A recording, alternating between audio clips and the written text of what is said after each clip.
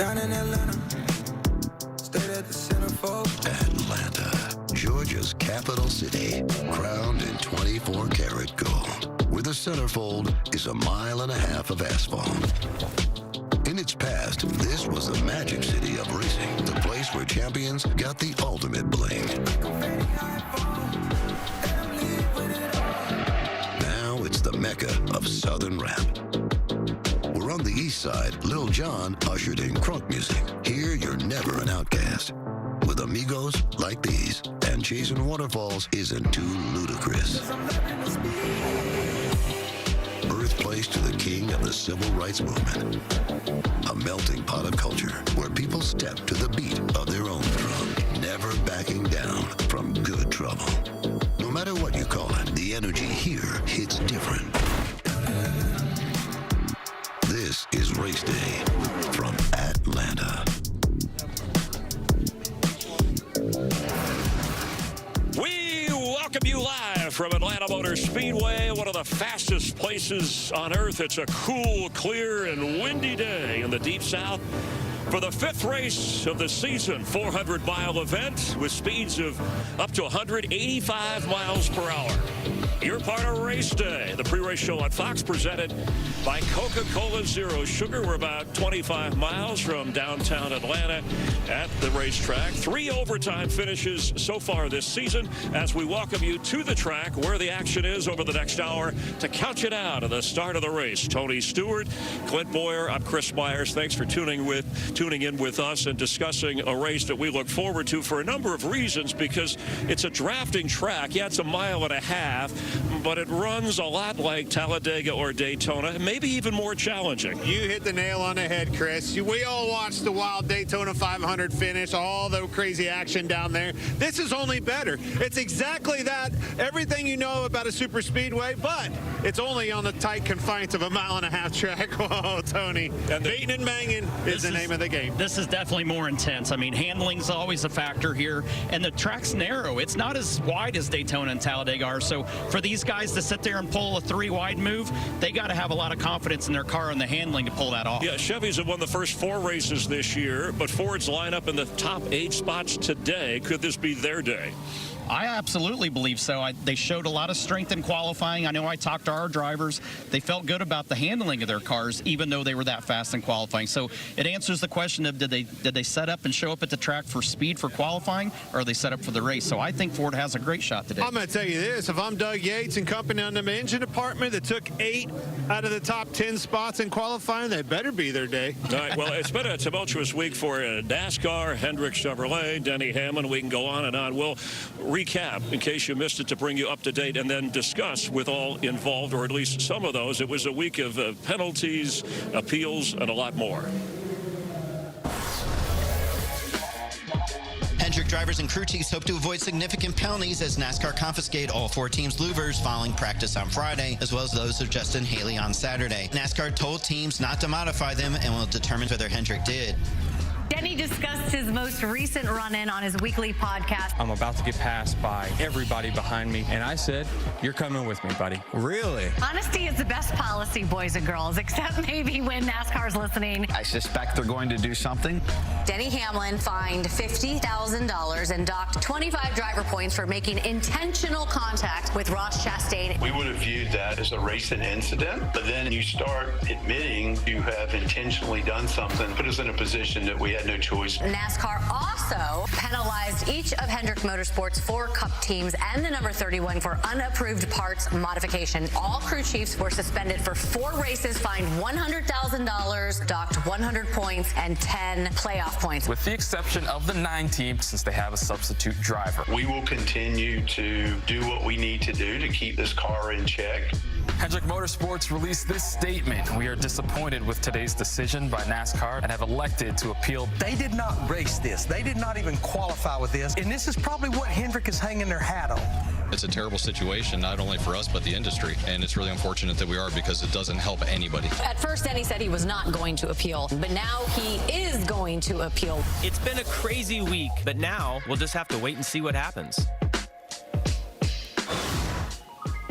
Vice Chairman of Hendrick Motorsports, Jeff Gordon, is joining us here. Rick Hendrick, by the way, planned on being here. This is important for him. He has a bit of a cold, could not travel, echoed some thoughts, but we'll let you represent in terms of the appeal process. We understand it's going to happen this week. And what do you hope to accomplish other than rescinding fines? What's the point you want to make your first line of defense in this appeal? Yeah, first, Chris, I think, we just look at how this was handled. I think it could have been handled in so many different ways from NASCAR. Hendrick Motorsports prides ourselves in the precision, the detail in which we go about building our race cars. Is part of why we've been so successful over the years. But we also do it with integrity and respect for the rules and how NASCAR governs those. And so for us, it just feels like it wasn't done in that way. We feel like if our integrity, is going to be questioned, we're going to push back and we're going to, appeal this for that reason. And I think there's also one thing I want to say is there's this, kind of narrative up and down pit road that these single source parts that you're not allowed to touch them. NASCAR said you're not allowed to touch them, modify them. I guarantee you, up and down this grid right here, there's not a single car that hasn't in some way touched or modified or done something to one of those single source because the product that we're getting delivered to us, one, the quality is not up to the standard. The parts that we're talking about are not up to the quality. So NASCAR allows teams to do it just for fit, but there's also the detail in which that part was designed and approved by NASCAR and making sure that it fits within that box on top of those other things just for the fit. Was there an earlier warning, or that's what the problem is? You're being punished for something that you well, this is why I feel like it could have been handled in a different way, is because this was found 30 minutes before practice on a day that this is a rule that got changed right on the cars at the very last minute. It was one of those things that when the season started, we found out there was going to be this rule change aerodynamically at Phoenix. So a lot of communication was going back and forth, what you could, what you couldn't do, created a lot of confusion. And so then we get to the racetrack, it's not even a mandatory inspection day, and NASCAR noticed it, didn't say anything to the team till after that practice session, which was not any competition practice. And then we went, took it off and found out about it after the practice when NASCAR came to us for the first time. To me, I think that's the most interesting thing. Obviously, a lot of layers about this conversation. You hear a lot of people in the garage area talking about this and this problem. Only one of them, obviously, is in an appeal situation with a massive fine and points penalty. But for me, in my own opinion, I think that's the catch here. The 6 car is the only other one that ever had this penalty put in place. And it was right here at Atlanta. It was after the race, folks. This is a situation that was never competed in. It was only practiced with. Never under any kind of competition was this part. So for me, I'm interested to see what this appeal is going to do on that, standalone. Well, that, like you said, I mean, there's multiple layers to this. There's more than just the part itself. It's the process during that day, and the officials saw the parts before you took them off.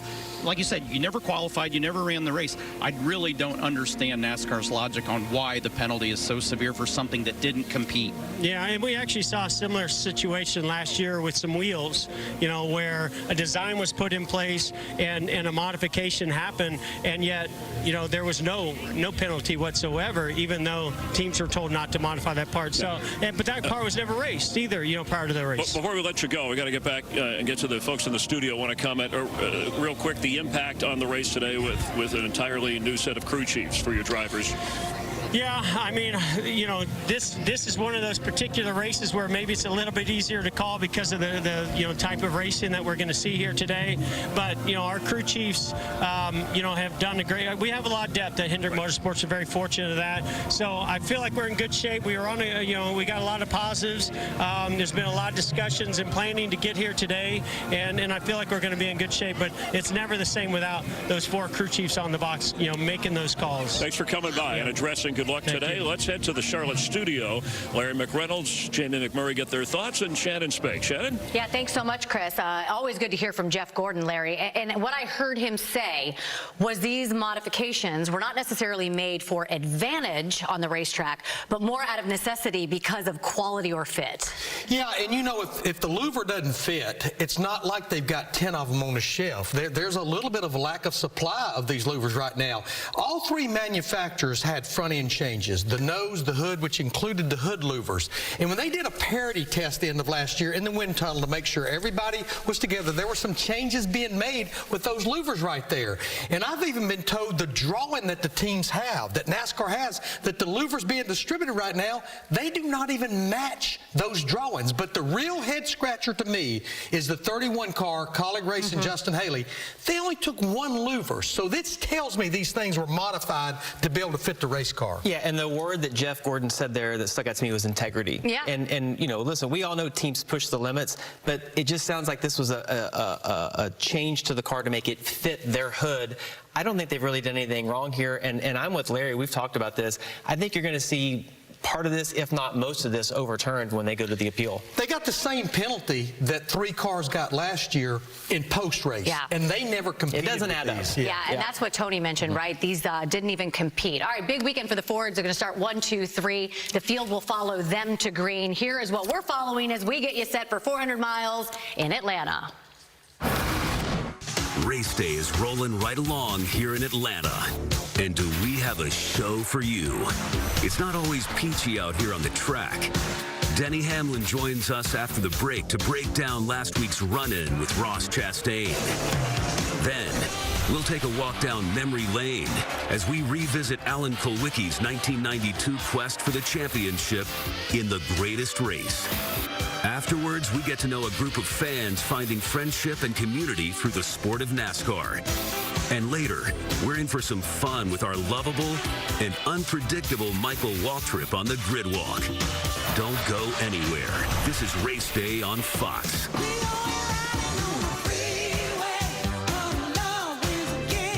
What are tough, hard-working, and persistent? No chance. Those Mahindra tractors. That's what do you say we have a little race? Fire them up, boys! Driver, are you ready? Driver, are you ready? Go! Oh, flexing on you over here. I thought they were going to hit. You better go, Tony! The winner! Oh, Tony still got it. Who can remove the egg off the top of the cone without knocking the cone over? Yeah, we're going to go this way. He's going to knock it off behind it. You only get one chance.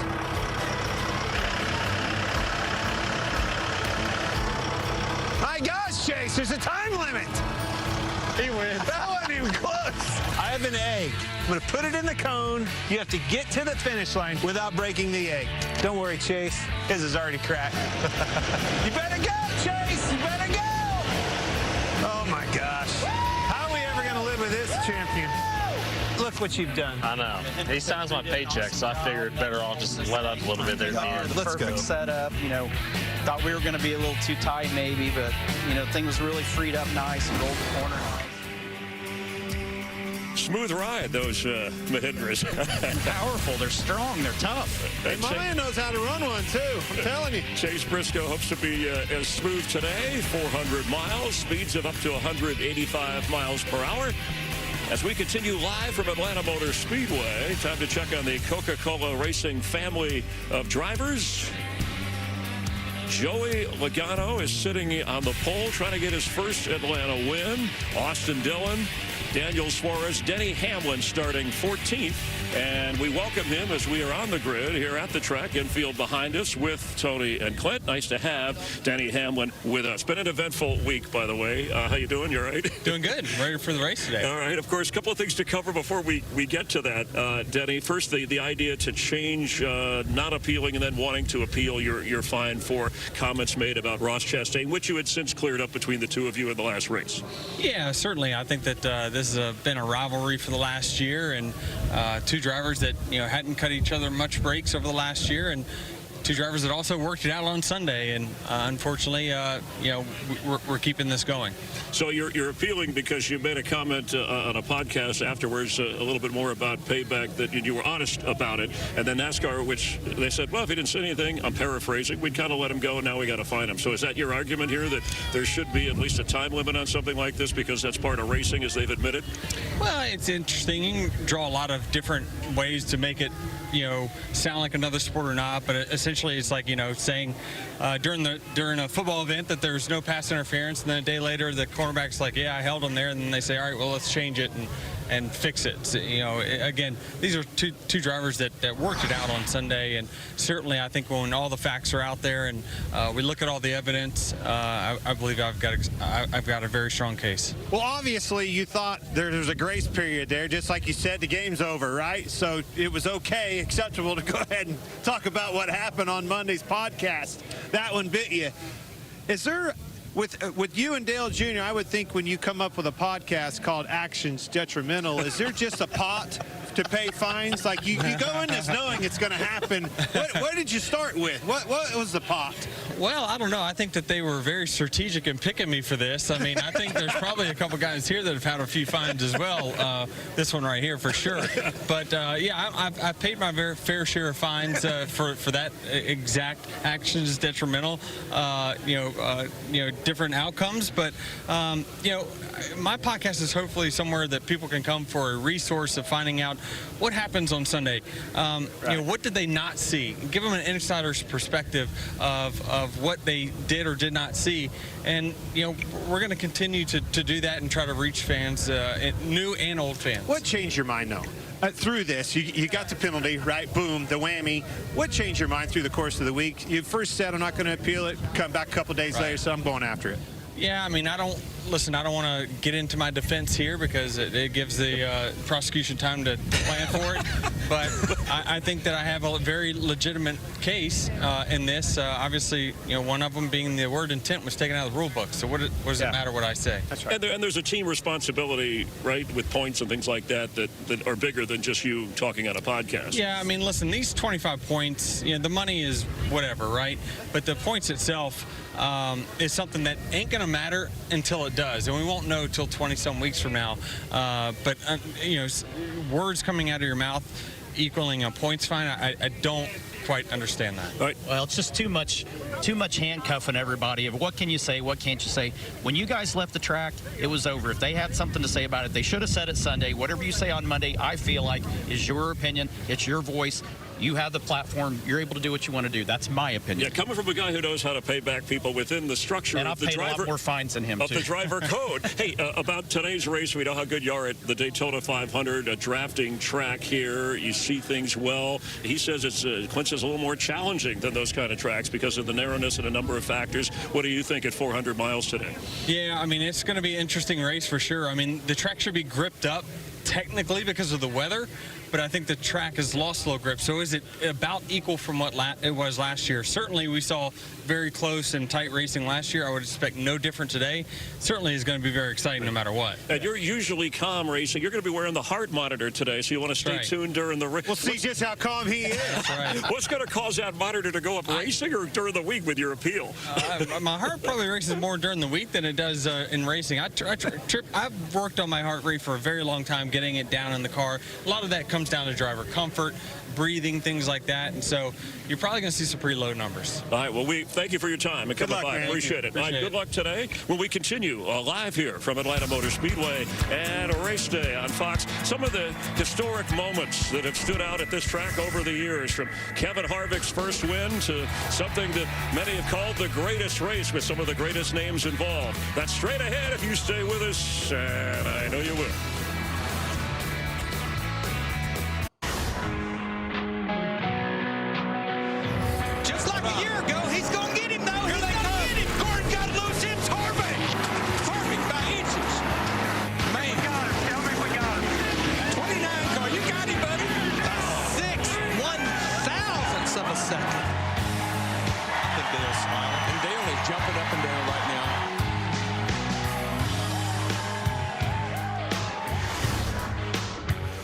So cool to celebrate NASCAR 75, look back on some of those moments. And I know, Larry, you were in the broadcast booth for that. You were down in the garage every single weekend.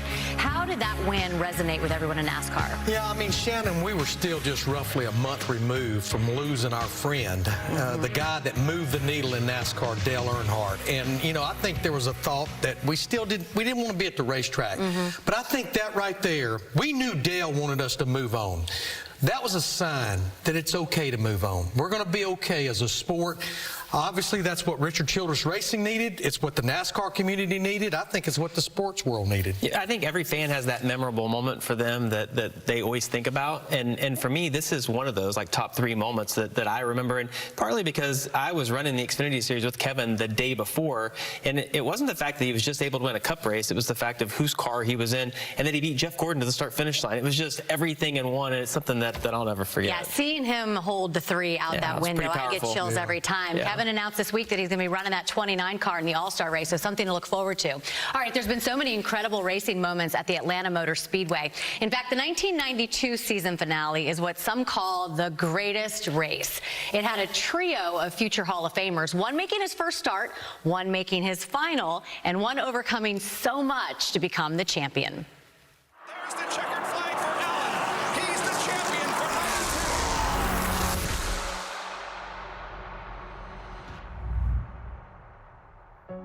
When I think about the importance of his story, the big story was not what he did, but how he did it with his little crew, who to this day, we fondly refer to each other as Kowickiites. His goal was to win everything, and he did, you know, but at the time when we were all being hired, we didn't realize that was going to happen. He never gave up. I mean, he never gave up on himself. He never gave up on his team. Allen was the business manager, the chief strategist, and the team engineer, all while driving that car at 200 miles an hour. You've got Bill Elliott driving for Junior Johnson. Then you've got Davey Allison driving for Robert Yates Racing. But then I think you had the underdog, Alan Kowicki, a single team driver owner. But he goes to Atlanta as a player in this championship. You would get 5 points for leading a lap, and you would get 5 points for leading the most laps. That 5-point bonus was the difference in who would be champion. Watching the 7 and watching the 11 battle for this championship. Those guys were passing each other 2 and 3 times on the same lap. Well, he knew how far out he was. He knew how many points it was from first to second. He knew how many points it was for leading the most laps. He was a driving computer. Flag is out. So on that day, Kowicki led 103 laps. Less than 1 lap to go. But if you go back and to see that it was only 1 more lap for the 7 car. Bill Elliott and Junior Johnson could have been sitting at the front table at the Waldorf instead of Mighty Mouse there.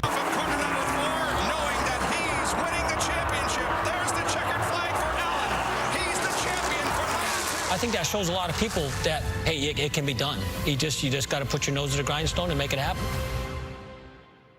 About 4 or 5 months later, on April the 1st, when we lost Alan Kowicki in that plane crash flying into Bristol, it became a little clearer to me maybe why we didn't win that championship, that was Alan's time. It's the only championship he would get to celebrate. Because of the way this race turned out, the fan base, the fan base that followed it, you know, it was huge. So for us to be here, to be able to talk about it and continue to talk about Alan's legacy and talk about Alan in general is just a lot of fun, and it's heartbreaking. But you know, just glad to be here. It's hard. It is hard. Like I say, there's certain things that you connected with. The man brought out the best in you, and that's not everybody can do that.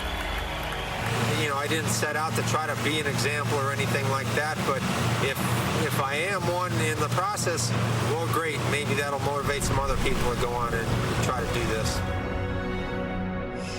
Yeah, it really doesn't matter how much time has passed. The emotions, as you could just see in that piece, was so strong. I know you were really good friends with Alan Kowicki. I never got to meet the man. Tell me a little bit about him. Yeah, I mean, one, he was a well of a race car driver, but he was really ahead of his times. Mike Joyce said it. He was an engineer that was also a race car driver. He moved down from Wisconsin on a wing and a prayer, and he did it his way. He had an opportunity to drive for one of the top organizations in the sport, Junior Johnson and Associates. He turned it down. He said, I came down here to do my deal, and I'm going to do my deal. Obviously, in 1992, it worked out pretty good. As you listen to all those guys talk, it's so hard in the moment, I think, to realize that that's going to be one of the greatest moments in NASCAR history, that championship win. And And then to see the emotion from Paul Andrews 31 years later, right, to talking about that, I think it shows just how special Alan Kulwicki was to all of them. And of course, the Polish victory lap. We still see that from time to time. Absolutely. It is historic, certainly. Let's head back out to the track, bring in Chris Myers. Listen, I know, Chris, the excitement is growing down there. Back to you. All right, thank you, Shannon. And talking about some of the great memories at the track and somebody who's had a lot of opportunity here and likes his chances today, Brad Keselowski. How about a quick comes to your mind racing here at Atlanta Motor Speedway? Some thoughts? Oh, man, this is, a track that has history back to the old days of NASCAR, Chris. And some of the races we've had here, I think there was one with Tony where you drove by me and smoked the field here. I'll never forget that one, 2011. But, the track has gone through so many different versions, from the original mile and a half that, was just a pure oval to, the version with the dog legs, and now this one, it's more like a super speedway. So you've seen all types of racing here. Yeah, I wish you would have brought us some rolls, by the way, because I'm a big fan. But it's coming. I'll make sure. Obviously. But what's the strategy? What do you got to think about it? Is this truly like Daytona and Talladega, where you're worried about partnering up with the manufacturer cars, or is this more of you're just worried about your own team and your teammates? Daytona and Talladega, Tony, have really morphed into the manufacturer race. I mean, you got the Fords and the Chevys working together, but it's so much harder to do that here. It's 2 grooves. And really, it's not even 2 grooves a lot of times. Like 3 and 4, you really want the middle of the racetrack. And if you try to get out of that, it gets really hairy. So, with the way you have to leapfrog race here, I don't think you're going to see that. What you are going to see is a lot of pushing down the front stretch, and that's when things get hairy. All right. So where do you want to be on that? You want to be the pusher or the pushee? I want to be like running second, Clint, at the start-finish line with a big run and somebody good behind it. I think that's kind of the unstoppable move right now at this track. Well, certainly, we've been watching RFK. I've been talking about it the last couple of weeks. I mean, it's a noticeable change, right? This year over last, big-time difference maker in the money, in the shot. I asked you on the way over here, I asked Brad, and I want everybody to hear this. I said, when are you going to win? I said, here. Yeah, I mean, we've got a great car. Started in front, qualified 4th. The Fords have a lot of speed at this type of track. We found a lot of things at RFK to make our cars better since last year. We don't need good luck to win today. We just need to not have any bad luck. All right. Hey, if I recall, your 2 wins at Atlanta here, they were your first wins of those seasons, and it's kind of set the tone. So you're looking for the first win of this season. Absolutely. We've had a great start to the season, Chris. We just haven't got the finishes. If we can get the finish here today that we deserve, we can get victory lane. And a lot has been made about some of the penalties this week. As an owner, driver, you got Denny Hamlin involved. You got Hendrick involved. Have you thought about this? Have you checked your louvers, by the way, just to make sure? Well, our guys have checked them. They've checked them. Okay, good. I'm glad people are on that. NASCAR's got a really tough job, Chris. There's a lot of great competitors in this garage, and they try to keep them in check. And every once in a while, the only way they'll listen is if you slap them. And I've been slapped. Tony, you've been slapped. Clint, we've all been slapped. But that's the only language we hear. And so, it's NASCAR's job to pick who and when to slap. And we can argue over whether it's the right time or not. But I don't envy their position of trying to keep all these drivers in this industry in line. And sometimes they got to do things that we don't always agree with. All right. Hopefully all the parts are together. Have a good race today. And thanks for stopping by. We always like and good luck. All right. Thanks, guys. We will continue live from Atlanta Motor Speedway. The driver introductions continuing. We're going to take a look at some special fans that have bonded over NASCAR and enjoying the races. Stay tuned as we count you down to the 400-miler.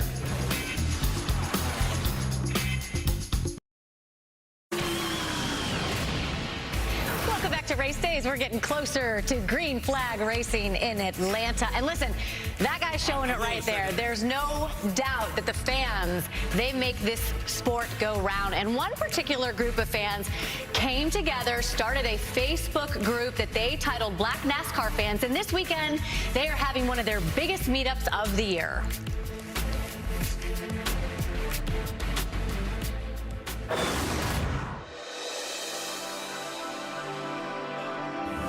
I've been a race fan for over 30 years, and I love every minute of it. I love the excitement and the adrenaline. I love it. I've been a NASCAR fan since first grade. My parents got me into the sport. This is my first race. I am so excited. I'll keep the ones who want me. Won't never let me go.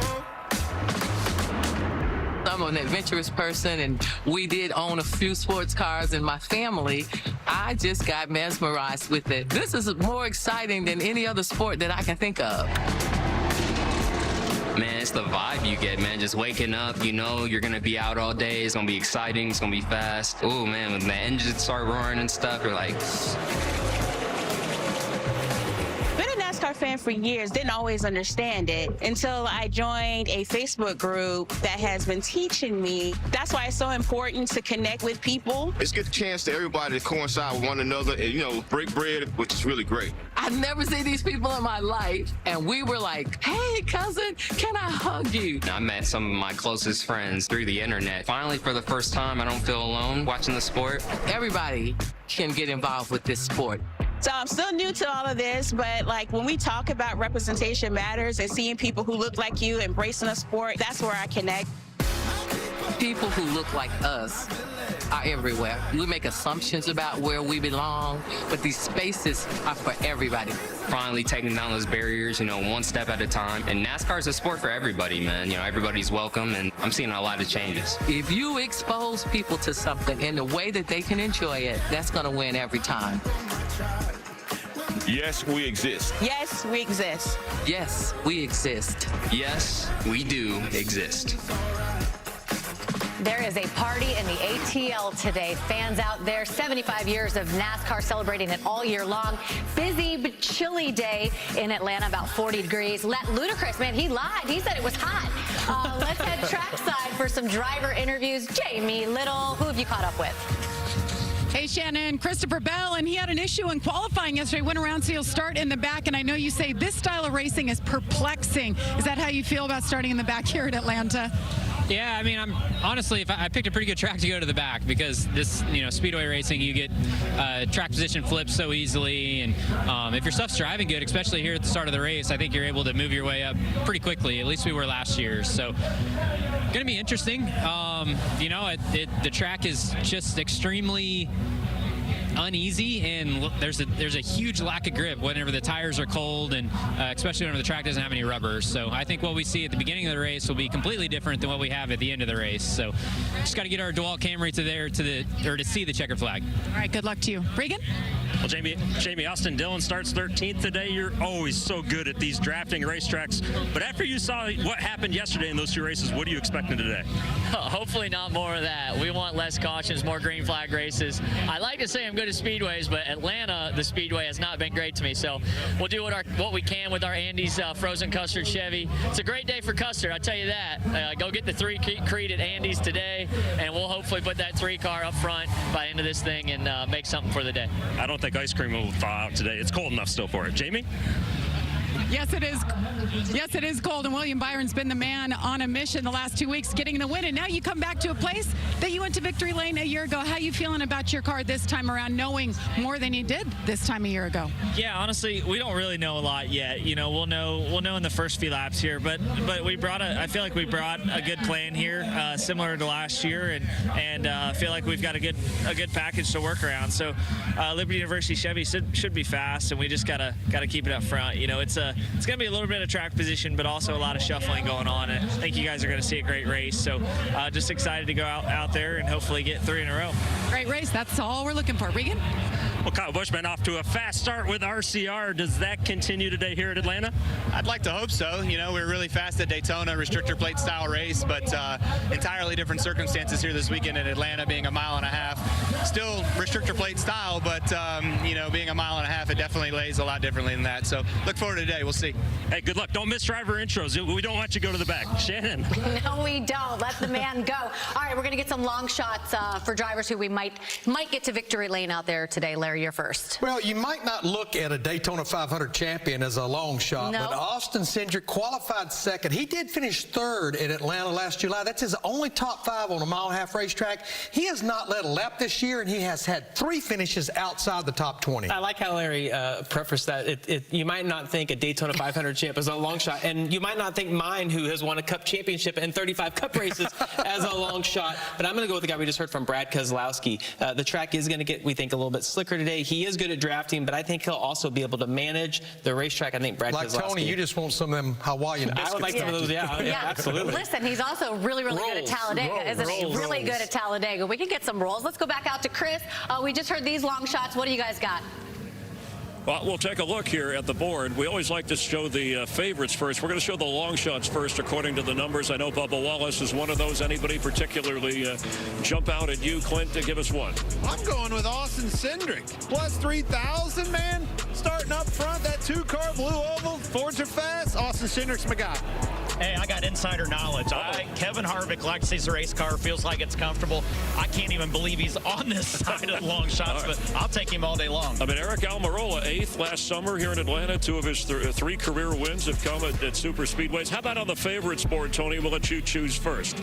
I'll be honest, I like Kyle Busch. That guy has got the bit in his teeth. He's hungry. He's already had success this year, and he's comfortable, and he's going forward every race. You literally asked the guy for Hawaiian rolls. Brad Keselowski was right next to you, and said that he's going to win the race. Did you not hear him? Brad Keselowski, my guy. Anybody who comes by with food, Tony is going to get excited. Yeah, you're going to stop him and talk to him. All right, to the race. I want to hit 3 specific topics here. Let's start with drafting partners. You assume with the Fords are in good shape, but not so automatic. Well, here's the thing. Forget partners. It gets to the end of this race. We already said very tight confines on a 1.5-mile track. What if I can't find that dancing partner? I'm not so sure that you can rely on dancing partners at this racetrack here today.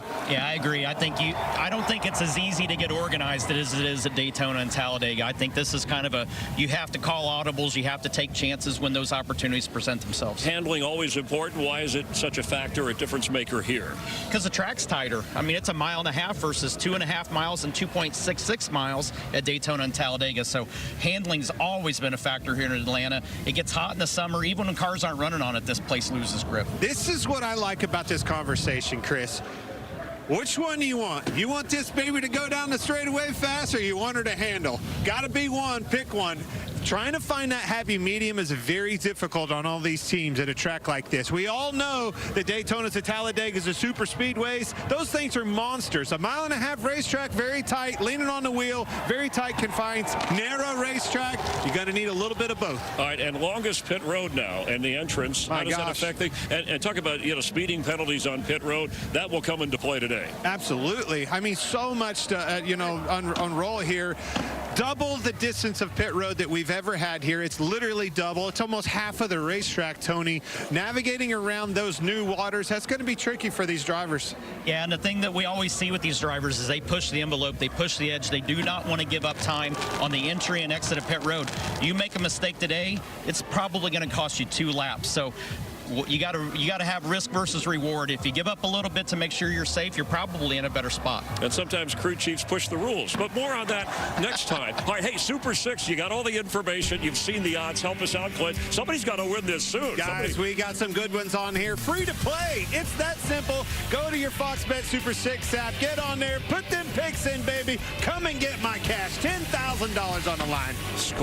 Make sure you scan that QR code and download the app. You have a chance to win $10,000. Jackpot is up big. Tony and Clint are going to head to the booth. Ryan Blaney, a good drafting super speedway driver, would love to come in here. There's Bubba Wallace. We just talked about him. We'll continue live as the driver introductions continue from Atlanta Motor Speedway. Glad you're watching NASCAR on Fox.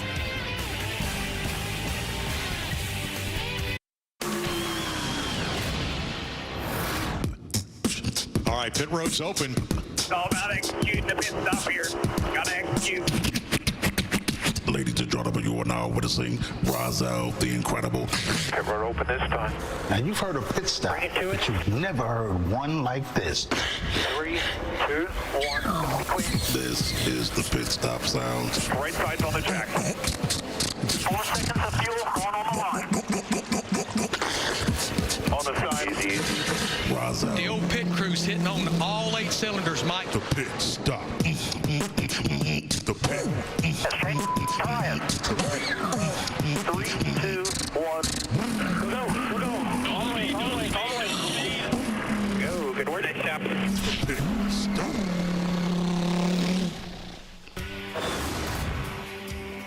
And the beat goes on here at Atlanta Motor Speedway. Looking live there. Richard Petty, the king, and we're getting ready for the Ambetter Health 400. Temperature in the 40s on race day. The breeze kicking up a little bit. We are brought to you by Coca-Cola Zero Sugar. On the track, driver introduction taking place behind you. Tony and Clint, before they head to the booth, they have hung around to welcome a couple of guests, members of the Atlanta Falcons at one time. Warwick Dunn, also a great Tampa Bay Buccaneer, still does a lot here in the Atlanta area. And I says, yeah, and I'm going to say, I don't want to give Arthur Smith's job away here, but I think the starting quarterback for the Atlanta Falcons, Desmond Ridder, who got 4 games in last year, proved himself as we look forward to things ahead. You've both been to some NASCAR races before, related to what you do professionally in the NFL. Yeah, I mean, it's all a team sport. You know, you look around, you see the drivers, and then you see their pit crew. You know, they all got to work efficiently, all have to work within each other, and that's what we do on the football field. You know, it's a team sport. It takes more than one guy, and, you know, just working as a team to, you know, achieve a goal. Yeah, and by the way, how tall is he? Makes us look like he makes me look like a midget. I'm just saying, he's tall. Yeah, you played a lot of years in the NFL, and it took a lot of tough hits. I imagine if you've been in a race car before, you can imagine what they go through. Well, I can only imagine, but it also, like Desmond said, it's a team sport, and they have to rely on everyone else to do their job. So I think those guys, they really have to focus, understand, you know, the possibilities of what can happen when they're going around in the car. So it's a lot of things that go into it, and I tried to ask drivers earlier, like, what are you thinking about? I mean, do you have a strategy?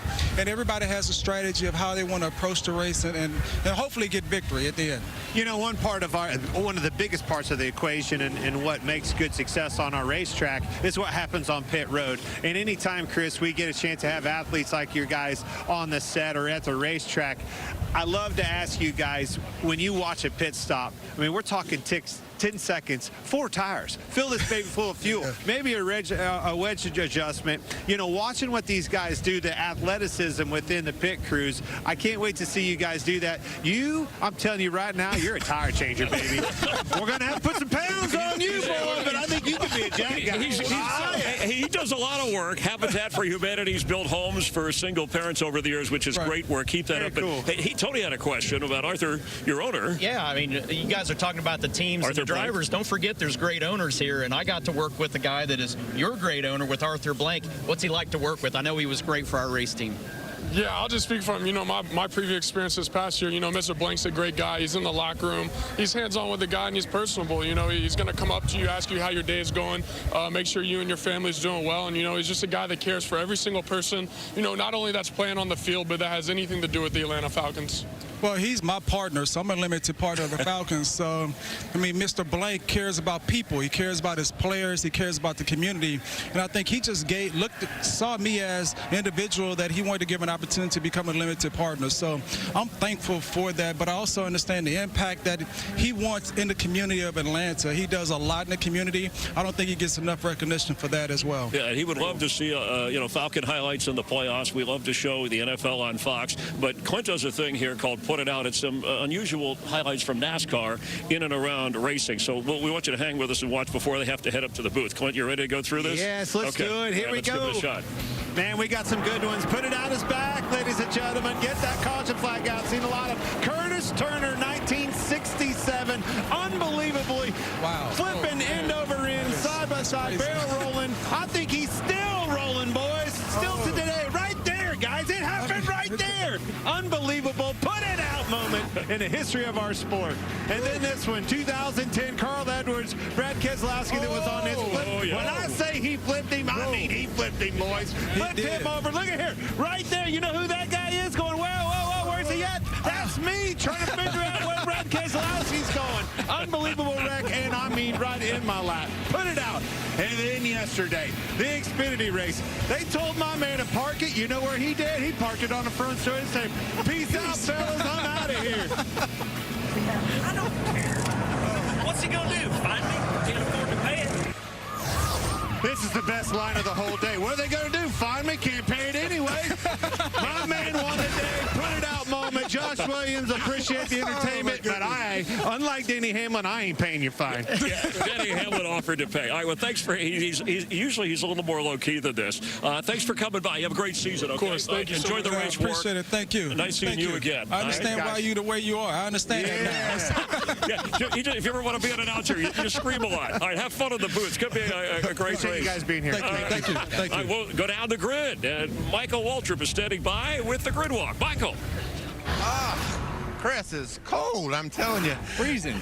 Caught up with Kevin Harvick, Piper, Keelan. How's your boy doing in the racing series? Well, he did fine. He did fine last night. We went to Florence, South Carolina. He finished 4th, so hopefully we can do as good today. How about that? It's going to be fun. You just did a burnout on the big screen. You love this place. Yeah. Are you going to go Harvicken? Well, I don't know that really matters anymore. We just need to go keep it rolling. That's the main goal today. Good. When you race again, Keelan? 2 weeks in Italy. Italy? Yeah. I raced in Italy once. I drove a Ferrari there.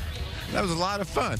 I tell you what, last week I think I pulled my groin running from car to car, and this is the grid walk, and I'm going to walk today. Eric Amarola taking a team picture. Hi, everybody. How you doing? Welcome to the grid. How you feel today? I got questions. There's so many Fords up here. Are they handling good, or they just got a lot of power? What's going on? All the above. Doug Yates brought us some serious horsepower here to Atlanta, and all of our cars drive good. I saw a lot of cars out of shape in qualifying, but it seemed like all the Fords drive really good. So hopefully that means we're going to have a good day today. But it is freezing, Michael. Oh, no kidding. Don't interrupt another photo again. That's my fault. I'm not going to be invited back to his team. Hey, Blaney. How you doing, buddy? All over town. I see your face, your car, body armor's everywhere. Yeah, it's awesome, isn't it? We got the new Sport Water car with body armor, and looks great. It'll look even better in Victory Lane, so we'll see. I've never been on a billboard before, too, so that was kind of cool. I thought it was pretty cool, too. I'm slower today, not talking as fast. My face is about froze up on me. Well, I'll tell you what. The ride around in the back of the pickup truck after intros, that was probably the coldest I've ever been in my whole life. So I'm really excited to get my race car and warm up a little bit. Right on. We'll be back to Atlanta Motor Speedway. We're all freezing our butts off. Woo.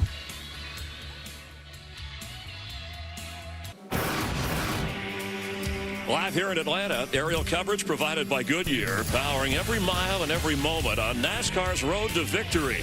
Goodyear, more driven.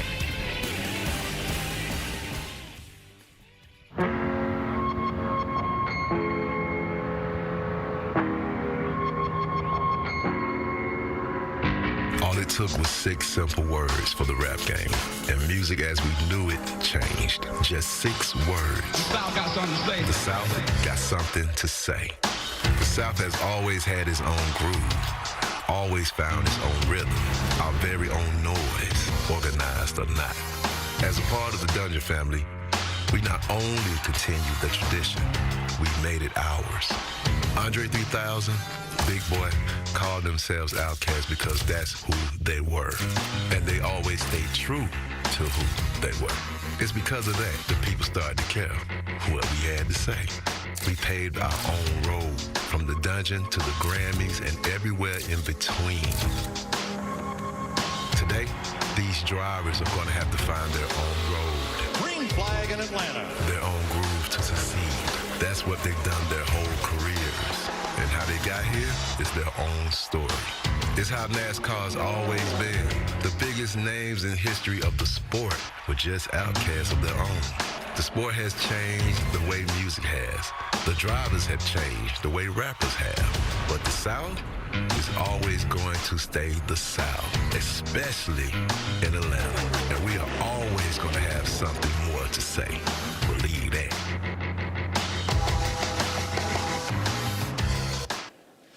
The track is so fresh and so clean, the drivers might be yelling, hey, coming out of turn 4. Right now, our opening ceremonies. Ladies and gentlemen, at this time, we ask that you please rise as you are able and remove your hats as the American Legion Post 516 Honor Guard from McDonough, Georgia, presents our nation's colors. Please remain standing as Executive Officer of the City of Refuge, Atlanta, Georgia, Bruce Deal offers today's invocation. Father God, we thank you for this day, for your many blessings, and for the gift of life. We ask now that your hand of protection rest on every driver, pit crew member, team member, race official, and spectator. We ask these things in the name of your Son and our Savior, Jesus Christ. Amen. And now here to perform our national anthem, please welcome Grammy-nominated 15-time platinum recording artist, Atlanta, Georgia's very own Blanco Brown. Oh, say, can you see by the dawn's stars early light, we're so proudly we hailed as the twilight's last gleaming, whose bright stripes and bright stars through the perilous fight, o'er the ramparts we watched, were so gallantly streaming, and the rockets red glare, the bombs bursting in air, gave proof through the night that our flag was still there. Oh, say does that star-spangled banner yet wave o'er the land of the free and the home of the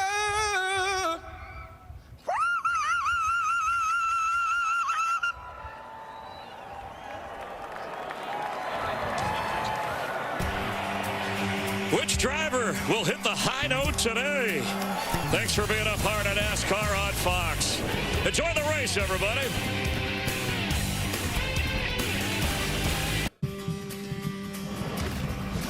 NASCAR on Fox welcomes you to the Ambetter Health 400 at Atlanta Motor Speedway. Yesterday, oh, what a show. It was a doubleheader. And in the Craftsman Truck Series, this pileup led to one of the closest finishes ever in the series. Christian Eckes from Middletown, New York, getting his second win.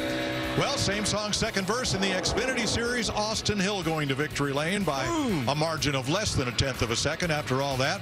And last night in the 12 hours of Sebring, on the final lap after 12 hours, the three leaders all took each other out. What in the world? So welcome to Atlanta. Mike Joy, Hall of Famer Tony Stewart, and NASCAR star Clint Boyer on a track that's been reconfigured as a super speedway. So Daytona Talladega rules, no going below the double yellow line, that sort of thing. But here there is a sense of urgency because this track is not 2.5 or 2.66 miles around. It's only a mile and a half. You got a mile each lap less to work with. Urgency. Okay, where am I going, Mike? You just said it. It's shorter, mile and a half racetrack, tight, confined. It's very narrow, 10 feet narrower than it used to be. So that sense of urgency becomes desperation towards the end. That's when somebody may try to go a 3-wide scenario, and then you see a lot of carnage at the end of the race, just like you saw in the truck race and the Xfinity race. Well, before you get there, you got to have handling. You've got to figure out what line's moving the best, be there at the right time to get yourself to the front.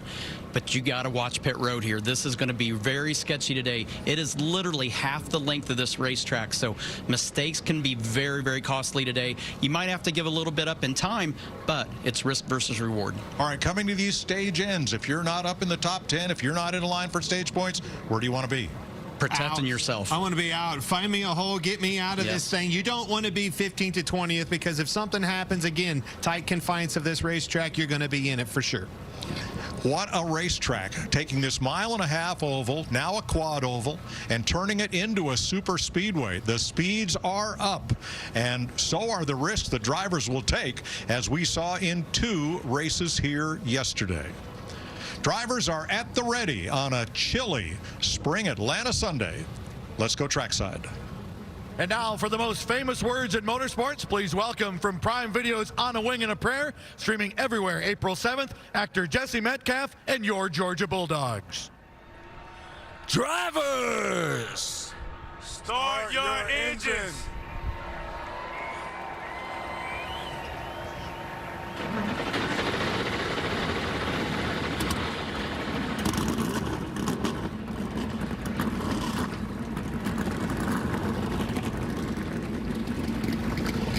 Last year here, the Spring 500-miler won by William Byron, and a July 400-mile race, both with action aplenty.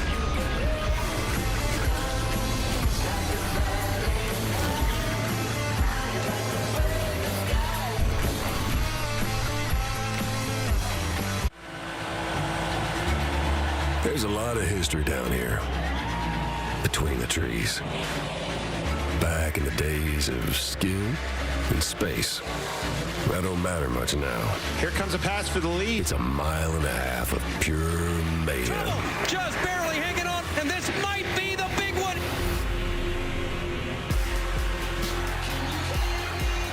Here they come. Side by side down the front straight. Sharp banks into sudden turns. Bump drafting on a 3-wide straightaway. You're clear. Guts and gridlock at super speed. This might not be the track you remember, but you damn sure won't forget.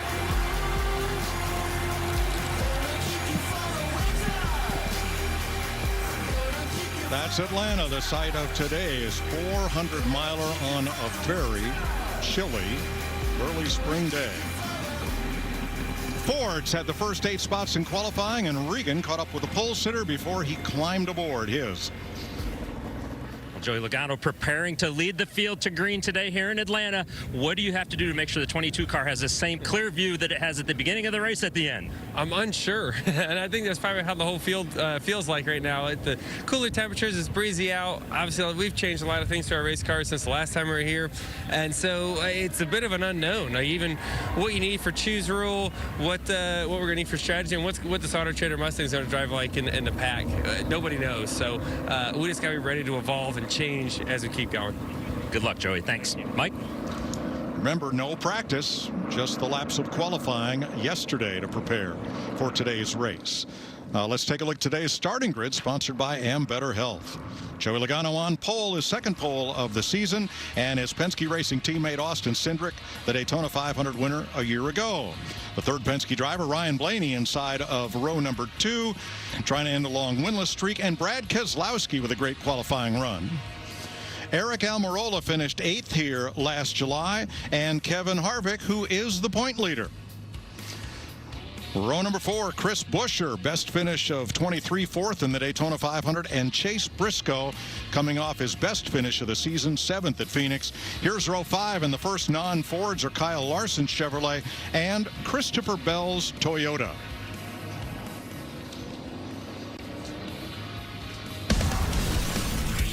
Here's Brad Keselowski's season, and look at this turnaround compared to last year over the first 4 races. Half again as many laps in the top 5 and triple as many laps in a top 10 position as 1 year ago, Clint. Well, let's just go to the source, boys. Brad Keselowski, it's Boyer and the boys up in the Fox Sports booth. You got us? Claims it off. May have stepped on me. I'm going to try it one more time. Brad Keselowski, it's Boyer and the boys up in the booth. You got us? Yes, sir. What's going on? Man, you are. This racetrack, not so hot Atlanta, but 8 very fast Fords. 8 out of the top 10 in this qualifying session. You're 4th. Your teammates right behind you. What is the strategy play here? Is it a dance-a-partner game like we see at Daytona Talladega, or is it every man for himself? I think you got to do whatever you can, Clint, to stay up front the whole race, but know that you're probably going to get cycled at some point with a fuel strategy, and try to avoid a green flag pit stop at all costs. You're going to lose so much time. So the best thing you do and the safest place to be is up front, but easier said than done. All right, well, you told us all in the pre-race. It's your day, man. I think you're poised for it. Cars have been good. Good luck out there. Thanks, guys. Appreciate you. Well, today's race comes with another chance to win $10,000 of Clint's cash for free. It's Fox Bet Super 6. Just download the free Super 6 app on your phone and enter your 6 predictions for today's race. Download Fox Bet Super 6. Start playing for free. Well, let's get some chilly last-minute updates from Pit Road and our crew chief. Let's begin with Jamie Little. Well, Mike, for the first time in history, Penske Racing qualified 1, 2, and 3. Austin Cindric in the 2, his best qualifying effort since October of last year. Remember, this team is very good on these drafting style of racetracks. He won the Daytona 500 last year, and I just talked to him before he got in his car, and he said, hey, this car is obviously very fast. If we can get it driving well, we are going to be dangerous. Keep your eye on the 2. Regan Smith? Well, Jamie Little, it has been an interesting week for Hendrick Motorsports. Of course, all 4 crew chiefs on their teams have been suspended, but perhaps the most easy transition of all of them was that of the 48 car and Alex Bowman.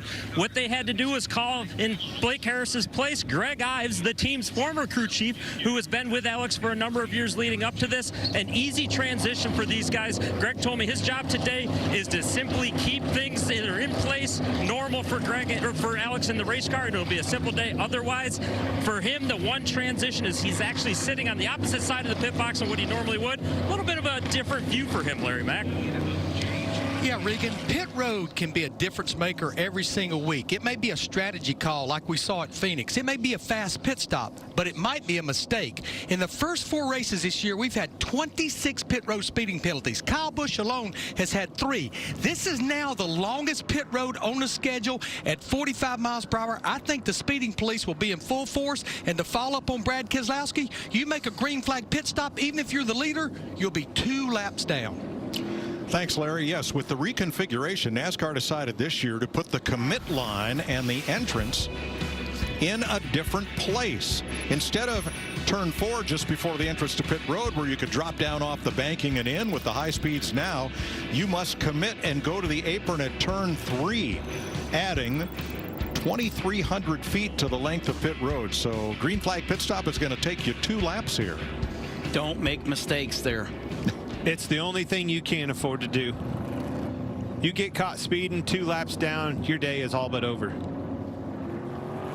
Let's talk to one more driver before we get rolling here. Tony? We saw Christopher Bell yesterday in qualifying. He had a very eventful day, so let's ring him up here and see how he's feeling today. Spins out, turn 3, coming to the green. Didn't even get to the green flag there. Spins out. Look how rough. Look at his head in the car. And when it snapped, it was gone. Couldn't catch it. Let's give him a ring. Hey, Christopher Bell, Tony Stewart, and the guys in the booth, you got me? He's on channel 2. The wrong one there, Tony. Christopher Bell, Tony Stewart, and the guys in the booth, you got us, bud? I got you. Hey, buddy, wild ride yesterday. Very eventful qualifying session. Looked like you were getting beat to death in the race car with the shocks. What about today? How do you rebound from this, and what's the outlook for the race? Yeah, I'm actually feeling pretty positive about it. You know, yesterday, obviously it was bouncing really bad, but I don't think that has any bearing on what I'm going to have today during the race. So the DeWalt Camry showed speed, and that leaves me optimistic for today as long as we can get it driving good, which I know Adam and the boys are putting a tune on it already. All right, buddy. Well, take care of that thing. Work your way up there slow and patient, man. We'll see you at the end. Yes, sir. Hope to make this 20 car proud for you.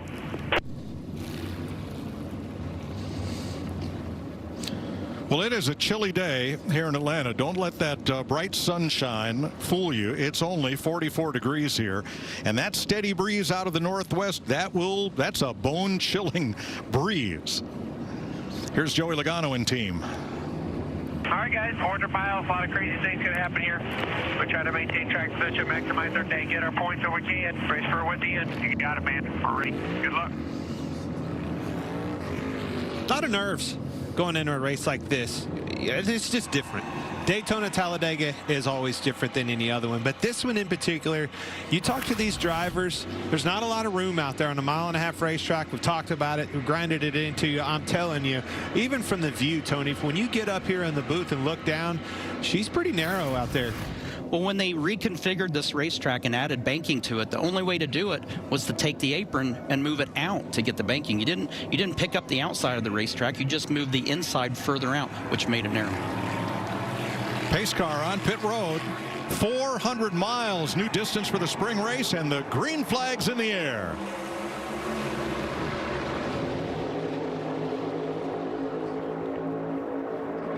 The old crossover worked already. We've seen that a lot of times.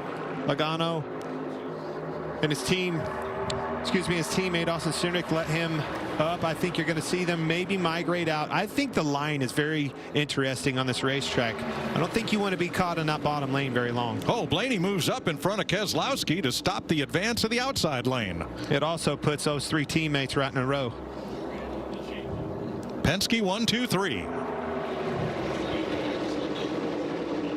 As we see with the leaders there, as soon as he made that move, his teammates in front of him made the same move to keep those three tied together.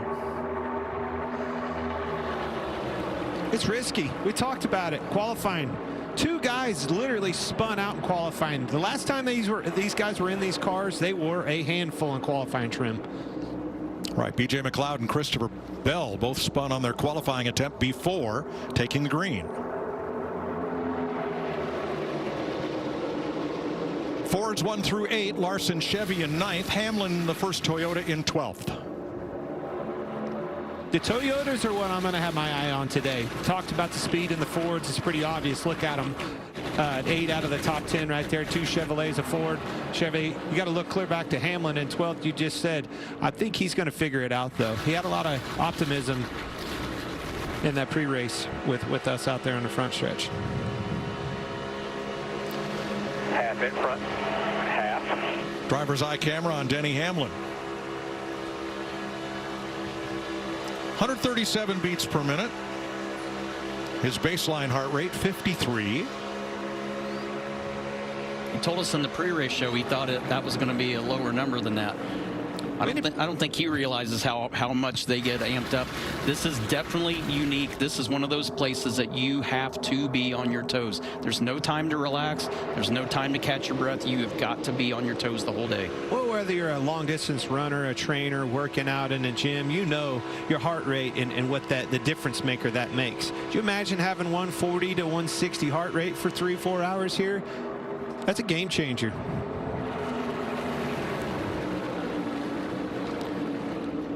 You don't realize it, though. Like you said, Tony, when you're in that car and you're grinding and working and moving and using your mind, you don't focus or think about the fact that your heart rate is just about as fast as that old car is going on the racetrack. 5 laps, and almost everybody had migrated up to the top side of the racetrack. That's Harvicking on the bottom. That's right. That's his favorite place here at Atlanta. He's been very successful here in the old configuration. He could run the bottom better than anybody. Well, and the other thing is, much like we see at Daytona, Talladega, when they get stretched out and they're all in one lane, there starts to be, slack in the chain, holes in the links. And if you can fill one of those, get you a run and fill that hole, that's the key. But the problem is, if you don't get up, you're in trouble, just like we're seeing with Kevin. He's going to need some help. Micah McDowell coming in the low. He was leading the low lane. Chastain on the left, Hamlin on the right from the driver's eye, and Harvick backing up. Finally get some help there, Kevin. Backed up to probably 10th place, getting a run. Got that bumper of McDowell pushing him, and now she takes back off. And I think part of that is these guys, like you mentioned, have not had practice. So how are you going to learn what you can and can't do? You just got to experiment, and this is a good time to do it early in the race. So we asked NASCAR about no practice at Daytona, Talladega, and here at Atlanta, the 3 super speedways, and they said it was at the request of the team owners. So, team owner, tell us about it. Yeah, it's just literally the cost to operate these race teams is so high. Being able to take that practice day out saves the teams a lot of money. And it's more than just the race cars. It's hotels, it's rental cars. All those things add up during the season. So these guys know what to do. They know when they go to Talladega and Daytona what they've got to do in the car. Sorry, buddy, I'm a race fan. Don't care about what it costs. I want to be entertained. And here's where I'm going to say to part of this equation. Show me where extra practice time puts on a better product. In my opinion, it doesn't. Don't want to talk about cost. None of my business.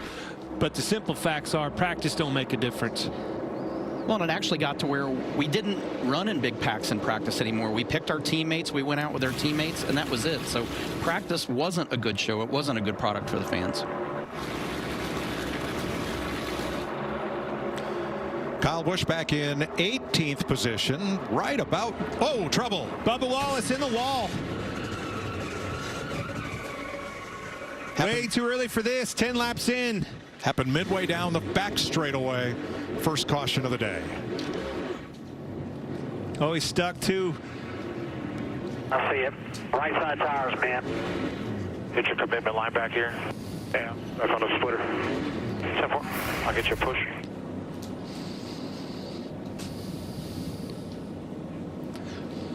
It's like he got loose on the outside of Kyle Busch. Don't really know why. The outcome is he's loose and in the wall in the backstretch off of 2. Wallace was running 19th. Yeah, all by himself. And early in the race like that, he probably knew before that instant that he was loose and was probably having to guard it. He probably moved to the top side, not only for the speed, but if your car's loose, you move up, you're not tugging on the wheel quite as hard. Here's his DoorDash onboard cam. You hear him pedaling it. That baby come out from underneath of him. You heard him starting to pedal it with the throttle. The rest is history. Turned him right around. Now you're going to hear a lot of frustration if they open that radio. You're watching his hands right here on the steering wheel. Oh, big correction to the right. You see him reach down and kick it out of gear. That was a good move. Has his foot on the clutch, trying to save the car, save the engine. Unfortunately, ended up on the wall.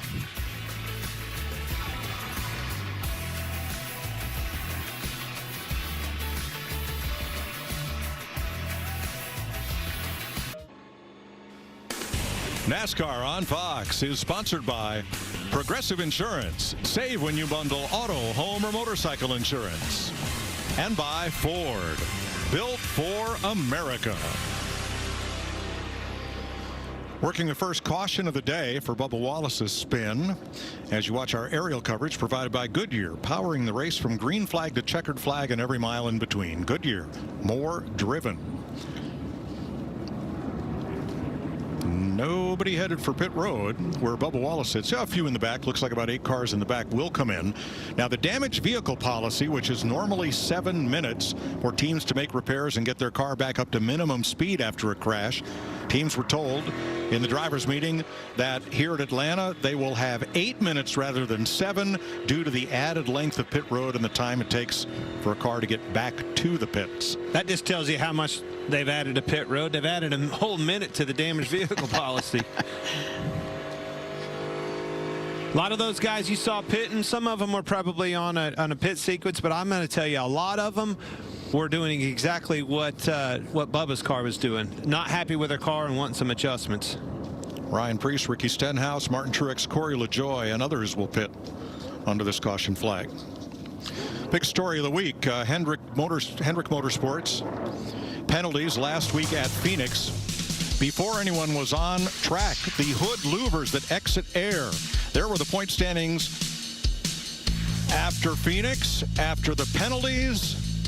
All 3 of those full-time Hendrick drivers, Chase Elliott sidelined with injury, dropped, and the crew chiefs were suspended for 4 races for modifying the louvers, which are a single source part not to be modified by the teams.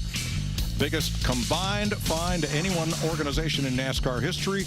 Jeff Gordon spoke on the pre-race about it, and here are the substitute crew chiefs for this week, some with much experience: Kevin Mendering, Tom Gray, Brian Campy, and Greg Ives, who Regan pointed out was last year the crew chief for Alex Bowman, now back up on the box. I think this one's going to be an interesting week. Honestly, I think we ought to just cover this hearing live. I want to see it live on Fox, and I'm going to tell you, I think that there's a chance they get a reduction here. The last time we had one of those penalties, $100,000 and 100 points, was right here at Atlanta, and it was Brad Keselowski and RFK Racing on the 6th. And that was after the race, by the way. You take this back to last week, they didn't even compete. They caught this thing before practice. They showed it to them. They took them after practice, long before they ever competed in qualifying in the race. It'll be interesting.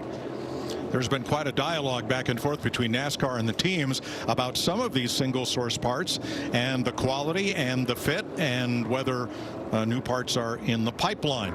So notice that all of the Penske teams chose the same lane for this restart, outside. And to Tony's request, so that this looks like a lineup card that we're used to seeing, we'll do it differently next week. Well, that's the battle between a driver's perspective and a cameraman's perspective. He sees it one way and we see it the other. That was pretty funny. Well played. All right, we listened in. Float dead on exit behind. 10-4, is it progressively getting any worse or kind of just been that way the whole time? Yeah, 10-4 whole time. Was actually kind of getting better. If tire grip gets better, it might be okay. But cold tire there, it was not gripped enough to hold the aero effect. You see Andy Petrie and everybody on that box, the crew chiefs, the engineers, sponsors behind them. But Andy Petrie, I circled it right there, shows just how cold it is here. Very cold. Looks like they're going hunting. They're dressed for it. All right, ready for the restart. Green flag, penalty to Ryan Preece. He starts out back. His team was over the wall too soon, and Bubba Wallace entered the pits when they were closed. New sheriff in town. Who's that 5 car? Where'd he come from, Tony? Got a Chevrolet up there amongst these Fords. Well, because a lot of the Fords took the outside lane for the restart. That gave Larson an opportunity. That's exactly right, and why we like it. We're going to add the choose at COTA next week. The choose rule is going to be in effect in road courses, too. Choose rule implemented in the super speedways this year and the road courses played a role in the Daytona 500 finish. I really do believe that. It was a decision made and played a role in it, and I think it will again here today. I think it's something that's been a positive change. I think it's been neat to see guys that want to take a chance and advance their position on the restart, where guys get passive and they like the group they're in, they just stay in that side. But I like the risk takers, the guys that want to take a chance. You get a couple spots on a restart and then you get a caution. Now you're in a way better position. Well, look at the difference it made with Kyle Larson, obviously, and then look down on the bottom. Here comes Denny Hamlin. That Toyota we were talking about back there in 12th. That Toyota's slowly but surely marching methodically to the front. Hamlin, the only Toyota in the top 15. Tyler Reddick is 17th. Reddick not feeling well this morning, excused from the drivers' meeting. John Hunter Nemechek standing by in case Reddick needs relief today.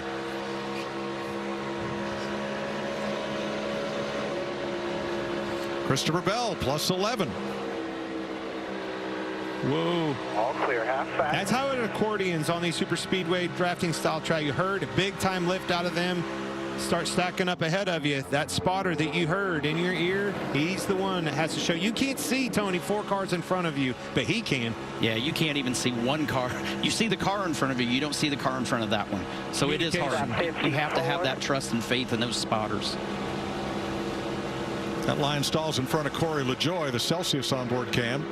And here's Ty Gibbs, who got into the wall in qualifying, had to start out back, as did Christopher Bell. Bell qualified 10th, but they had to replace the strakes under the car when he spun off track down to the apron on his round 2 qualifying attempt. So he also had to start out back. That's why Bell is our biggest mover so far.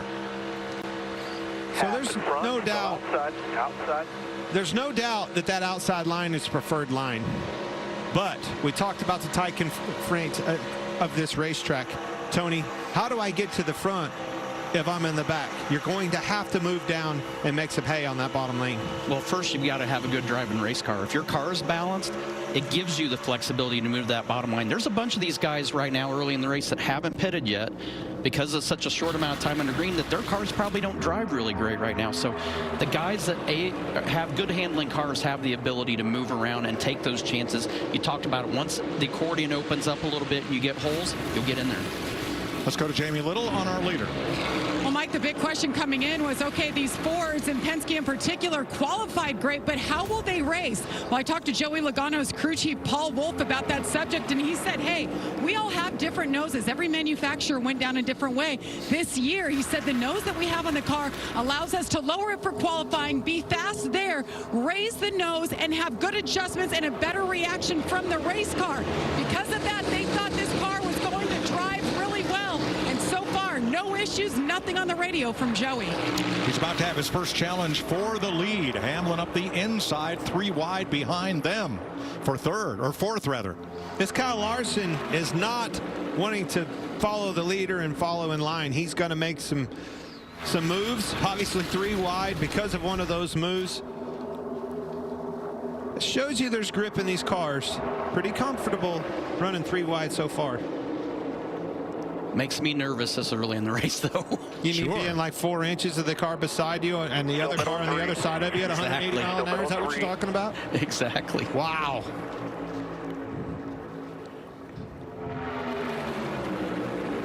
They won't run 3 wide if their cars don't feel good. So that's a sign how good these guys' cars are driving early in the race. 184 miles an hour that last lap, 3 wide for third here in Atlanta. Joey Logano has led every one of 24 laps under green so far. Enjoy an ice-cold Coke Zero Sugar as you cheer on your favorite Coca-Cola Racing family member. You're watching NASCAR on Fox.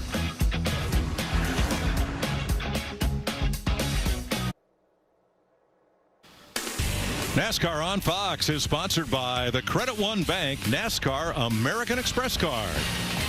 And by Verizon Frontline, built for 5G, built to make a real difference on the front lines. 29 laps complete. Joey Logano has led them all. Still right in front of outside pole sitter Austin Cindric and Ryan Blaney, his Penske teammates. Here's the Coca-Cola Racing family of drivers, led by, of course, Logano. With Hamlin in 6th, still fighting on the inside. Austin Dillon 14th. Daniel Suarez 23rd. Bubba Wallace, the only car laps down, spun and hit the wall on lap 10. Booty Barker's crew made repairs. He's back out there, but 2 laps down. All other 35 cars on the lead lap here. Guys, I'm watching, the pack where we're running. Really no surprises at the front of the field with the Fords. After the Ford dominance in qualifying with the 3 Penske cars leading the field, Keselowski was fast. We talked about him, Hamlin, Chastain, Bell, some of these guys that when I watched these races back from a year ago, even the super speedways, even Daytona, the 500, Chastain and that Trackhouse bunch, some of these guys towards the back of the pack, they're in trouble. They're needing a pit stop to get some adjustments, I'm thinking.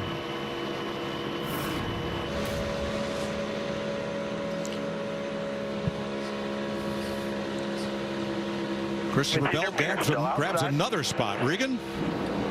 Well, Mike, Tyler Reddick, as you mentioned earlier in the race, not feeling very good right now, and a little bit of struggle inside that race car with the handling. Been complaining about a very tight race car, especially up top, as you see him sliding back in the pack some right now. And John Hunter Nemechek, who is the driver on standby for him, he is standing on top of the pit box. He is fully suited up and ready to go if need be, but the team told me they will not ask Tyler about it at all today. It's up to him completely. Look at that heart rate. Only 110 beats per minute at 188 miles an hour. Well, you don't feel good. Oh, okay. And it's pretty calm right now. This is the calm before the storm, but this is the calm that I expected, quite frankly. All these Cup drivers, these are the best of the best that NASCAR has to offer in the Cup Series. They just watched yesterday's racing. Truck Series, still learning. A lot of rookies out there. Xfinity, the same thing. There was some melees out there, yard sales. They were wrecking left and right all over the place. These guys see that, need to clean this thing up, get these things to the end of the race. They want to be a part of that win, not the part of the crash at the beginning. Now, of the drivers that made pit stops at the lap 10 caution, 2 have made substantial gains. Ty Gibbs up to 18th and Martin Truex up to 13th in his Toyota. Now right on the bumper of Christopher Bell for the 2 leading Toyotas in this race. Chevy's 8, 9, 10. Hamlin, in 5th. Otherwise, Fords.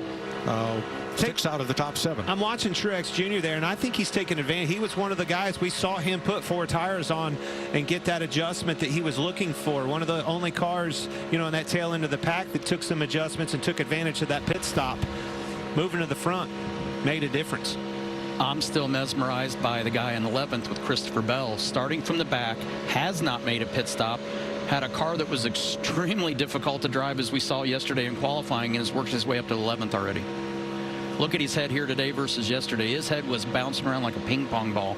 They definitely made the right adjustments today. He's definitely comfortable. I've been watching him. He picks that low line when he gets a run and finds that hole and gets himself up there again. Well, Tony, you're spot on, but one of the other guys, and you're not going to want to hear this, your car, 14, Chase Briscoe, he's definitely off the pace, not happy with his car. Something's going on with the 14, moving to the back. Lost 19 spots just in the last few laps. Regan? Well, Mike, you guys mentioned that 14 car right now, and he has got a lot going on. The front is tight, the rear is sliding, and he said he thinks it's all aero. Not really sure how they're going to fix that for that race car today right now, but he is struggling out there. Sorry about that, Tony. Yeah, I appreciate that, Regan. Thank you. I appreciate everyone's concerns, and Well wishes. 38 laps complete. The Penske Fords, 1, 2, 3. Logano, Cindric, Blaney.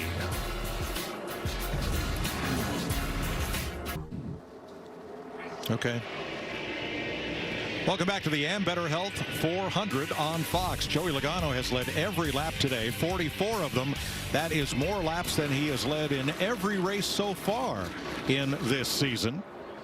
Austin Cindric, Ryan Blaney right with him, then Keselowski. Hamlin, the first Toyota, in 5th. And Kyle Busch up into the top 10. He's the first Chevy in 7th. It was Kyle Larson, but no more. Kyle made this move, and look at the result. Well, he made the move. Okay, didn't work. Get me up, spotter. I need to get up. I need to get in that line. Having trouble. No holes there. Here comes Busher by. Busch by. Trying to side draft Tony. Maybe a little bit of hole here. Nope. Look how long it takes. If you make that move and it doesn't work, you don't fill that gap and get in that slot, you're in big trouble. Freight train comes by you. Give me a hole, spotter. Where's the hole? Now watch this. Look at that stack up on the outside. There's the hole. Fixed it. But the stack up. Thank you. Take me back to the stack up, though. That's all it takes to really shake things up. Always have to be on your game inside that car, but more importantly on the roof. These guys, they're earning their keep as a spotter today. So Larson is now back up to 9th, but he's still on the bottom now. He's going backwards again, and a lot of this is... Whoa! Did you see the 10 car?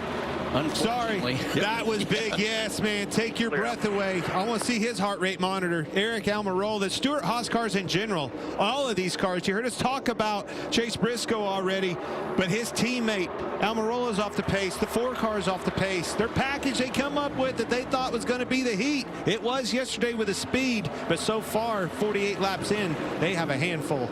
And a lot of this back and forth is due to drafting. Let's take a closer look with Larry Mack and the Toyota Cutaway car. Even though we're at a 1.5-mile racetrack today at Atlanta Motor Speedway, the speeds these cars are running, you'll be able to see them work together in a draft. So to explain the draft, let's go to our Toyota Cutaway car and our Toyota Tech Center. This is what a car out front looks like as far as the airflow, making front downforce and rear downforce. It's poking a pretty big hole in the air, so that trail car that's starting to approach it, it's starting to feel the effect of the air coming off that lead car. The closer it gets, it starts to take rear downforce off the lead car, front downforce off the trail car. As they get this close together, they're almost working as one unit. The more cars you can get lined up in a draft, the faster they're going to go. And Mike, one thing about that lead car, the reason it's poking such a big hole in the air is that big old 7-inch tall rear spoiler. Thanks, Larry Mack. The top 5 drivers in this race have 20 wins on NASCAR's drafting tracks. And there is the spoiler cam, the Monster Energy cam on board Ty Gibbs. No gaps up front, the ratchet, no gaps out back, the slide back in. 10 laps to go in stage 1. They have enough fuel to go the distance, and we'll take one Fox side-by-side break right here.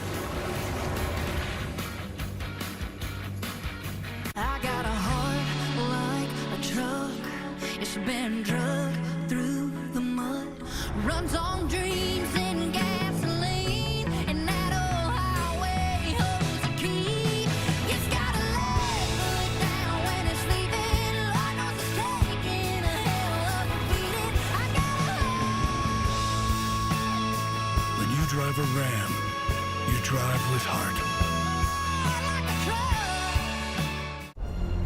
The Eagle has landed.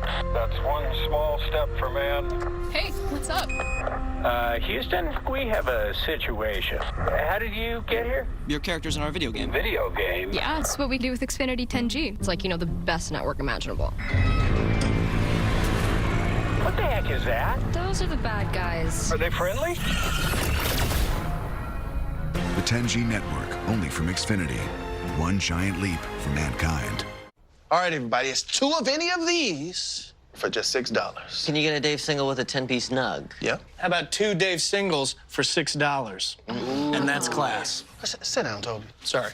Choose wisely. Choose Wendy's 2 for $6. Ashley's anniversary mattress sale is going on now. Celebrate decades of restful nights with 0% interest for 5 years. Bring home a Tempur-Pedic or Stearns & Foster mattress starting at $34 per month. Or a Purple hybrid mattress from $35 per month. Only at Ashley. Oh, okay. Easy does it. We switched to Liberty Mutual and saved $652. They customize your car insurance, so you only pay for what you need. With the money we saved, we thought we'd try electric unicycles. Careful, babe. Saving was definitely easier. I think I got it. It's actually... Okay, show off. Oh.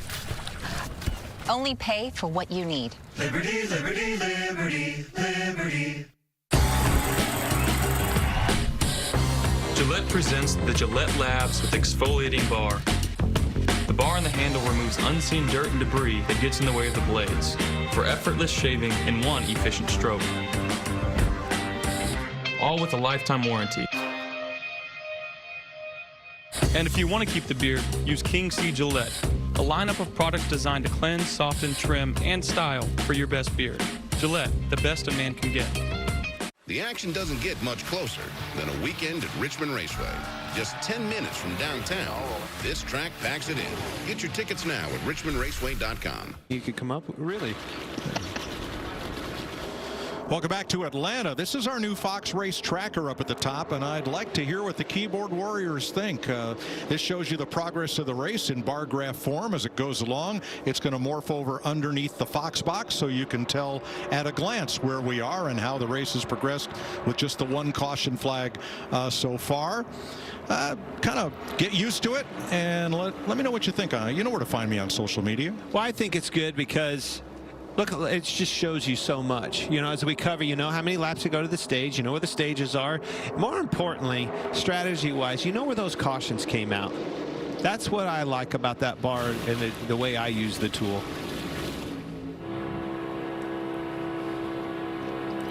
Brad Keselowski holding fourth behind the team he used to drive for. Here are the points coming in. Kevin Harvick, the overall point leader.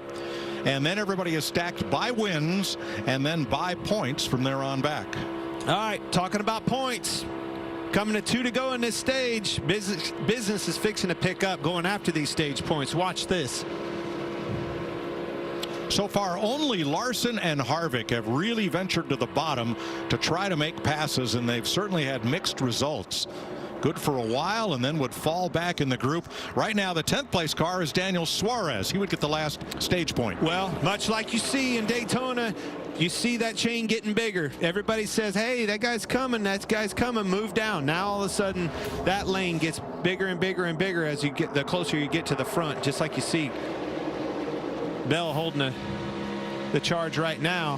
Who else is going to take that? Here it is, Tony. Final lap, stage 1. Those teammates door to door for second. Blaney trying to make an advance here, but he's on the bottom. Keselowski edges him in the corner, and then Hamlin made a move, and his teammate Cindric didn't go with him. Here they come to the line. Joey Logano, who's led every lap so far, is going to win stage 1 from Cindric, Keselowski, Blaney, and Hamlin. The other stage points go to Bell, Buscher, Suarez, and Truex.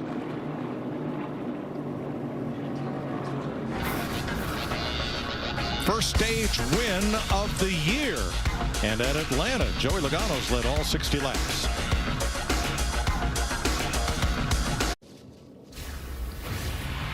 This is the football you live for, the real deal. Official start of the new season of the USFL is April 15th and 16th on Fox, FS1, and NBC. Stage 1 complete. Joey Logano, the leader, ahead of Austin Cindric and Brad Keselowski, waiting for the pits to open. There are the points as they were awarded at the end of stage 1. And Bubba Wallace, the only car laps down, he will get the free pass.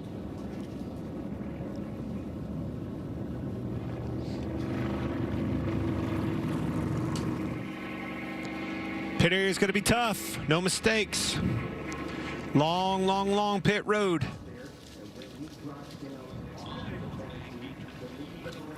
Kind of puts me behind the wheel, Tony. Very difficult I mean, it's literally double what it used to be. Half this racetrack, half of a 1.5 mile racetrack is pit road. Can you imagine how antsy these drivers are going to be when they peel off and cross that commitment line? How long it is going to seem. Well, one of the drivers that marched toward the front was Kyle Busch, restarted 17th and currently running 7th. Let's listen in. So where everybody's at on fuel here, all those guys in front of you are going to need to take even more fuel. Drop the jack down. You're going to go on not the jack, okay? I want to get it full here so we don't have to put near as much in it. It looks like if it's going to go green flag, that's going to be a lot longer. You're going to have to spend on pit road under green, so I'd rather get it full here. Fantastic point. And that's a product of being back in the pack, you know, utilizing that where you're lifting a little bit, saving fuel, as opposed to Logano, Cindric, and his teammate Blaney. They were up there wide open throttle the whole time. They're going to have to take a lot of fuel right here, more than the guys mired in traffic. Well, last week, the top of the pits, Kyle Larson's team. And what a day they had. Every pit stop, they either held station or gained positions. Their crew chief is Cliff Daniels. Under suspension, the interim crew chief, Kevin Mendering. But the over-the-wall crew, Blaine Anderson, Brandon Harder, Brandon Johnson, and all there, they got it done last week in the desert in Phoenix. That's all you can ask for. Put me out front, give me an opportunity. They did that. Unfortunately, it didn't work out for them, but they've been knocking on the door 2 weeks in a row. They were so close. Pit stop rankings led by Kevin Harvick's team overall for the season so far. That long looping apron is all part of pit road, 45 miles an hour. We see all the drivers lined up on the right side to the outside. If depending on where you're at, if you're on the inside or outside, it's going to change the distance, which is going to also change the pit road speed. So those guys, when they do the recon lap, they figure that out. Regan. Mike, it's been a great start for Chris Buescher. His team had some concerns about where that race car would be after 10 laps because of how fast it was in qualifying. No concerns right now for him. He will wait on fuel, and Kyle Busch, you heard them saying that they're going to wait on fuel. This was part of their plan coming into the race, was to get as much fuel as they could every stop. Jamie? Austin Cindric in the 2. Jeremy Bullins, his crew chief, calling him in and out of the pits. Car is pretty good. Wait on fuel, 4 tires. Joey Logano in the 22. Car got better balance as they ran. He's led every lap so far today, Mike. Well, here's the race off pit road, sponsored by Ram. Kyle Busch is out first. However, Kyle Busch has had speeding penalties in 3 of 4 races this season, and I can only hope that that one had the right number of lights lit up on the dash that time. Big reason why. We heard it. We heard the conversation on the radio of Kyle Busch. His crew chief told him, we're going to take less fuel than those guys up there. It's exactly what you saw out front, Kyle Busch.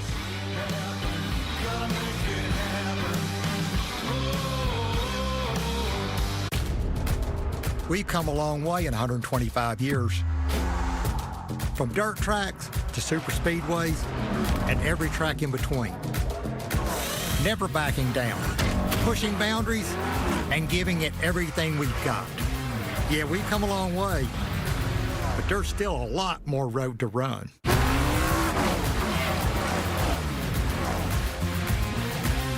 Goodyear, the official tire of NASCAR. One sign of spring, you're home for Saturday baseball. MLB on Fox. All season long, the biggest stars and teams square off in the biggest games on the best day of the week. Major League Baseball action returns Saturday, April 1st on Fox. Kyle Larson's stop. A little bit of upset there. Whoa, whoa, get that fuel jug. Look at that guy blocking it. Nice save. Stayed in the box. Good save, boys. Now, we talked about Kyle Busch's stop, and he was the first car off pit road. They were going to have a timed stop and wait on the fuel can to make sure they got it full. However, they said Kyle took off. And that's why he is the leader, but questionable whether or not he has a full load of race fuel. Well, we know somebody that can tell us. Potentially. Andy Petrie. We'll try to get to him in a bit here. See if I can get him on the radio. On the box. Brad Keselowski next to Kyle Busch. Blaney, Cindric, Logano, 3-4-5 as they approach the Geico restart zone. Truex, Hamlin, Bell, Buescher, Suarez, the top 10.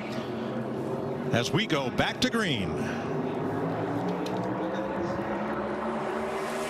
Lone wolf up there, Kyle Busch. Let's see what he can do. No dancing partner. Ford surrounding him. Toyota down there in Truex. How does he manage this? Big time gap for both of these cars. Good connection, both lanes. A big run on that outside, those two tied together. Logano got off the bumper at Keselowski. Keselowski needs to get up here. Huge run by Truex on the bottom.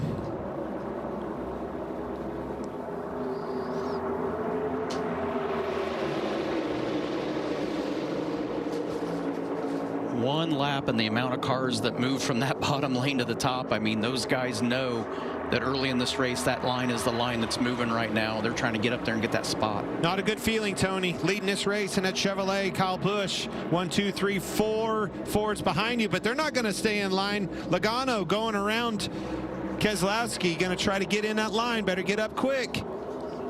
Filled, no chance, didn't get it done. Keselowski fills the spot on the outside, and then here comes Austin Cindric. So Logano down in that bottom lane. Power move by Ryan Blaney. Tried to come down and give a little draft to Logano to catch up, and then came back up to cover the spot. Larry Mack, I'm wondering, was Logano's stop a little longer because after leading all those 60 laps, he had burned more fuel maybe and had to replenish it? Yeah, Mike, there's no doubt he was the one driver that was running wide open that entire first stage, and his stop was 14.14 to Kyle Busch, who was 11.1. But Logano wants the lead back. That's exactly right. I'm not seeing any cooperation manufacturer-wise, team-wise, or whatever. Logano, Keselowski, it's every man for himself.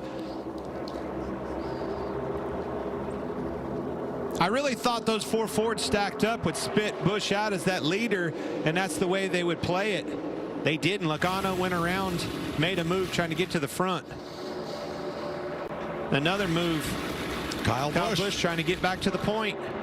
Wants them laps, wants to lead them laps. Well, he had that lead for about a quarter of turn 2, and then the outside lane formed up. And Blaney got right to him. They're going to be even coming off turn 4. I think it's going to be important for him. If he's going to do it, he needs to do it quick. Get back up in line. I think you have time on that bottom, but that time is limited. I think when it gets time to a long run after 10 laps or so, you better be on that outside lane or you're going to wish you were. Well, there's an awful lot of cars that got down to that bottom line and said, hey, we want the track position. We want to try to work our way forward, getting cleaner air. It's evened up. It's doubled up 2 lanes wide again. They've also had a time to make an adjustment on pit road. Hot Rod's feeling better, comfortable. Well, Tony, what's the difference in the draft from 10th, say, to 15th or 20th or 25th? Well, talking to the drivers, the cars just don't drive as good. They have less air, less downforce, less stability, and that's the biggest factor is the stability. So if you don't feel stable and don't feel comfortable in the car, it's hard to tug on that steering wheel and move around. So you need to stay up toward the front. Clint, is it more of a problem the further back in the pack you get? Yes. Yes, for so many different reasons. A lot of layers to that question. You know, the tight constraints of this racetrack we talk about, you heard me say it a million times, it's very, very narrow. You're just mired in traffic. You're in a traffic jam with no place to go until something happens. And if that something is a big wreck, guess what? It's in your lap and you're in it. You don't want to be back there. That's the eye of the storm. You want to be right there where you're watching Kyle Busch getting that push from Logano. Back to the lead. It's going to be interesting, though. They're the ones, you heard them say, they didn't get the fuel in that car they wanted to. If this thing goes green, they're going to be the ones that have to pit off cycle from everybody else. Might put them in a bad situation. Riding with Corey LaJoie, oh so close last year. So what's cool about this race, these drafting style racetracks, it's anybody's game. Corey LaJoie almost proved that last year, getting his first win right here at Atlanta. LaJoie riding 15th, right in the middle of the storm. Joey Logano wanted the lead back, had it in the back straightaway, and Kyle Busch nips him at the line to lead lap 76. Look at this 2x2, no give, no take. because there's nothing to take. And But there's little to give. Larson gets down to the corner and the line checks up. You can't just slam on the brakes. So you have that real estate to the right. He chose wisely, moved up. Didn't cost him any time. Didn't cost him a position. So. And he was lucky that Reddick did the same thing. Exactly. Reddick didn't have anybody behind him. It afforded him the opportunity to lift. You know, that's the hardest thing. When you're up there in the middle of the pack, you can't lift. You can't do that. If you do, you're going to get run over. If something happens in front of you in a situation like this, Mike, it's hard. But the first instinct better be look in the mirror and see who's behind you. 77 laps complete at Atlanta with Joey Logano back in command.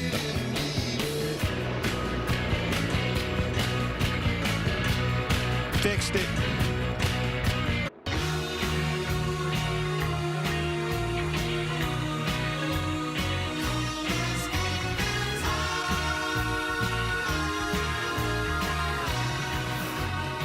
On a sun-drenched, chilly day in Atlanta. We're 25 laps into this 100-lap stage 2. 85 laps total be completed next time around. Joey Logano has led 71 of them. The question is the car running second. Kyle Busch.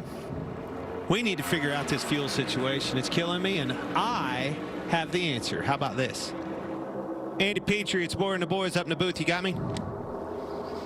Yeah, Clint, I got you. How you guys doing? Well, I'm wanting to know about the fuel and how you're doing, more importantly. First of all, you look cold, warm, however you want to sell it, but it looks bitter cold out there. Nonetheless, all right, here's the deal. You wanted 5 seconds. We heard on the radio. You got 3 seconds. How many is 2 seconds worth of fuel going to less laps out there on the racetrack? Well, the plan was to fill it, wait just a little bit to get it full, but it looked like Kyle wanted to get going to get up there and race these guys for the lead. So we're probably about 2 gallons short. That should be, we're roughly getting 6 miles to the gallon, so you kind of figure it out. But it's a trade-off either way. We got track position now. We'd have to have given it up to get it full. Now we'll just take this. We'll have to stop a little bit longer on the next one. Hopefully we don't take too big a hit. So the driver made that call for you. Wanted that track position, huh? Never heard of such a thing. Yeah, we talked about it. We said, let's go on to Randall. Jack came down. He was gone. Randall sitting there going, well, I guess go. Anyway, worked out good. Our guys did a really good job. Made a good quick pit stop, and that's why we didn't get as much fuel in it. All right, man. Well, maybe a caution will come out or something. You won't need it. But nonetheless, car's fast. Keep up the good work. Thank you. Yeah, thanks, man. So, Larry Mack, you are looking at throttle traces and other data transmitted from these cars. Compared to Joey Logano leading, what's Kyle Busch's throttle trace look like right behind him, and how much fuel might he be saving by being in second? Yeah, I mean, Joey Logano, his throttle is flat line at 100%. Has been every time he has been outside, out front. Now, Kyle Busch, he's rolling out of it to about 40% in turns 1 and 2 to about 60% in 3 and 4. And right now, I'm showing that Kyle Busch could go about 5 laps further if they're head-to-head on full of fuel, which we know Kyle Busch is not. Kyle Busch could go 5 laps further than Joey Logano right now. Okay. 89 complete. And which of these drivers will have the best finish at the end of the race? This is one of the Super 6 questions to win Clint's cash. There are the 6 drivers. Last chance, guys. Stage 2, Fox Bet Super 6 app. Get on there. Free to play. $10,000 of my money. Who's it going to be? Best finish at the end of the race. Kevin Harvick, Kyle Larson, Kyle Busch, Denny Hamlin, Martin Truex. Who was the last one? I didn't see it. I was trying to talk. It's the leader, Joey Logano. I would pick him. I would definitely pick him, guys. There's my tidbit. Oh, it's a good thing. Inside. It's free to play.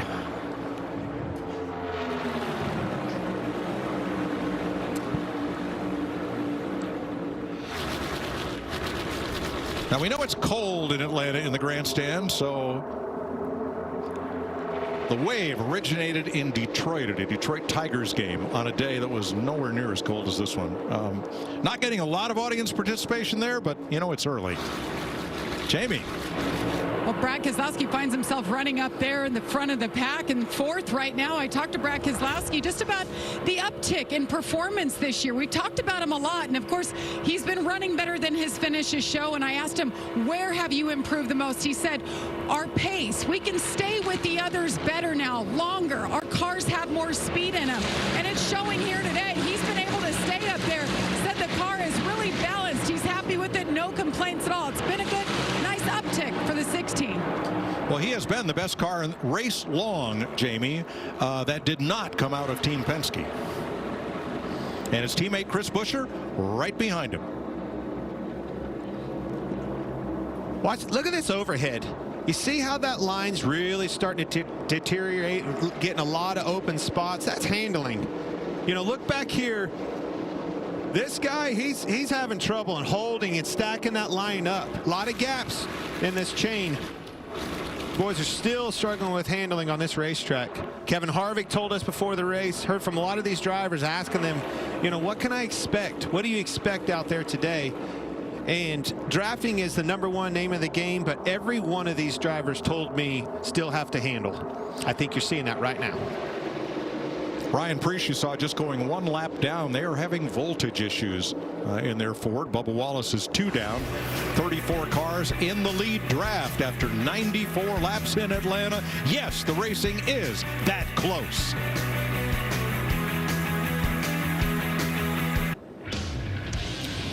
Bristol Dirt coming up April 9th, one of those tentpole events on Fox. Talladega, April 23rd.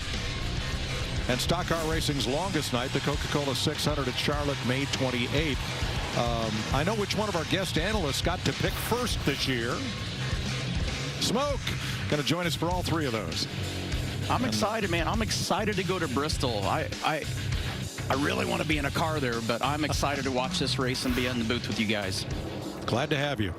And tickets are available for the upcoming Bristol Dirt Race on April 9th. Go to bristolmotorspeedway.com and get yours. Challenges these teams, that dirt race. One-off race like that, always a surprise.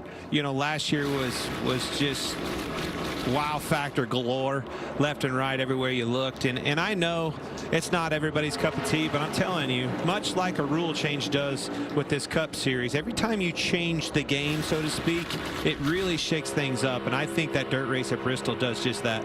Watching Brad Keselowski and Denny Hamlin on the right. Tony, moving that dirt race to Sunday night, how is that going to change the complexion of things? I think it'll make the racing just that much better. The thing about dirt racing versus pavement racing is it needs moisture in the dirt. So at night, that moisture comes up, helps with the dust, but makes the driving conditions way better for the drivers. Sunday drive at 185 miles an hour. Corey LaJoie on the left, Christopher Bell on the right. Pretty smooth at the wheel so far. Those cars are handling well. Again, just single file line right now. Ross Chastain, storm. See Ty Chastain. Gibbs. Sorry. That's right. Again, it just kind of, it's the calm before the storm. But it also shows the difference from what we saw yesterday with these guys. Their hands moving around a lot more. The cars bounced around. Their heads bounced around. Much calmer today. Ty Gibbs reached over and put his drink straw back in his mouth. That's exactly what he did. You saw him reach over, grab that straw, stuck it back in his mouth, get him a drink of water. Tyler Reddick, Bubba Wallace. Bubba Wallace, if you're just tuning in, was our first caution, got into the wall. Struggling with the handling of his race car. Off the pace a little bit here so far. Might be able to get back in the game. You never know what's going to happen at the end of this thing. Remember looking back, watching this race from a year ago, Chastain was a huge part of this race and had bare bond, the whole left front fender knocked off of it, and was holding his own, Tony, on the bottom lane all by himself. Chase Briscoe, the Mahindra Tractors Cam, 30th place, but only 4 seconds off the lead. I say only. Looks like a long distance from here, but he's still in the draft. He's still competitive. And he's got time to work on that car. You know, handling issues early that we talked about. every time they get a chance to, all you got to do is make it to the end of the stage or make it to the end of a caution. Hopefully you're not the caution, but take those opportunities to get the balance where you want it to be so you can move around at the end of the day. And we saw toward the end of stage 1, all this single file parade went out the window. Everybody wanted to gain track position, gain stage points, and be in a position to get a pit stop and come back out toward the front. Christopher Bell riding 9th. We listened in. Guys, if it stays green, we'll do right sides in 1 full can. We'll need the whole can, and then at the stage we would do left sides in 1 can, and we would be full. Well, Clint, you asked in the meeting about left side tire changes, who would take left sides only, and something I guess typically we only see on the super speedways. Well, this is certainly an opportunity, usually on a repaved racetrack, a track that has a lot of grip, affords you that opportunity. Seen it over the years. I can't remember back to Kansas Speedway. That was a part of a conversation. You know, Daytona, when we repaved that, and now certainly Atlanta opens the door up for a quicker two-tire stop for sure on the pit road.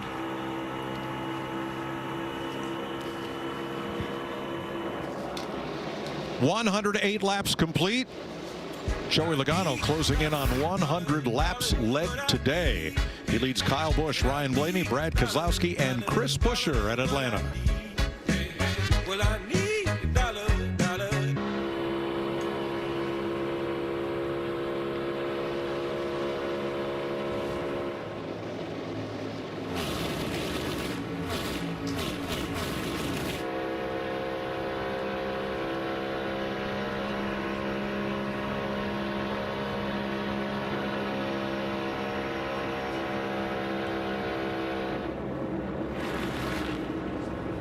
There's a chance as you catch this group of 4, you're going to catch the slower 41 as well.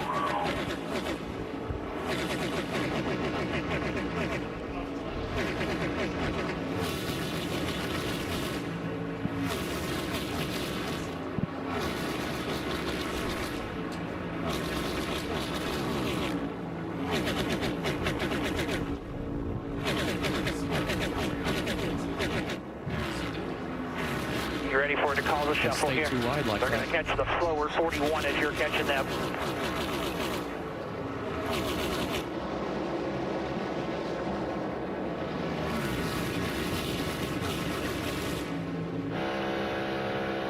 Little 3 back coming middle.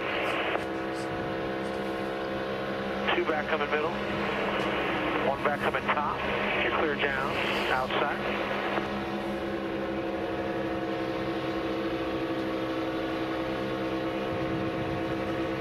Still up top. You got about 10 more in this line, and you got a gap for about 20 car lengths to a second pack.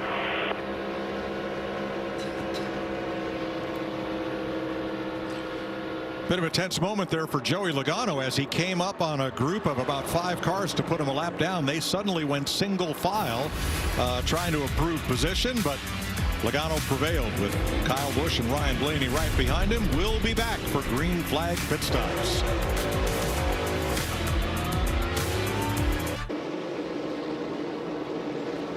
Welcome back to Atlanta. 35 to go in stage 2. Austin Dillon had difficulty entering pit road, came around, made 1 more lap, might have run out of gas. He finally did get to his pit and get service. And here's the other RCR car, Kyle Busch coming in. Remember, they did not get it full on their last stop. Martin Truex coming with him. Regan. Well, Mike, the 8 car of Kyle Busch, that race car obviously had to pit early, as you said, because it wasn't full. He's happy with the race car, though, has been all day long since the first run of the race. And the 19 of Martin Truex Jr., he had no fuel pressure when he came off of turn 2 that last time. They had to pit immediately. Car was no grip earlier, but better right now. Cars are running out of gas. Business fixing to pick up. You think this thing has gotten tame? Watch this. I'm telling you, Pit road is going to be extremely difficult for so many different conversations. One, the pit road timing that we've talked about, getting your marks right, not getting caught speeding on pit road. But I'm telling you, getting into that line from no man's land, not a lot of reference points coming off of turn 2 with a huge head of steam, Tony. Getting that thing loaded up, that's going to be extremely difficult for these drivers. And if you get caught, boy, you're in big trouble. Well, normally we're used to seeing guys pitting off of the corner versus at the end of the backstretch. So I guess the only thing I can think that might be similar to this is Daytona and Talladega, where you have a long distance between turn 4 and pit road.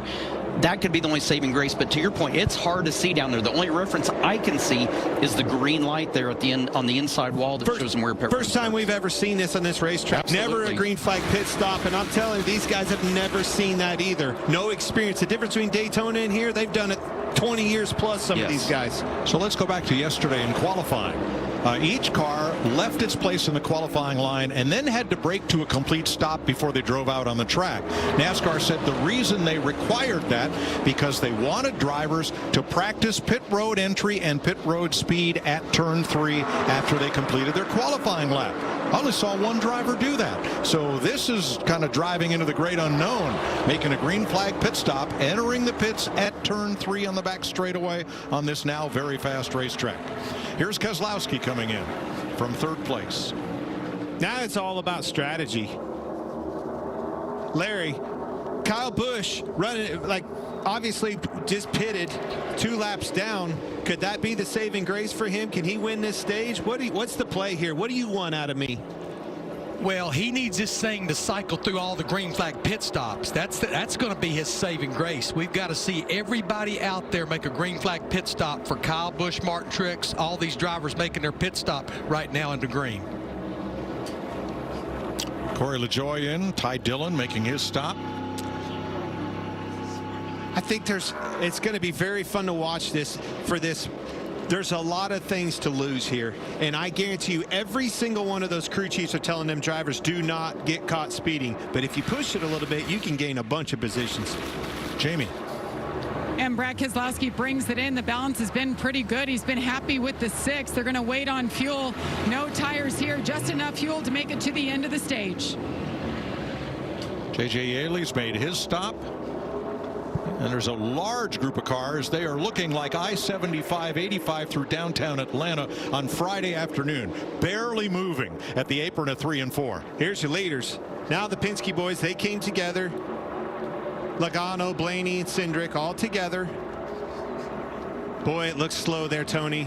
Long ways around there. Painfully slow. 45 miles an hour.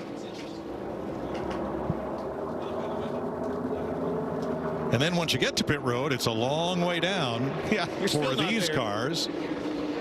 Logano, Blaney, Cindric, and B.J. McLeod. Jamie.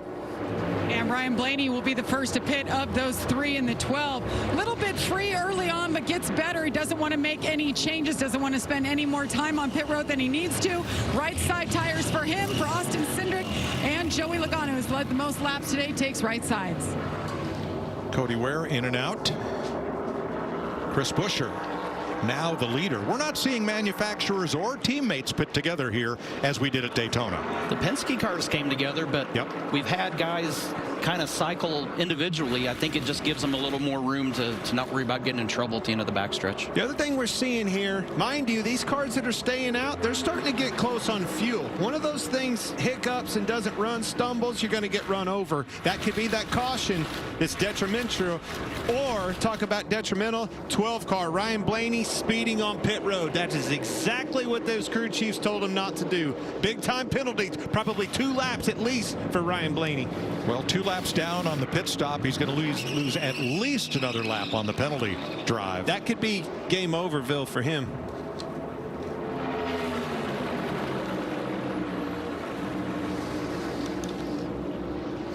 So the first 17 drivers have not pitted since lap 64. Blaney was too fast on the apron in turn number 4. Regan. Mike Daniel Suarez, that race car is a little tight with the nose of it. As you see him stalling it, trying to get off a pit road right there. Didn't want adjustment, so he likes it where it's at in the pack. Ricky Stenhouse in. He's going to get right side tires and fuel. And another group of 4 or 5 coming again at a snail's pace. That was your leaders. Yep. Busher. Oh, got another one. You're not going to like this, Tony. Ryan Preece, commitment line violation, uncontrolled tire for Cody Ware. So all of those are pass-through penalties at 45, while everybody else is doing 185. Eric Almirola in. Michael McDowell finishing up. Regan. Chris Buescher has been up front all day long. No changes earlier in the race. No changes right now. There was some concern about what that car would do over the long run, but it's been very good so far in the 48 of Alex Bowman. That car takes off good, but it gets tight as the runs go on.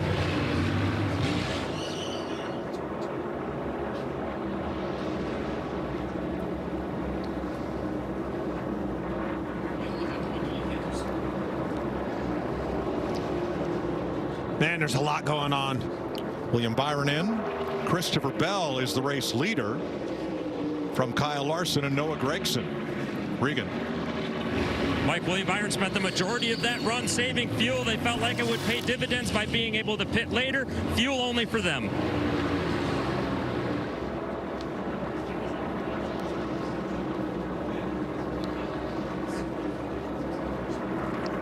So, Jamie, how long can Christopher Bell go? Well, that is the question. Adam Stevens, his crew chief, just told him on the radio, let's run this as long as we can. And Christopher came back. He said, all right, we're pretty good up here. I don't need any changes running up front. Remember, they had talked on the radio about when they come here, if it's under green, they're thinking about doing left sides only and trying right sides then at the end of the stage. So, due to green flag pit stops, the only cars left on the green lap are these two, Christopher Bell and Kyle Larson. And here's Larson.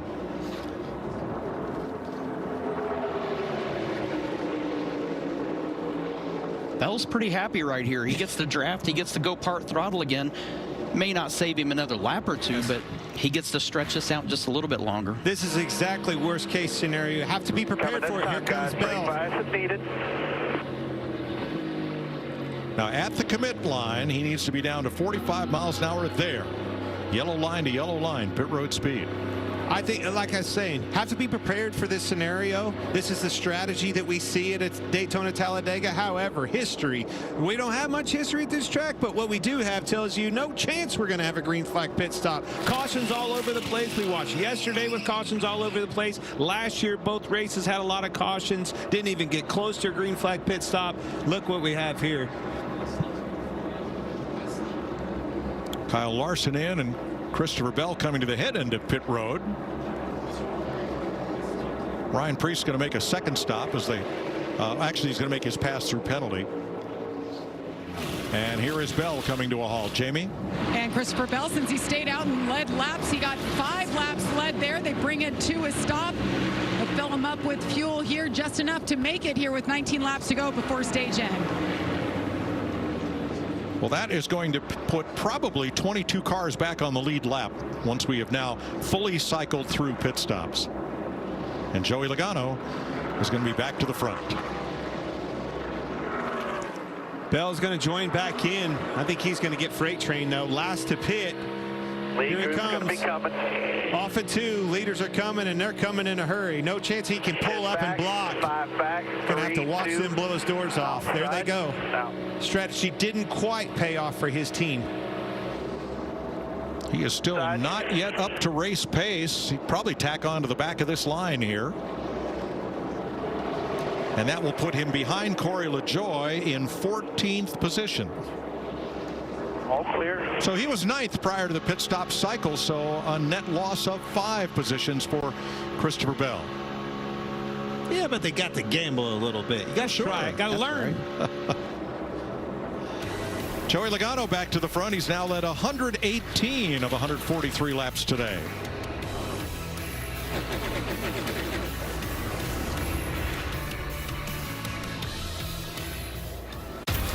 For 46 years straight, more of you have trusted Ford F-Series trucks to help save the day, stretch the weekend, haul, or tow.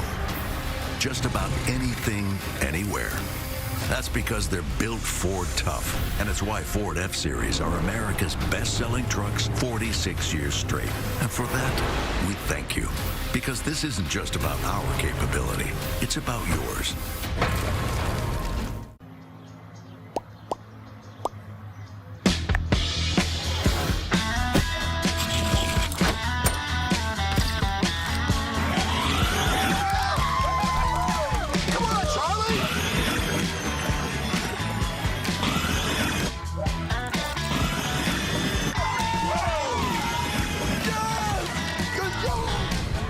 Get crafts, sporting goods, restaurants, and the future of NASCAR all from your neighborhood. DoorDash.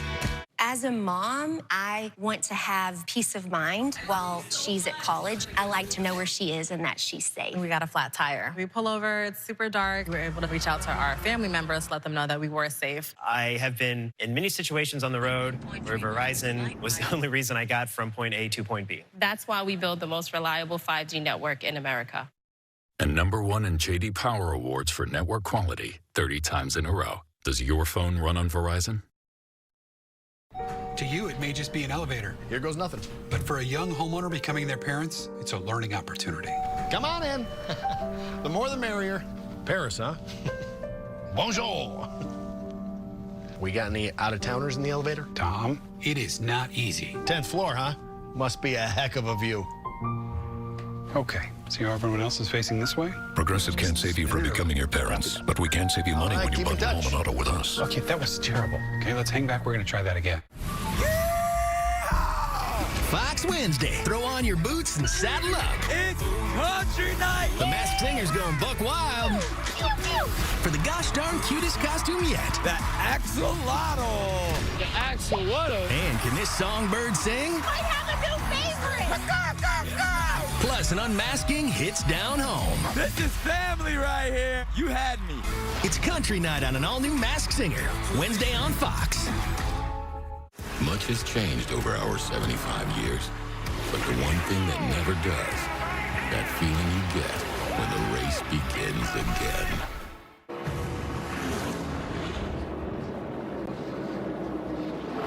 Coming up to lap 150, Joey Logano back out front. Big winner in that round of pit stops was Tyler Reddick. They took fuel only and are now running third. Picked up a total of 24 spots as Ryan Blaney is about to go 2 laps down after serving that penalty. William Byron also got gas only. So did Al Bowman, Keselowski, Josh Berry, Corey LaJoie, Christopher Bell, and Kyle Larson. Fuel only. This is going to get very interesting. You see Blaney, Burton, and Austin Dillon right there in front of your leader, Logano. They're going to start pressing here. 10 to go on the stage. Those guys are going to have to get very wide, make their cars wide and block all the while these other guys are trying to race for this stage end. They're going to be a factor in who gets points and who doesn't, and possibly whether a caution comes out or not. They may run out of gas. Oh my gosh, and the 3 car could run out of gas right in front of you as a leader. That's something you don't want to hear. Well, so let's give you the flip side of pit stops. Kyle Busch lost 13 spots on that exchange. He took 4 tires. Ryan Blaney had to make a penalty drive-through, lost 30 positions from where he was before pit stops, and Ricky Stenhouse lost 9 spots on that exchange.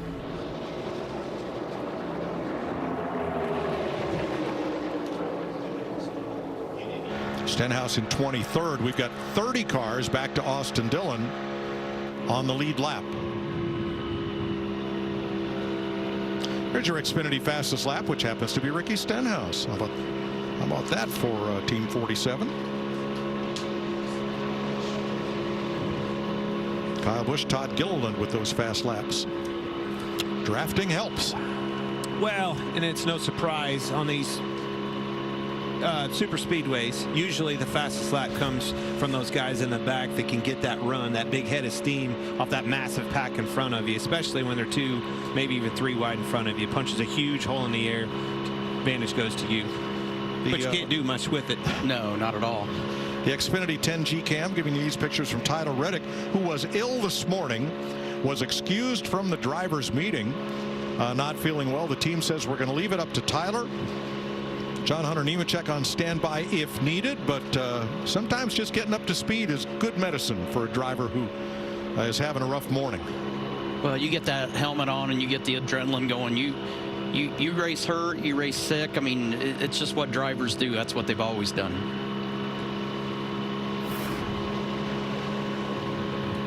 What really stacked those guys up going around a lapper, I think it's Cody Ware.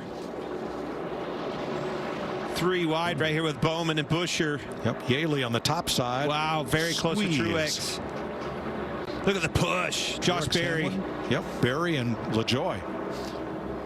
Well, we're coming to the end of the stage. Business is picked up. Yes, sir. Money on the line. Points on the line. They're Track go position. Clear. Something I feel like's interesting at the front of this, though, is you see the 3 cars of Austin Dillon, Ryan Blaney,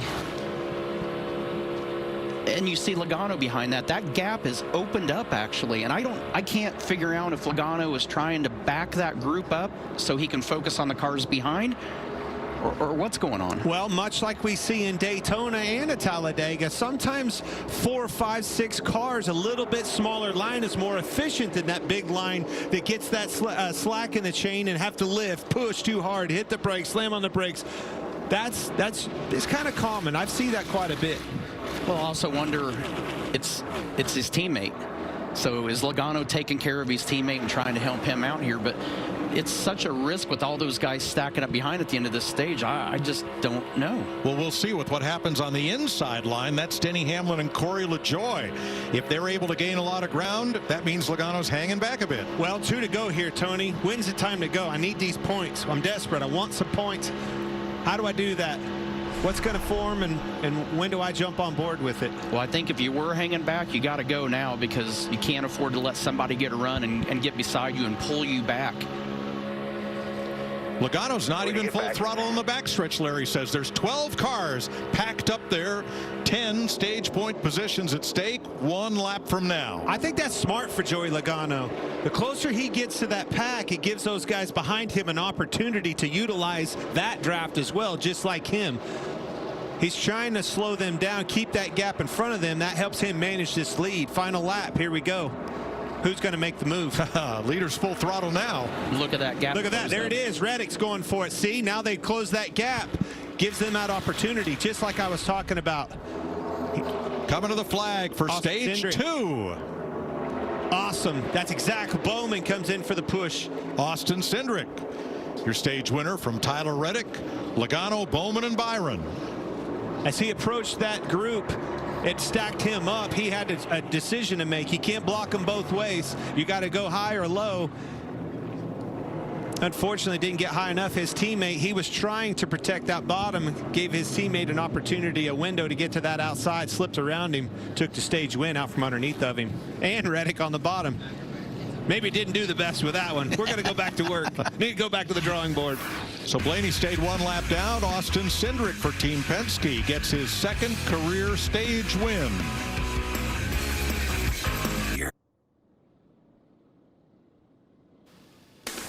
NASCAR on Fox is sponsored by Toyota. Let's go places. Getting ready for the 100-lap stage 3. Here's your Progressive race summary. Eric Almirola took no tires. He is the leader. 1 of 8 today. 10 lead changes, 31 lead lap cars, including the free pass car, Austin Dillon, and 3 caution flags. The only one for cause was for Bubba Wallace's spin back at lap number 10. Now, during this round of stops, Chris Buescher too fast entering, so he'll start tail end of the field. And Tyler Reddick did not get his car full, so they came and made a 2nd pit stop. He will restart back at 31st. BJ McLeod also made a 2nd stop. He left the pits on the first bunch of stops in 15th position. Blown away here, guys. Watching this race after sleeping on yesterday's activities, if you want to call them that. Unbelievable what happened yesterday. I mean, we had to use a different caution flag. They wore this one out yesterday, and with having that thing out in the wind all day long. Flags wear out, Tony, when you use them too much. got us a new caution flag, and they didn't even use this one today after that. We said that in the NASCAR meeting this morning. They said, we have more flags. Well, they're using All it. right. And now I think it's a typical super speedway race. Not at all what we saw yesterday, but this race is not over. So 2 cars at the back, Ty Gibbs and Austin Dillon, have come in to top off fuel.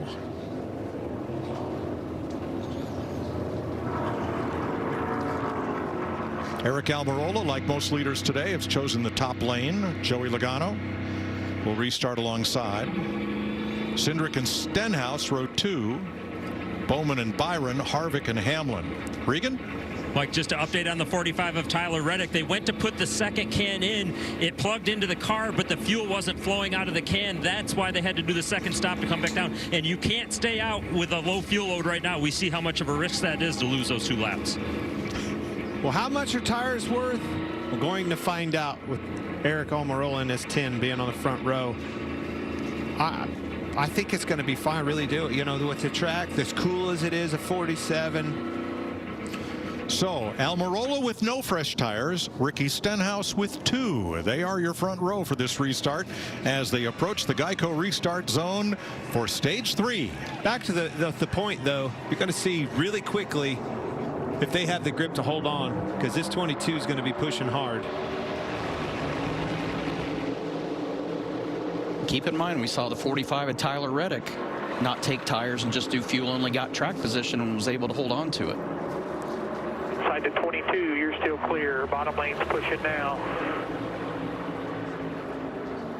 You see Eric did not pull down in front of that bottom line, elected to stay on the outside. I agree with that. Got some forward help. And one of those is Logano, that's been class of the field so far today.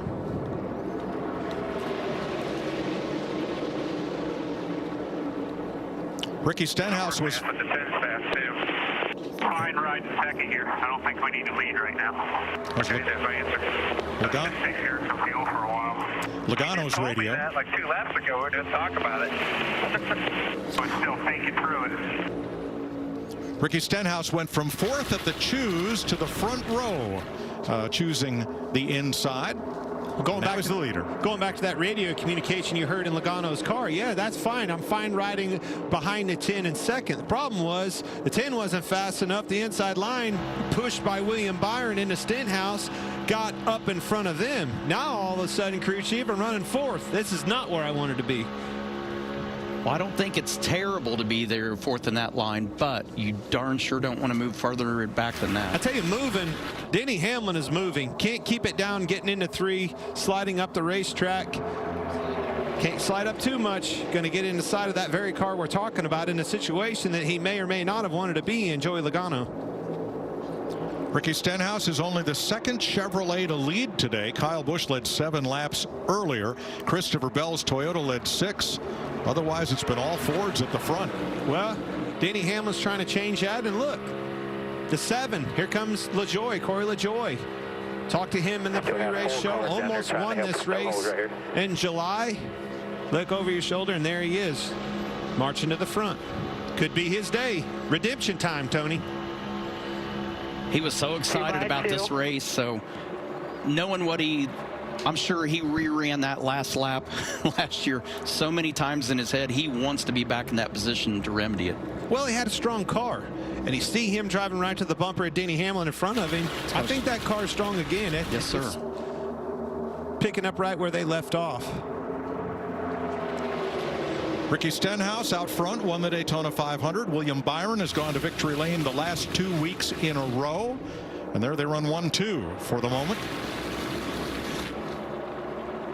I think Ricky's holding that outside lineup. I hate to say that. Sorry, Ricky Stenhouse and all you fans, but why is this inside line led by a Toyota Denny Hamlin all of a sudden faster than him, and Ricky's really making some blocks inside and outside?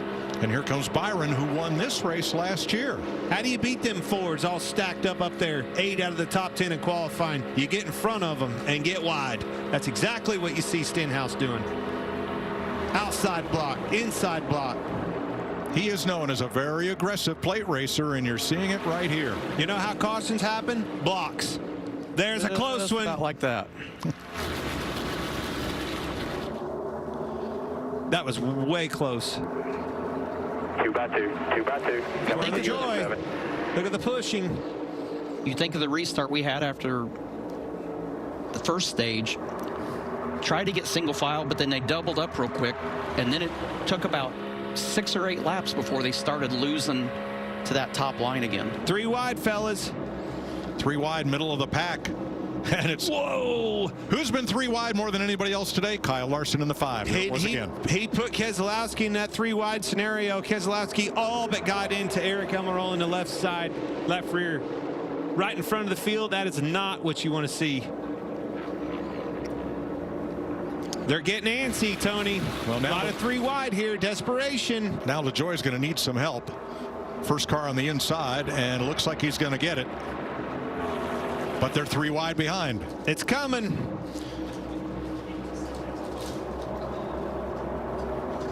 Why now? 84 laps to go. Why are we ran single file for laps and laps and laps. Why are we 3 wide now? Buddy, I'm tired of running single file. I want to lead. I want to get up there. Saw that Logano leading all these laps. My turn. But patience is a virtue, and nobody taught that better in my career than this guy standing right next to me. Somehow. I can't believe you're a patient human. But I think a lot of these guys, too, have had different moments of the race where they've been toward the back and realized how bad their cars drive back there. They want to get up there while they have fresh tires, get that track position, hopefully get himself in a position to maintain it. Look what, I hear you, girl. I hear you. Look what happens when those guys get 3 wide, though. You saw that 3-4 rows of 3 wide back there. Look at that. Now look at the front of the pack. Single file, and they're driving away from them. That slows you down. Big time. A lot of difference there. That's exactly what those leaders wanted to see. To the back behind it, Bubba wounded. Well, last time this happened, it split the pack in 2 with a sizable gap between. So far, not yet. So to keep an eye on it all, we're going to take you, Fox, side by side with 81 laps to go in Atlanta.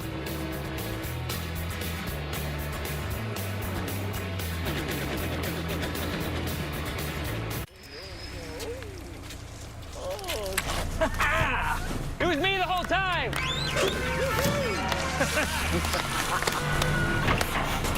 Well done, ma'am. What did I do exactly? With Snapshot from Progressive, you get a personalized discount for doing exactly what you're already doing, being a safe driver. Congratulations. This is a bowling trophy. Yeah, it's the biggest one they had. Okay, thanks.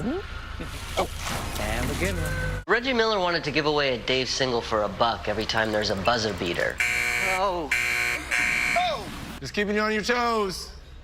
Even though we were going to do a deal anyway. Reggie or not, you can get a $1 Dave single in the Wendy's app. Where's the beef?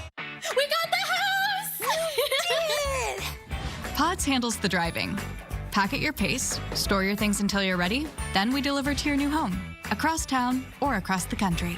Pods, your personal moving and storage team. The roar of our engines, the pump of our heartbeats, the pedal to our metal. The sparks that ignite us, the pistons that push us, the passions that drive us. From the feelings that move us to the places that pull us, on roads that unite us. Napa has America's largest network of parts and care, here to be the fuel that keeps you firing on all cylinders. The Bush Guide, cold and smooth survival skills. If you encounter a black bear, do not run. It may stimulate the instinct to chase. Instead, make yourself appear bigger. Bigger. And speak firmly in a loud voice. Bush. Good boy. Head for the mountains. Jussie Smollett, an actor who films the hit TV show Empire, told police he's the victim of a hate crime. I've been truthful and consistent on every single level since day one. Let me paint a picture for you. Most folks aren't going out at 2 in the morning on the coldest night of the year. Jussie hired them to beat him up. This is where we waited for Jussie to come. We were the ones that did it. Yeah, it was us. Jussie, you have anything to say? Much has changed over our 75 years, but the one thing that never does That feeling you get when the race begins again. Well, they were orderly in single and double file, and now it's 3 wide again. Finally got that Stenhouse. They were working on him, man. He was blocking for all his worth. Finally missed one of them. They got around him, and man, now we're in big trouble. Hamlin, Byron up at the point with Harvick on the inside. Harvick's the one that made the move. He was tired of riding in that single file, made the move, kind of created that scenario. Now, those 3 all restarted in the top 10. Look at the one. Ross Chastain has come from 25th on the restart into the front 5. Oh! Contact. LaJoy and Gregson is where the contact was. Chris Buescher, recovering nicely from that penalty, is up in the top 10 after restarting 28th. Now you're starting to see what these drivers have. The aggression's picking up. They're getting way more aggressive behind the wheel. I want this spot. That was... You want it worse than me. Closest you get to a hook in the right rear and put you in the wall. However, Joey Logano's led 135 laps of this race. Now he's mired in 20th position and cannot advance. And Austin Cindric. Gregson finally in the wall, trying to make, trying to make that 3 wide scenario work. Tried it with LaJoy getting into 1, got all the way back around there to 3 and 4, still trying, and finally got in the wall. Desperation. Probably not time for it, like you said, but nonetheless trying to get to track position. Well, the Penske cars dominated the first half of this race. Now Logano is 18th, Cindric is 30th, and Blaney with a penalty 1 lap down, 32nd. And I don't even think it's desperation as much as it's, this is just how much these guys are planning, of how you can't sit there and wait any longer to the end of the race to start working your way up there and trying to establish that track position. You got to go now. I want to hear Tim Fedewa. Let's. Whoa! He got turned by Chastain, and around they go. Your break. Kyle Busch is around. Josh Berry, Buescher into the wall. Josh Berry, a lot of damage on the front of the 9. That's all it took. We were just fixing to say, let's listen in to Tim Fedewa, talking into this blocking situation. The one got hard into his left rear and just turned him around. Harrison Burton, toe link broke in the right rear. Heavy damage for Buescher. I'd say his day's done. I don't know that Harvick's got a huge amount of damage to his car, believe it or not. Well, it spun around 360 degrees and then got centered up with some side contact, but well, there we're it in is. big trouble here. It shows me got a lot of skew in it there. Toe links broke on the right rear of that one. Here's the 4. You okay over there? Yeah, he just got me loose. Yeah, he knocked out of it right when he shouldn't have. Yeah, the one car kind of tends to do that sometimes. Pretty aggressive. Let's have a look. On the inside, first 2 cars on the inside. Well, look at the gap. First and foremost, closing in on him pretty hard. It wasn't on his left rear, though. Kind of moved across the rear bumper, I will say that. He did a good, he closed in at such a high rate going into turn 1. It wasn't like he just went in there and drove into the back of the 4 car. He got it woed down, but he was there and trying to give that push, and it just, like you said, he started on the right side, and then as it moved to the left side, that's when the car switched. I think that's just aggression picking up. And as he did, I think his thought was right, got on the right rear. I don't think it obviously wasn't intentional. And when he got to him with that head of steam, it got Kevin starting to get sideways. And by the time it was all said and done, now you're on his left rear, Tony, and where you really don't want to be. And look at the disaster. All right, here's the Advent Health cam and radio in Ross Chastain's car.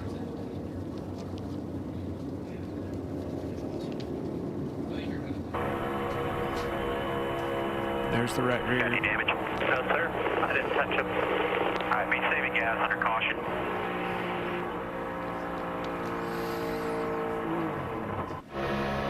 Bubba Wallace. Check apart, check apart. Well, it was pretty obvious the aggression had picked up in a big way, and you knew something like this was imminent. And unfortunately, started right to the first of the pack, and when it does, it takes a bunch of them with him. Here's the Monster Energy cam, Ty Gibbs. Did a really good job right there. Didn't have a lot of options and got it woed down. Little slight contact with the 3, but did a really good job of getting through that. And Tyler Reddick.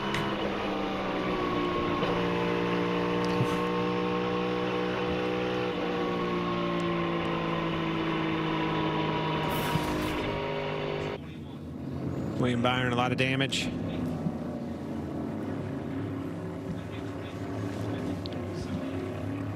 And Chris Buescher awaiting the roll. Well, there's the wrecker. He's got one end. They may have to take that off hammock style. So as they clean up, we'll take a break with 69 laps to go in Atlanta.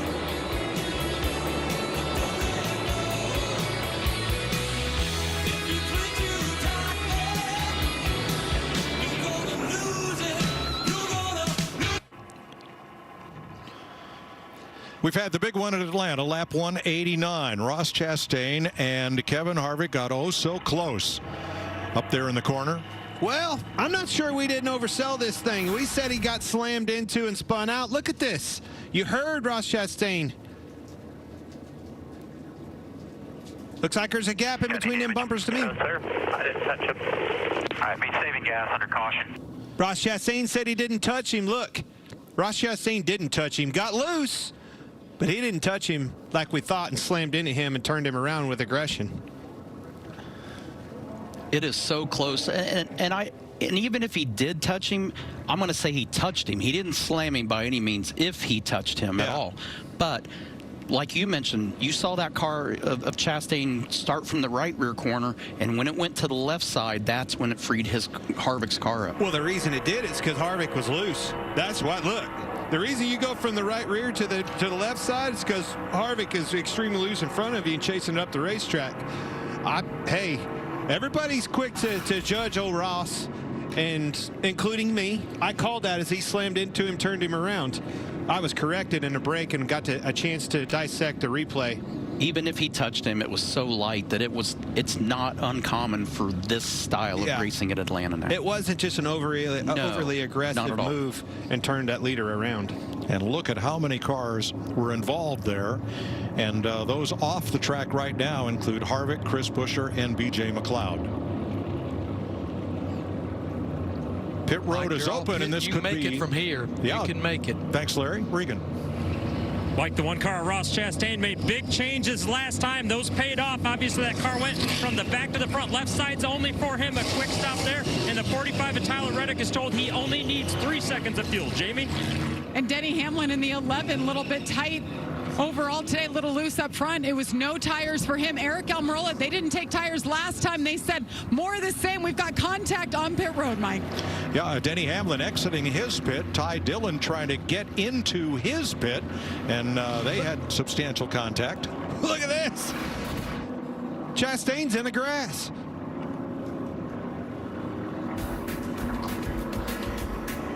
"65 laps to go as things get heated here in Atlanta."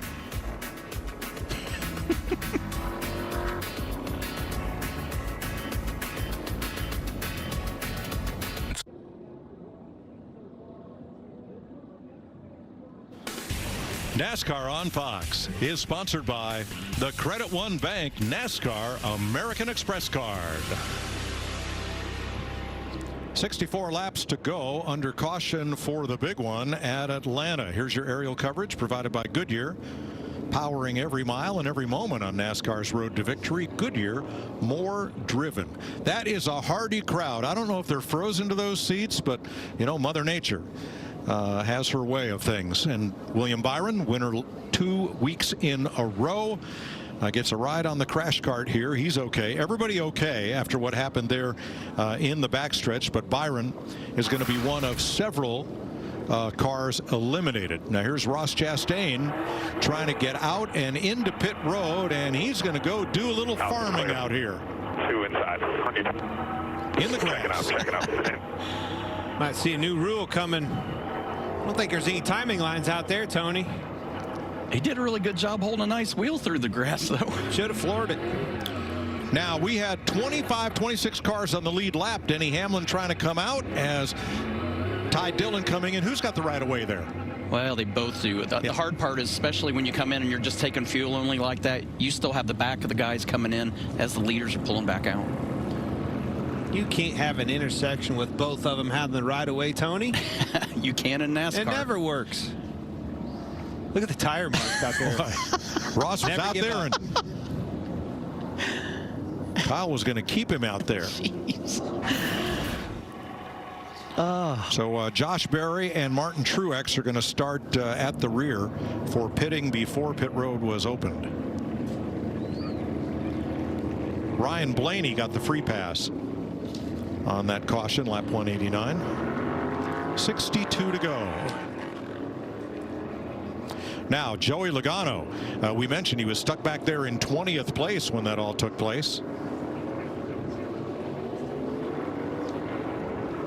This is why. I should have gone down there as soon as you lose. You're about saving damn fuel. I got to go up there. I'm stuck in the little tight there in traffic. Copy. All right, let's go back. Go back when they went green. You heard us talking about listening along with Logano. They said second place is okay here. Why is it? Because you can save some fuel back there. Well, second place ended up with fourth place when Stenhouse and whoever it was got up in front of them. Uh-oh, now we're losing more track position. Well, now this thing doesn't handle like it did when I was leading the race the whole time. I'm in big trouble. Now there's a caution, and I'm way in the back. Now he's frustrated, exactly what you heard on the radio. He's going to restart 13th. Unraveled out from underneath of him in a quick hurry.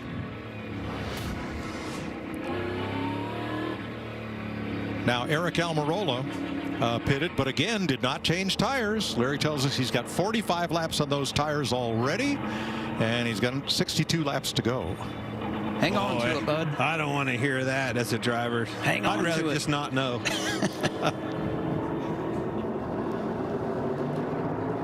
Keselowski moves up with the choose to the second row, and here we are, first row, and here we go.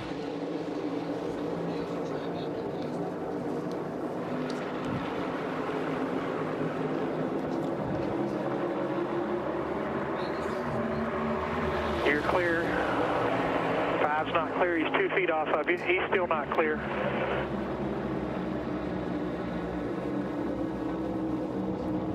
He's clear now. You saw Kyle Larson pushing hard on Eric's back bumper, the 10. Have to be careful. Going back to Daytona, the Ford, a little bit more rounded nose on the front of the Ford, pointier on the Chevrolet and the Toyota. That plays a role. When push comes to shove at the end of these races, knowing who's behind you, I think that weighs on a driver's decision. You know they're all going to be pushing. Who can push better than the other? 5 cars knocked out in that crash. Checked and released at the care center. Harvick, Buescher, and McLeod waiting on Harrison Burton, and you saw William Byron getting a late ride over there, but everybody okay.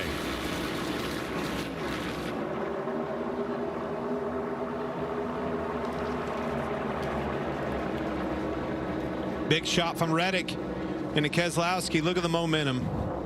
Sometimes a big shot like that, Tony, can hurt you a little more than it's not an efficient bump draft. They drive off from you and just kind of slows you down. Well, it's just a bump. It doesn't really generate a lot of energy to really propel you forward that well. Not much of a net gain for either car. Exactly.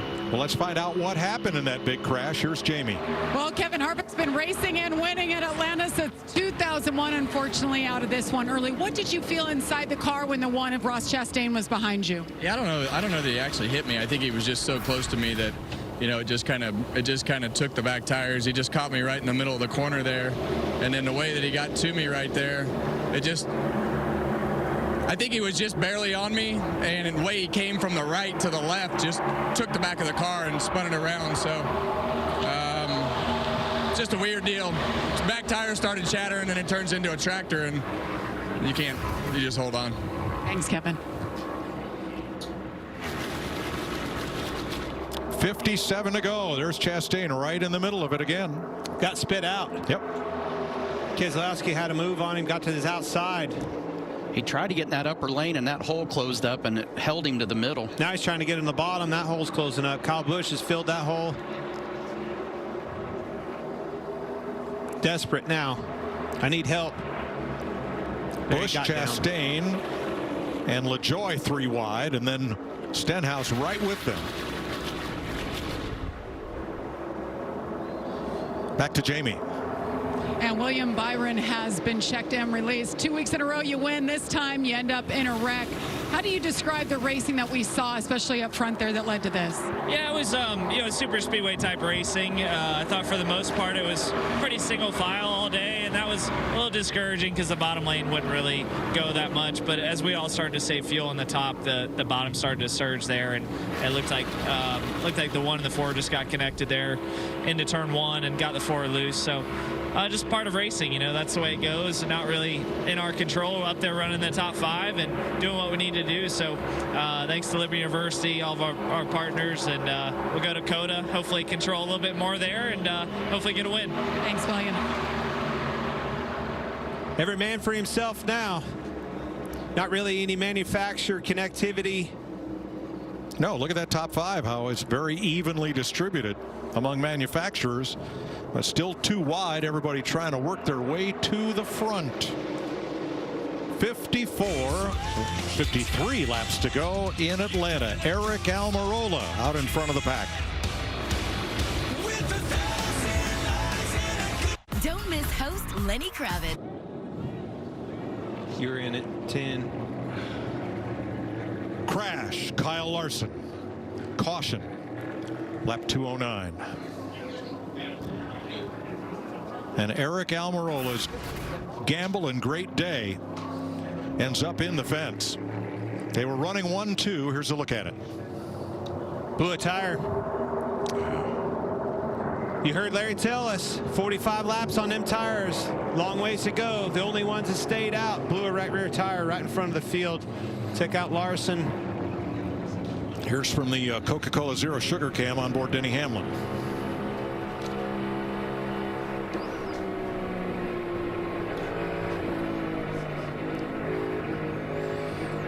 Wow.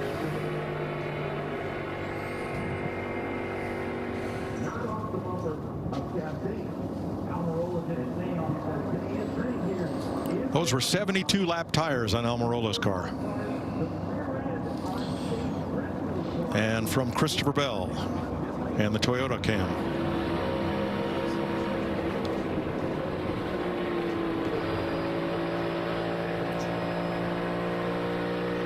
Kyle slammed in that wall pretty hard, out of his car, already loaded up in the ambulance. Frustrated, obviously. Right in front of him, right in his lap, nothing he could do. Tried to check up. Man. But importantly, Larson walked away. That's right. Yes. Yeah, because this is a big hit when this swings around driver's side of the safer barrier. Eric Almirola out of his car, and he appears to be okay. Oh, Daniel Suarez. Justin Haley involved, Tyler Reddick as well.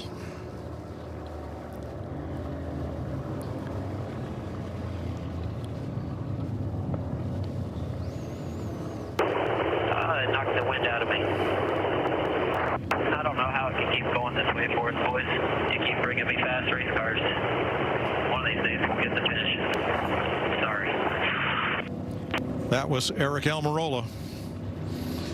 Had the wind knocked out of him.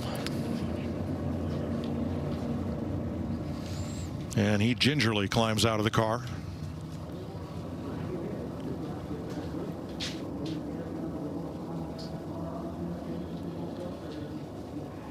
Caution out, 50 laps to go in Atlanta.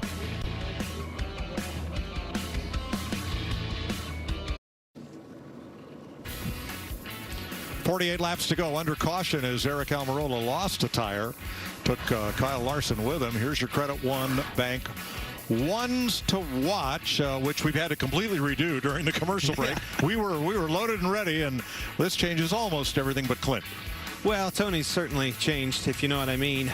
Here's the thing. Brad Keselowski, the one I've been watching him for weeks. We talk about it in the pre-race shows, talk about it weekly, getting better with RFK in his 6 car.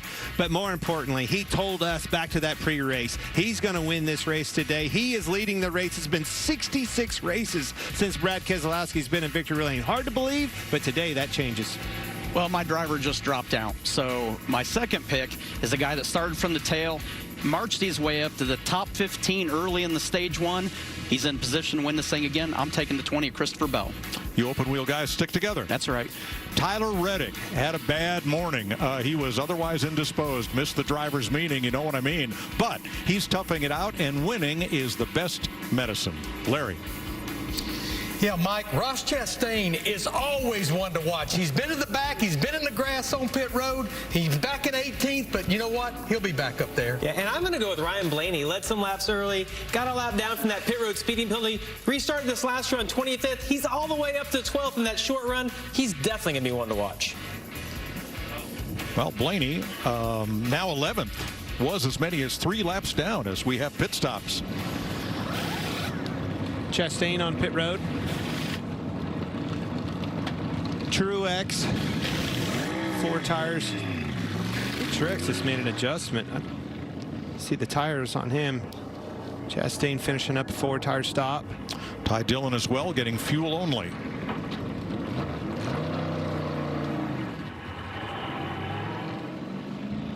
Chase Briscoe gets the free pass on this one. Regan? Well, Mike, the one of Ross Chastain pitting right there. That pit stop was to look at the diffuser on that race car, the piece underneath the car that directs the air. Wanted to make sure everything was there. After that green flag, they fell back a ways. And the 19 car of Martin Truex Jr. has been having a fueling issue in that car. Not getting fuel into it, but it's been burning way more fuel than they anticipated. That's part of the reason why earlier in the race they ran out during that green flag cycle. All right, 24 cars on the lead lap. Briscoe getting one back there. Here's Christopher Bell's day.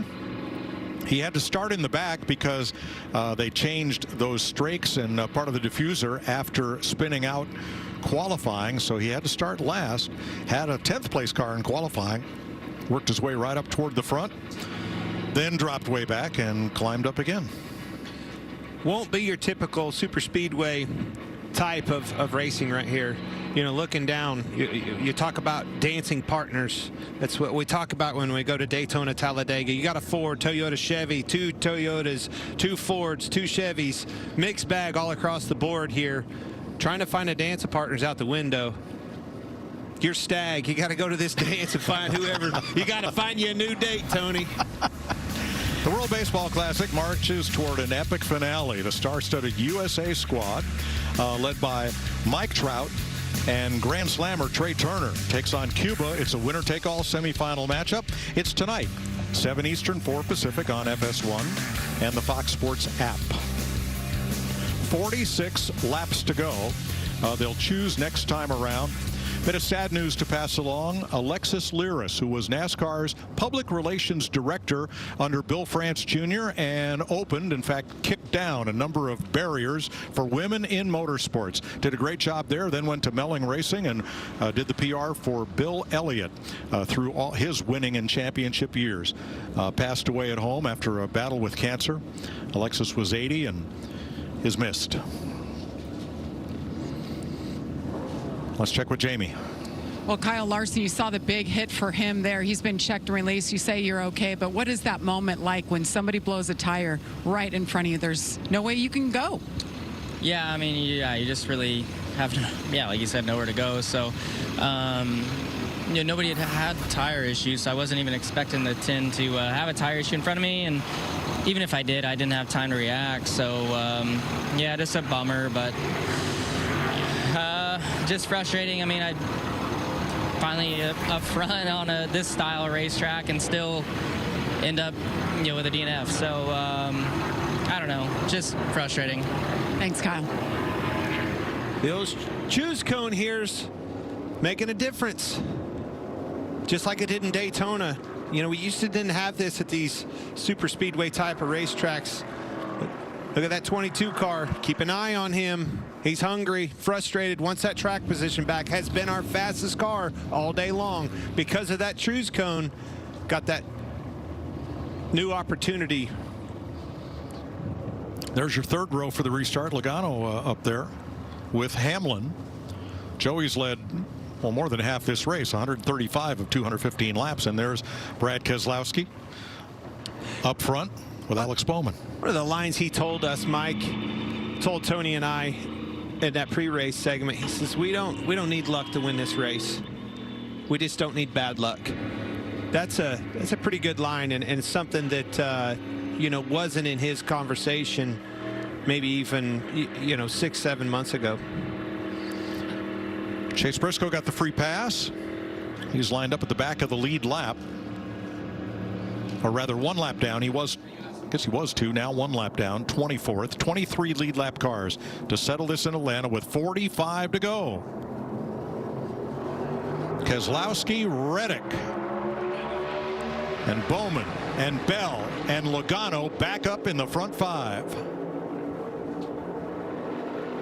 You're going to clear that 48. Tyler is going to clear him as well. You're both clear up. They got a pin now. They pelt him down tight. Both high sides coming to the exit here. That's TJ Mazurs, Keselowski's spotter. Big block. Decided to move up in front of that 48. How are you going to block them both? Going to move down and block him. One at a time. Listen to that TJ Mazurs. Yeah, TJ's smart. Did an awesome job with Dale Jr. for all those years. TJ is awesome at judging the run and knows when it's time to make that move. The 2 drivers I feel are back bottom, 1 back bottom. I feel are best here at blocking. Moving here. Their police are coming to you on the high side, 48. At blocking 2 lanes of traffic. Brad Keselowski, Joey Logano. But it's also those spotters. When you hear TJ Mazurs talk him up, here they come. It's not a split-second decision. It's not wait. It is immediate. As soon as that TJ Mazurs clicks that radio, Brad Keselowski has that confidence in that voice and moves up immediately. Does not delay. He is not clear. They're pushing. They're going to pull his door on exit. You're going to come up to the 48. 1.5. 1.5. 1 on the high side. Here they come. They got better help on the high side still. Back both lanes, half back bottom Tyler. Neither one of them have help here yet. There's not going to be a big run like last time here. 48 high side, 1 back, and then Tyler on it. Here comes Tyler in the bottom. That you're still clear. Is working together in good chemistry. It's what it's all about. And having the confidence that when you hear that, you're comfortable making that move. You trust that spotter. Here comes Logano. It's the one we were talking about. The Penske cars have fought their way back to the front once again, and they're lined up on the bottom, 3 of them. Not clear him yet. Blaney is 3 wide. Blaney is 3 wide. 2 wide behind you. 3 wide behind you. Middle's the closest. Bowman spit out. Now Blaney's the closest. Now that's Coleman Presley, Logano's spotter. Hey, Keselowski's in trouble. You got 3 teammates behind you. If they make a move one way or another, they're all going in a line. As soon as that 22 makes the move, you can bet those other 2 are going with him. For right now, I would stay right behind that lane. If you give that up, it was just on the restart. I'm saying no dance of partners. They all found each other very quick. But do they have to get to the top? That's been the preferred lane all day. I'm going to tell you, as long as that bottom lane is as long as the top one, you're fine. Here they go, up top. We know the Fords are fast. 8 out of the top 10 in qualifying. They have the speed, and if they can stay together and work together and cooperate, they're going to be lethal. Cooperation's the key there, though. If they don't cooperate, that outside line will get that momentum back and get them up there. Reddick and Bell are not teammates, but they are part of that 6 Toyota group here, and Gibbs with them. See if the Toyotas can mount a rally here, working together. I was going to say, as far as this conversation right now, they're teammates. If I'm Reddick, I want to get up in front of them. Next 4 cars, 5 can't cars get clear with you on the bottom. Gibbs the first of the 3 of them on the inside, while Reddick and Bell are up on the outside alongside now. Excuse me, I meant Gibbs. Yep. If I'm Gibbs, I'm going to try to get up in front of those 2 guys. Get that Toyota line going. Let's see how we can stack up against those 4 Fords up there. Strength in numbers. Top still covered. Even numbers out back. Gibbs is having a tough time in 3, keeping it down. Whoa, listen to that lift. Stacked him up on the outside. Bell into the back of Reddick. I think that started with Austin Cindric kind of moved up a little bit in the center of turn 4 and still is. Now you're going to see those 4 Fords move to that outside line, that preferred line, like you were talking about, Mike. Another block by Cindric. Didn't stay there. Blaney's not going to be happy with that one. These guys have shown as teammates, even Logano, I've seen him dip out and go for that lead out of aggression early in the race. For me, what I thought.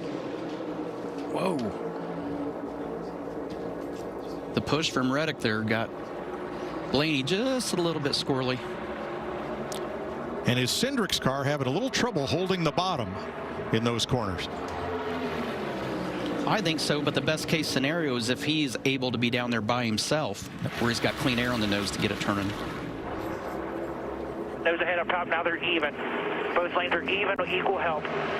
Even, top's pushing tighter, Blaney is almost cleared, he's almost cleared, he's cleared. Blaney is cleared to the bottom.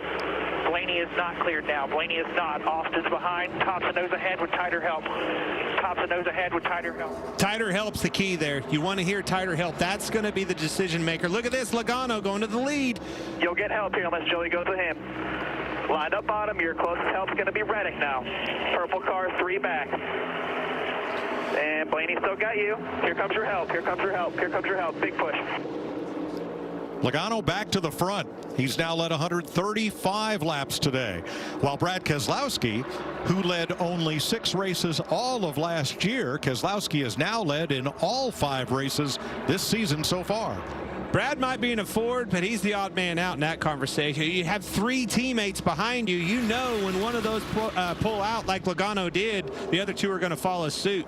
It's going to be tricky. If I'm Brad, I need Reddick. I'm giving up the Ford camp. They're clearly not going to work with me. Watch this. I'm going to take Reddick back to the front. Do it on your own. He's got Reddick and Bell in his wake on the outside. 1 in front. Half in front. Mid still covered. Even numbers front and back. Both lanes out back, even number. Slow on the bottom. Still 1 inside. Chevrolet has won the last 6 drafting races: Atlanta, Talladega, Daytona. But Ford and Toyota control this one. The best Chevy is Allmendinger in 8th. Pulling up on Ryan Preece, laps down with mechanical issues and out of the way. I think I noticed with the spotters, and I think it's so important as a driver inside that car. Tension ratchets up right here. Pressure ratchets up. Your heart rate's going. That spotter's timing, his dialogue and his demeanor through his voice stays constant, stays calm, and it gets you calm inside that car. Keselowski back to the front by half a car length, and Logano surges by on the inside. Well, we talked about heart rates. Now imagine inside the car, we know as drivers, we can get in and settle into a rhythm and kind of relax. Those spotters, they never get time to relax during the race, because even when it's single file, they're watching ahead in case there's a problem. He has to stay high energy the entire race. So imagine all those guys on the roof on a cold day like today, trying to coach their drivers, get them in the right spot on the racetrack. It's physically and mentally taxing for them too. They might match the driver's heart rate. Now behind Keselowski, Toyota's 2-3-4. And LaJoie has become the first Chevrolet in the race in 6th. All right. That preferred line, Mike, you're the one that pointed it out. You get back to the outside. Well, those 3 teammates elected to stay on that bottom selfishly and stay in a line together. Brad, forget this mess. You guys don't want to ride with me. I'm going to move up. I'm going to find a new dancing partner, and that's Tyler Reddick. Problem is, who's Tyler Reddick got behind him? Christopher Bell and Hamlin, another Toyota behind them. Brad's the odd man out here, and it's going to be interesting how he can manage this and block and keep that lead. feel like the variable in the equation for the Penske cars is the 2 of Cindric. I don't feel like he can stay tucked up tight behind Blaney, and that loses that energy on that inside line. All right, 27 to go. You're going to see it all as we take our last side-by-side commercial break of this race. Brad Keselowski out front.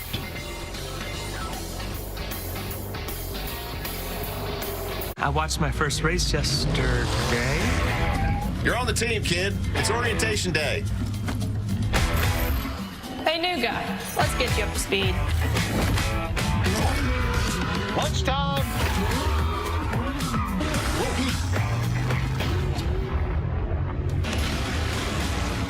Your workspace is ready. Looks like you got a corner office. Be part of something greater. Toyota. Let's go places. Home internet, what a pain in the... Hey, neighbor! Try T-Mobile. It sets up so fast. It's like Wi-Fi that runs on 5G. Home internet from T-Mobile? Wait till you see. Tell me more, tell me more. One cord's all that you need. Tell me more, tell me more. Don't you worry about speed. Saturdays, baseball's best are showing out on Fox. This is where MVPs are VIPs, and where aces always come in pairs. Saturday means it's showtime for Shohei and mealtime for Manny. All the swag, all the salt, and all the slams. The biggest games on the best day of the week. Fox Saturday Baseball returns April 1st.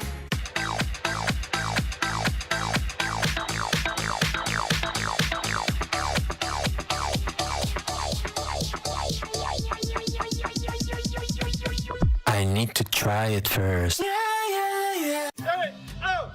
A promise is a trust not to be broken. I say your name. Whether spoken with an oath Do solemnly swear. It's your first day. You know I got your back, right? or sealed with a pinky. In 1922, a group of soldiers launched USAA with a promise to take care of their own. And after 100 years, we're still taking care of the military community and their families. That's our mission. Always.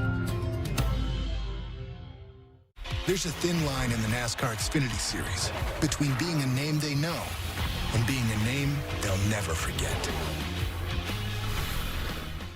When cold symptoms keep you up, try Vicks NyQuil Severe. Just one dose starts to relieve 9 of your worst cold and flu symptoms to help take you from 9 to none. For max strength nighttime relief, NyQuil Severe. The nighttime sniffling, sneezing, coughing, sore throat, best sleep with a cold medicine. 21 laps to go. Brad Keselowski's Ford out in front of Reddick's Toyota. Logano and Blaney in Fords. Bell in a Toyota and Hamlin on the outside. Larry, none of those Toyotas took tires when they stopped at lap 195. What's that going to look like 21 laps from now? Yeah, Mike, they last took tires at the end of stage 1 at lap 164. Now, since then, we have run about over 20 caution laps. So they're going to be in the neighborhood of about 80 laps on their tires at the end of this race if we don't get a caution. Now, Brad Keselowski took 4, so he's in good shape for these final 20 laps. Joey Logano took 2 on that last pit stop. So the Penske cars lined up on the inside. They gain a little ground, they lose a little ground on that outside lane. Saw it getting into one with Ty Gibbs riding along the shade.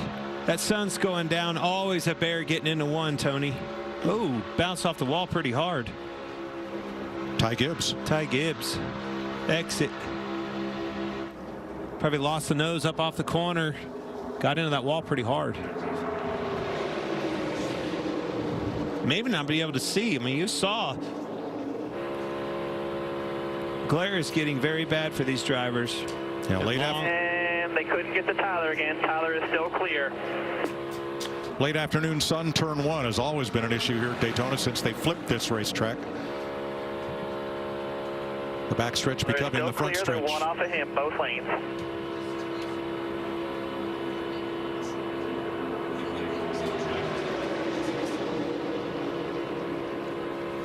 we got a pretty good shove. Tyler is still clear, staying up. They're inside Tyler now. One back on the bottom. One bottom. Tyler's going to pull him back. He's still got his quarter. Tyler will have the help on exit still. All right, they're pushing on the bottom and top here. Joey's coming to the bottom. Bottom first. Bottom first, then up on exit. One back, 1.5 tops of Tyler here. It's a chess match. It's just at 185 miles an hour. The impressive part was he told him to get down, and then while he was down saying on the exit, get up. Anticipating that move. I mean, that's just veteran spotter. Yep, veteran. Big gap there, though. Big block. Slowed that line down. Reddick's starting to have trouble. That outside line deteriorating a little bit. What, 10 laps ago we were saying the bottom was doing that. Here they come back. Huge shot in the back from Blaney into his teammate Logano. Barely got that block off in Keselowski. 15 to go. And I got to believe Brad truly wants Reddick behind him there. He wants to take a lane away from Logano, take one option away from him. You want to slow that lane down. You want to slow Logano down. You do not want Logano to get up, which he's thinking about doing.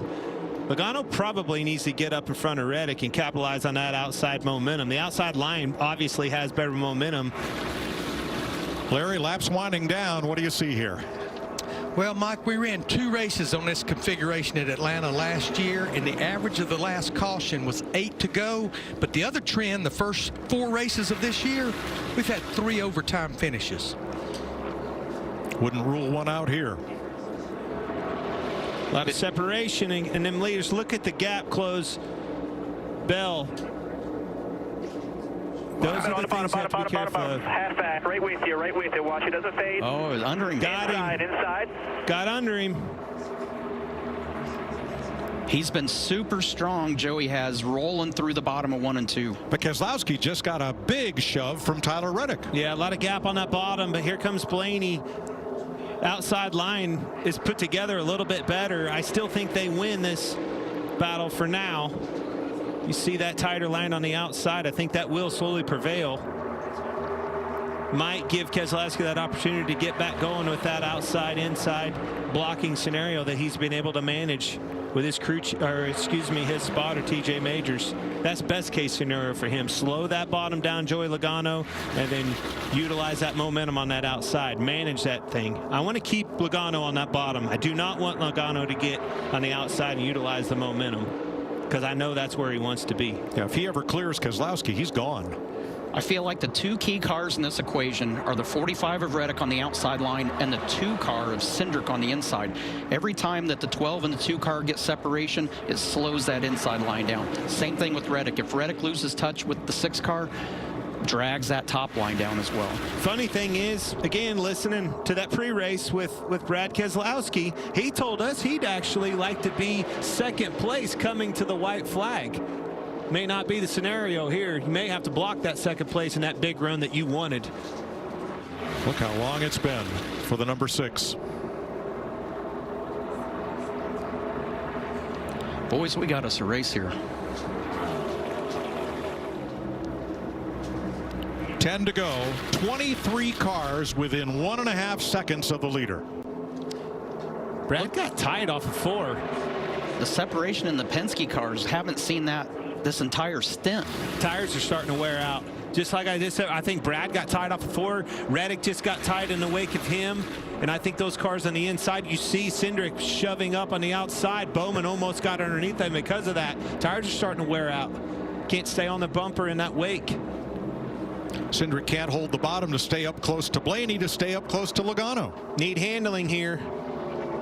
Need track position. I can't remember how long it's been since somebody led this race by a car length or more.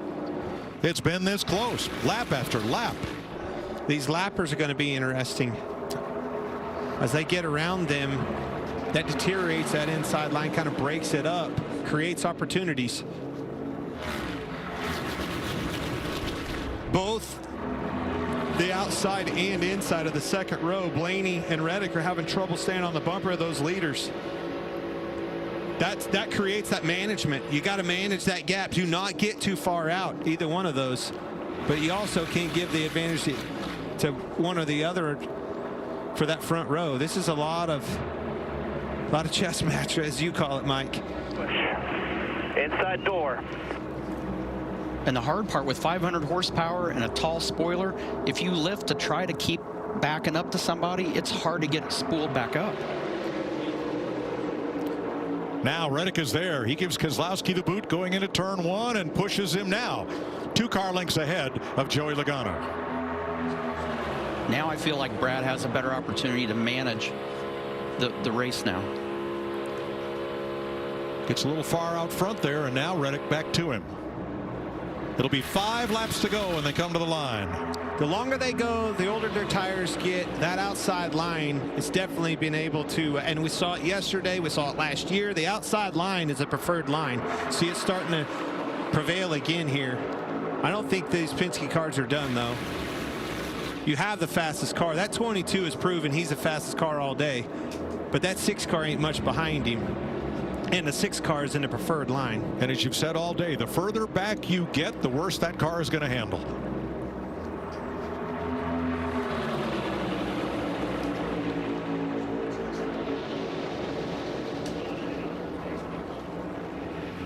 Question is, will Reddick, Bell, and Hamlin leave this to Keselowski, or do they have a move planned? Heck no. And they're wanting exactly what's happening. They're wanting that 22 and that inside line to start backing up to open up the door for that opportunity. When those leaders were side by side, door to door, that opportunity wasn't on the table.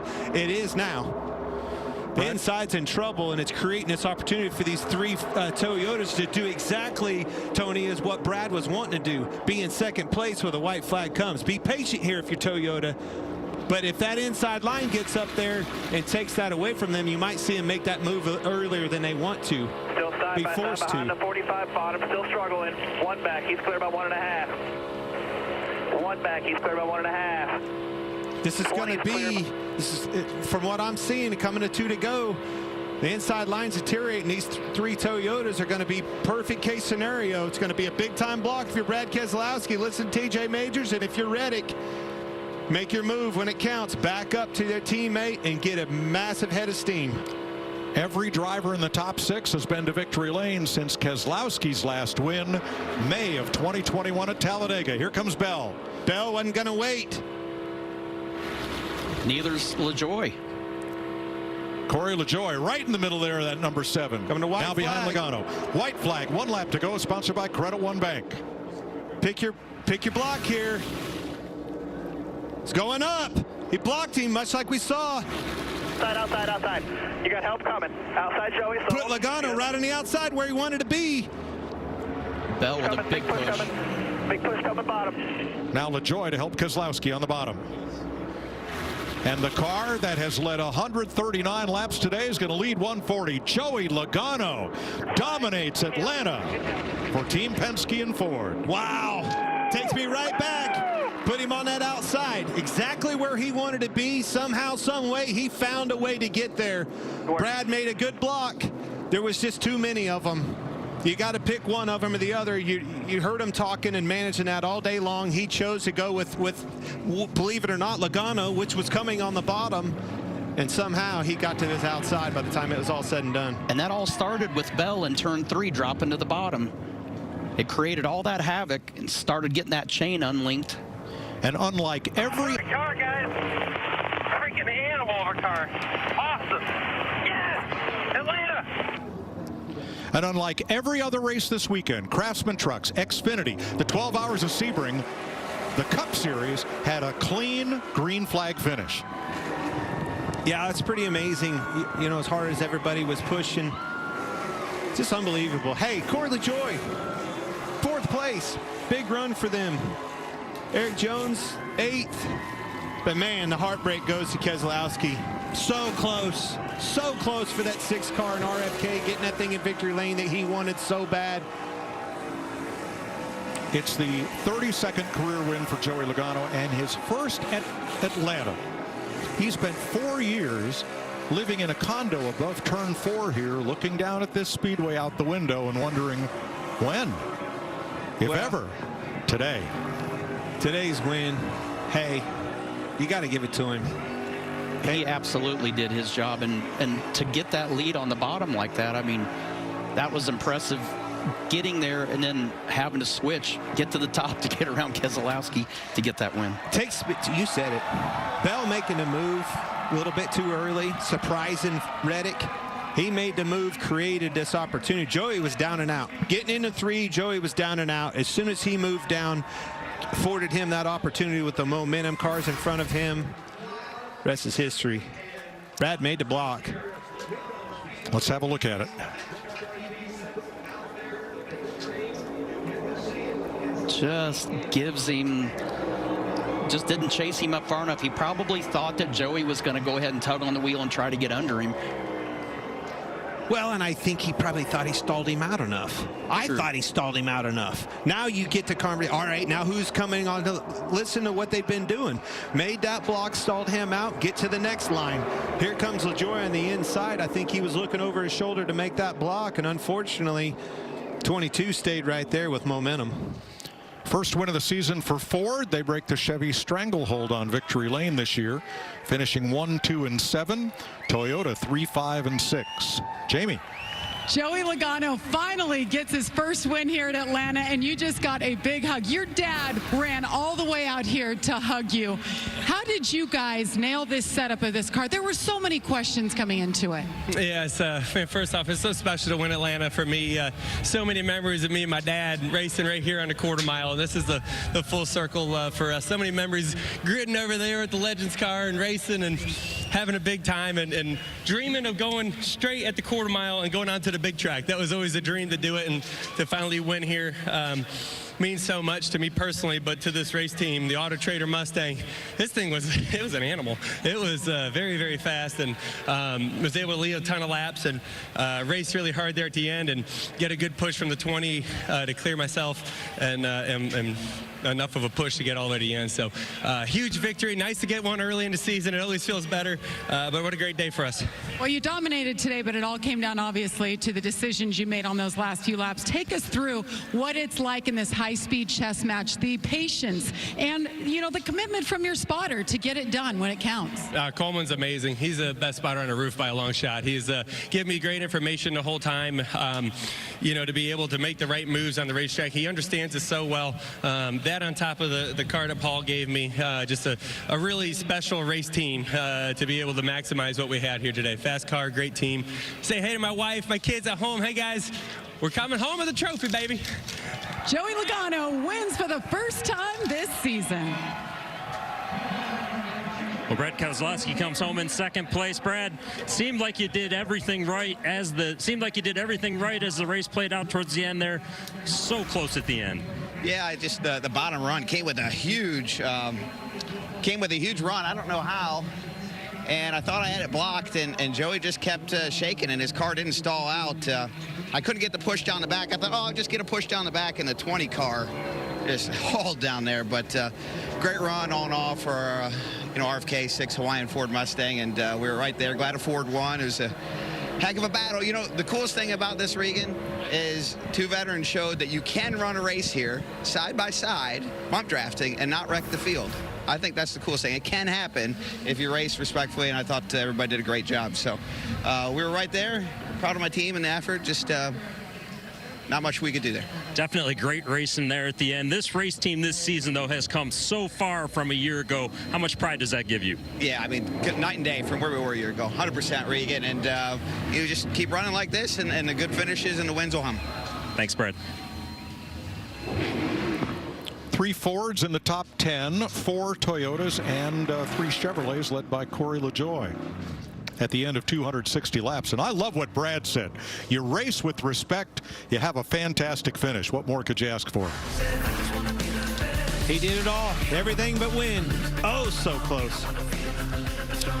Joey Logano, Team Penske, celebrate in Atlanta.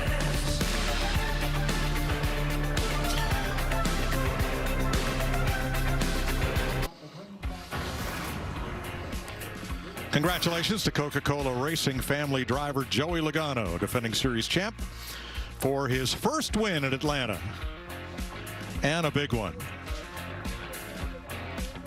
First win of the season in his title defense puts him into the playoff picture.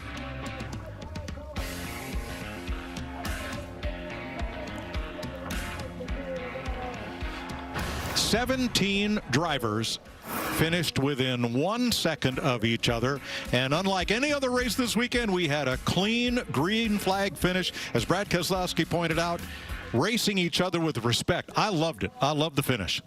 Yeah, this racetrack, the changes they made, we all sat there and said, why are they doing this? It was such a great racetrack. It was fun for the drivers. But when you see the racing action like we saw today and see the fans, see how excited they are here, this is an unbelievable race to be at now. You get the best of both worlds. You get super speedway racing, but the best of a mile and a half at the same time. Well, we saw a lot. Saw a lot of new. Pit road, moving that pit road around, that created opened up a whole new can of worms for us. Saw first green flag pit stop on this configuration. That was wild. And then that ending. Holy cow, does it get any better? A master class for Brad Keselowski, TJ Majors, the blocks inside, outside, managing those gaps, everything that they did. We heard that in the radio. That was awesome. But Joey Logano and the Ford camp, the fastest cars won this race today. It's all about competition, folks. And those Fords, 8 out of 10 in qualifying on yesterday, they figured out a way to be there at the end of this race, and they were putting on the display for the win. Joey Logano, unbelievable, wins him another one. Now, let's not lose sight of the fact that for the second week in a row, a Toyota pushed the winner to victory lane. Last week it was Tyler Reddick. This week it was Christopher Bell with that big shove that enabled Logano to win this on the last lap. Yeah, and then the Chevrolets too. I mean, there was just so much going on. It's your typical, it's a super speedway. Yeah. But wait a minute, it's kind of not. I dig it. But I think the one thing I like, though, 2 races in a row, Corey LaJoie has got it going on.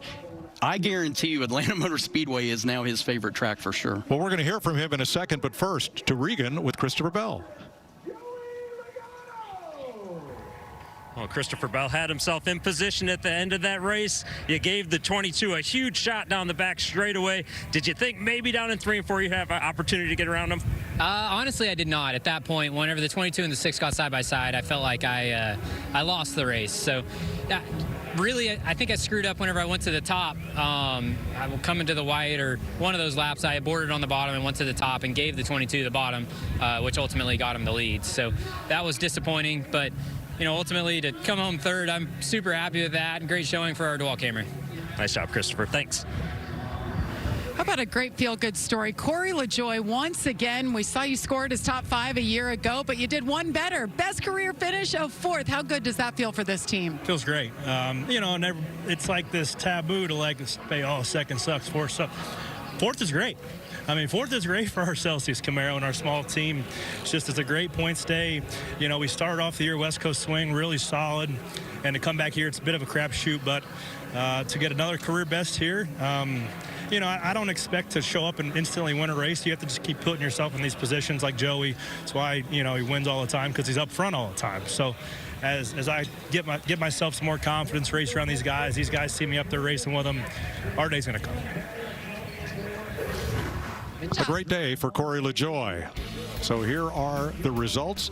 Well, Tony, thanks for taking a break from drag racing, coming back with us, and we'll look forward to seeing you at Bristol. The sad part is I'm going drag racing the next 2 weeks, but I'll see you at Bristol at the dirt. Cannot wait, man. I am excited to see it in person. Clint, we go road racing next week. We do. Man, we have some F1 drivers. We got a whole lineup for you guys at that place. Awesome racetrack. Cannot wait to get down there. Texas is a lot of fun. Everything's bigger in Texas, including COTA. It's going to be a wild one. All right, we're going to pack up and practice right turns for Austin, Texas. And we're going to turn you over to the studio on the other side of this break. What a finish. Joey Logano wins in Atlanta for the very first time. Brad Keselowski, Christopher Bell, Corey LaJoie, Tyler Reddick, the top 5 in Atlanta.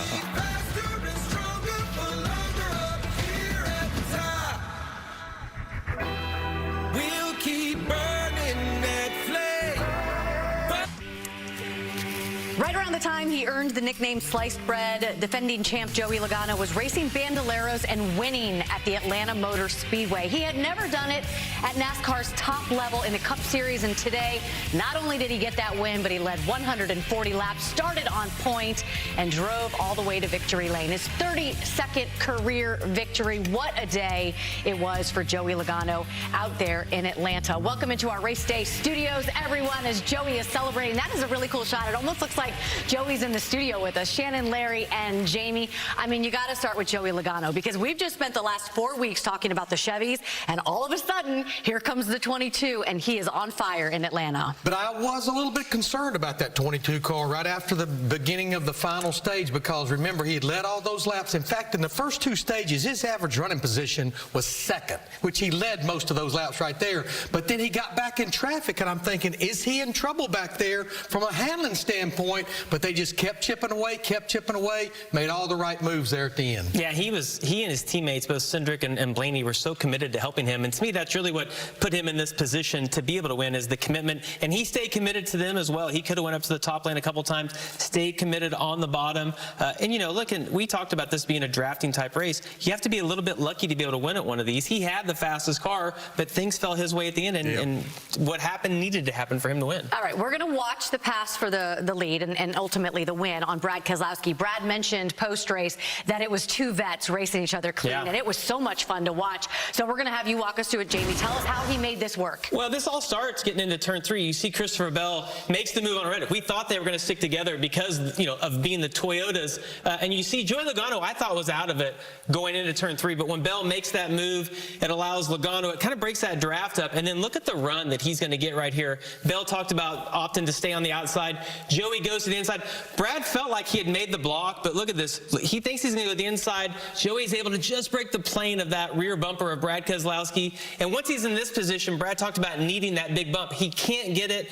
Bell gives Joey Logano a huge shot. And once he gets out front right here, it's smooth sailing, Shannon. Yeah, as they went down the back straightaway, I was watching the data. Joey Logano drug his brake pedal just a little bit. When Bell got into him, he picked up 7 miles per hour with that bump. Man, what about Brad Keselowski, right? Because we know last year how things went down. This was actually the site of one of his penalties, and it really just kind of spiraled out of control for Brad Keselowski. And they have come out of the box this season at RFK Racing, and they have really shown some speed, obviously almost winning today. Yeah, I mean, they really have. And you go back to the beginning of this year, once again, both of the RFK cars completely missed the show at the Busch Clash at the LA Coliseum. But Brad has led at least 1 lap in all 5 races this year. Yeah, listen, Brad and Joey are 2 of the best currently in the Cup Series at this type of racing.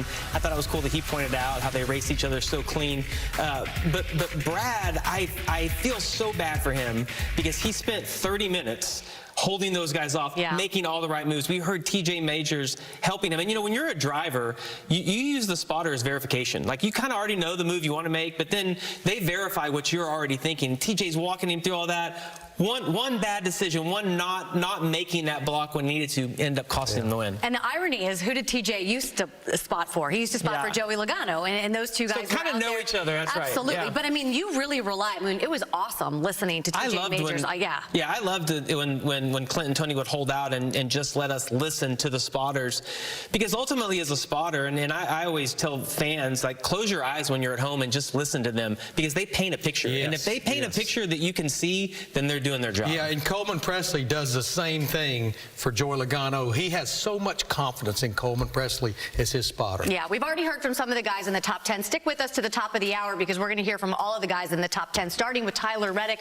who finished 5th. Remember, the beginning of the day, we didn't even know if he was going to be in that race car. Wasn't feeling good. John Hunter Nemechek was fitted inside that race car. He did finish the day, finished 5th, and he's with Regan Smith.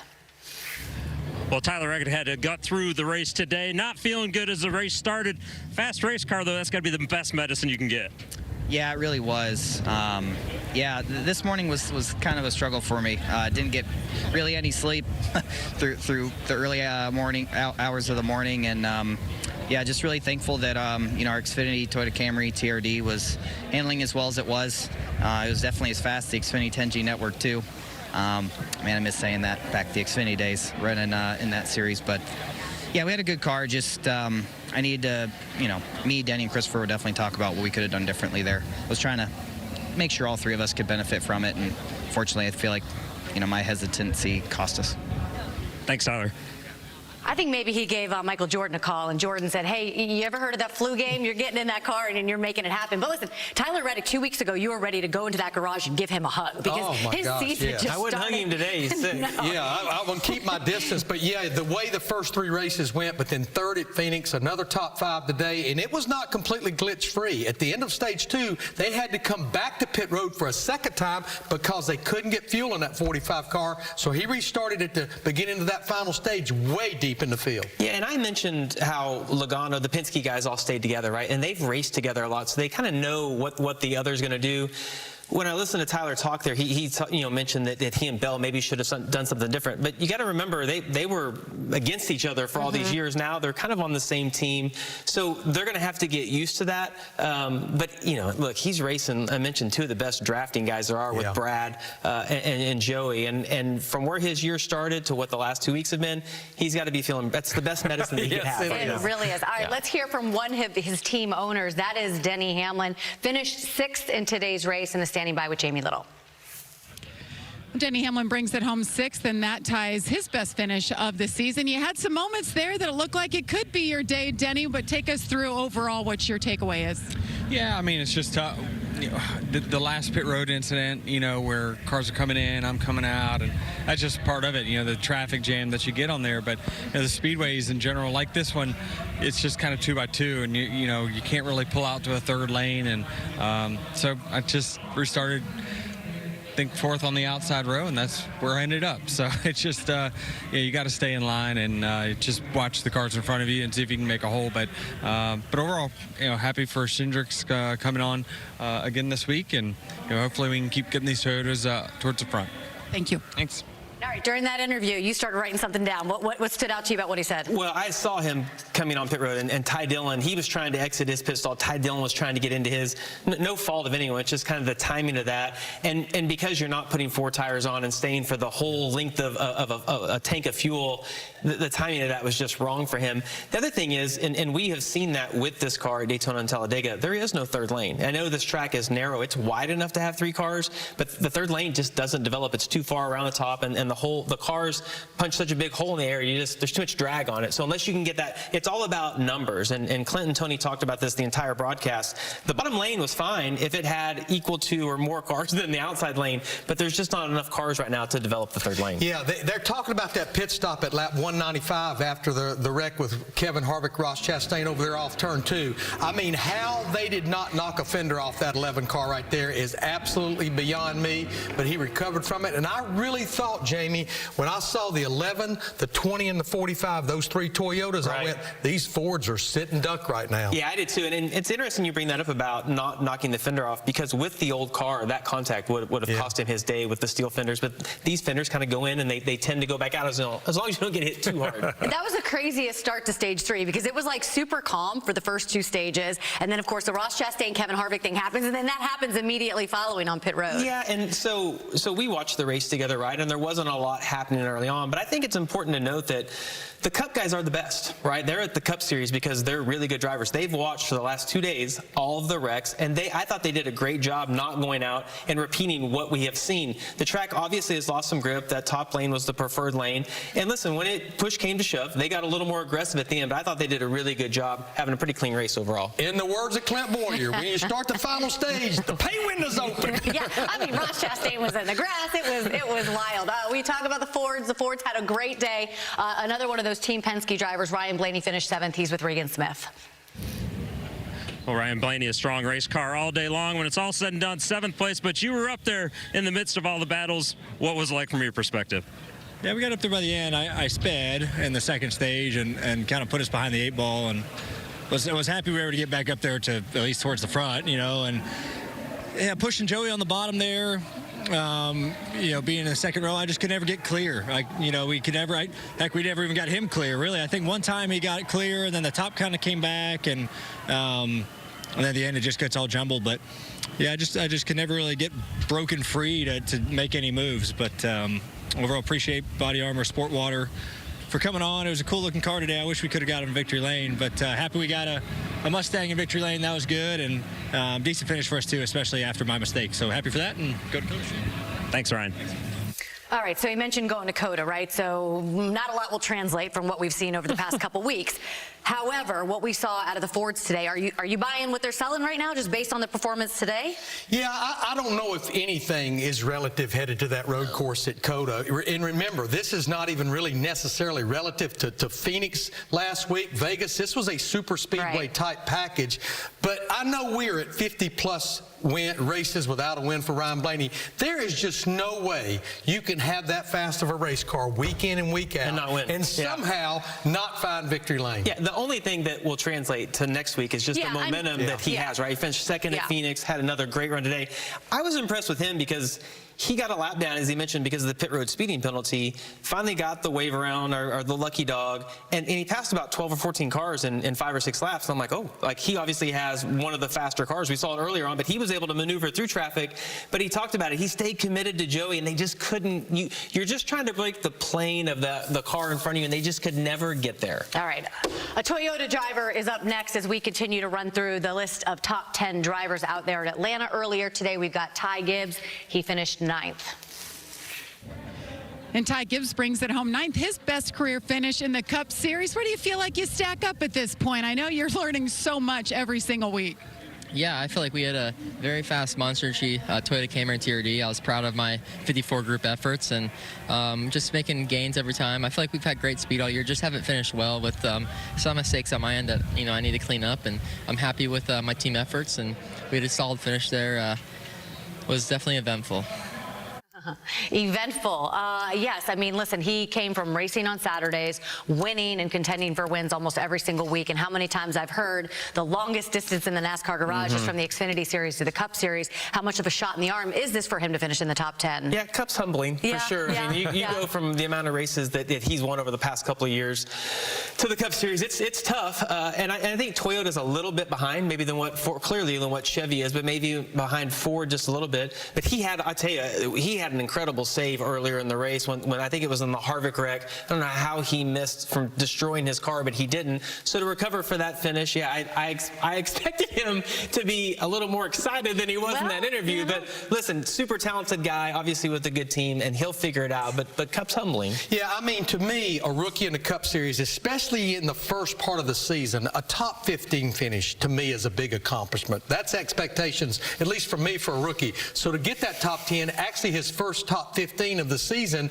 And Jamie talked about confidence and momentum. He is a pretty good little road racer, so he takes this now to COTA next week. Yeah, I mean, you can smell victory lane, so of course you're going to be disappointed. I do want to ask about the dynamic at Joe Gibbs Racing. Do you think that we're seeing Christopher Bell as sort of the emerging, I mean that guy, he's the guy. I mean, he's the guy right now. The statistics will tell us that is the case. But really, I mean, it started last year when he had the 2, walk-off wins to advance to the next round of the playoffs and then to make the championship 4. And honestly, it's at every type of racetrack. I mean, he's won at the Daytona road course. He's good at short tracks. He's obviously good at this type of track. I mean, listen, when he came over, he was kind of like the next Kyle Larson. It was the discussion because of their background together. And he didn't quite show the same speed that Kyle had. But he just gets better each and every week. So, yeah, clearly a threat. A guy that left, of course, Joe Gibbs Racing last season to move over to RCR, Kyle Busch, already has 1 win this season, got a top 10 in Atlanta today. Let's hear from him. Well, Kyle Busch very strong early on in this race, and then had a spin, had a couple different things happen as the race went on. Still ended up with a 10th place finish, though. Yeah, I mean, top 10's great, but, man, it just... nothing you could do the last 40 laps of the race, I tried to work on a couple things there, got to the inside. I got shuffled out and got to the inside through the middle and then was able to pick up a few of the ones that I got shuffled on. But then there at the end, tried a couple times to get to the outside and just nothing there, just hit a block of air. And I don't know, just fortunate to come home with a top 10, with everything that kind of went on today. Missed some of the wrecks and got a good finish for the Lenovo Camaro. So points day, but we want more. Certainly finishing 8th, 9th, 10th is going to get frustrating, and so I thought there was more than that in us today, and just didn't quite get there. So thanks to Rowdy Energy, Chevrolet, and everybody that helps us out. We'll go next week. Thanks, Kyle. Finishing 8th, 9th, 10th is going to get frustrating, especially after he went out and won that race the way that he did. Did you expect more out of Kyle Busch as we proceeded through the season? Yeah, I mean, let's face it, they won race number 2 at Fontana, California. Again, a very different racetrack, but Regan mentioned it. They went through a lot today. I mean, he spun over there in that big wreck at lap 189. They had to pit early during the green flag pit stops because they didn't get it full. They had to pit at lap 125. They had to hold their breath for about 17 or 18 laps until that green flag pit stop cycled all the way through, or they were going to be 2 laps down. So they really fought a lot today. Well, you mentioned Coda a second ago, and we're obviously going there next week. He's a good road racer, and that car was always really fast. good at road races last year. So to me, I'm licking my lips if I'm Kyle Busch to get to Coda next weekend. Licking your chops? My chops. Yeah. I was going to lick my lips. Yeah. It's all right. What do you make about the way that the Chevys ran? You know, I thought they were, I don't think they were as good as the Fords. Yeah. I think they, you know, and of course this is the first time that the Chevys have not won this year. And I talked about it on the race day show. They had won 7 of the 8 stages going in. Yeah. But again, this is a very different package that we're going to counter for a while. All right, let's go to break. We'll come back. We're going to wrap things up and continue to break down the things that went on out there in Atlanta.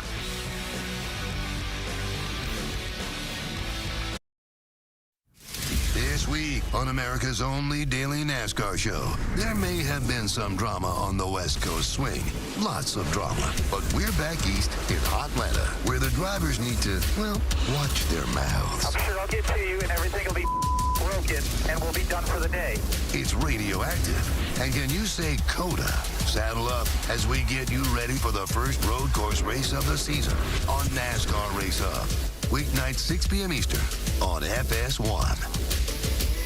Eric Almirola is on Race Hub tomorrow. Brad Keselowski is also on this week, as well as Daniel Suarez. Keselowski is going to be great to hear how things really went down, get his perspective on today's race. Let's kind of flash back to right around lap 189. That was about 20 laps after we started stage 3, and that's when we had the big one. It's funny, Kevin Harvick was on Race Hub earlier this week. He said there was a 100% chance that we were going to have a big one. Just a little bit of irony that he was actually involved in it. Well, I mean, he was the leader of the race, and you see how many cars get caught up in it. But, you know, we went back and looked at about every angle, camera angle that we had, and even Harvick said it, that he felt like that Ross did not hit him, but when he made that move from the right to the left across the rear bumper, that's when it just took the air off of him. Listen, this is like the guilty by association. Ross has been involved in so many of these accidents that when it happened, I think everybody's like, Ross got him another one, right? But it doesn't look like he hit him. It literally was just the air off the car, and Harvick's car, honestly, there's some bumps there. You see the gap right there? Yeah. It just, you can see the flames coming out. Harvick's already out of the tailpipes, or out of the gas right there,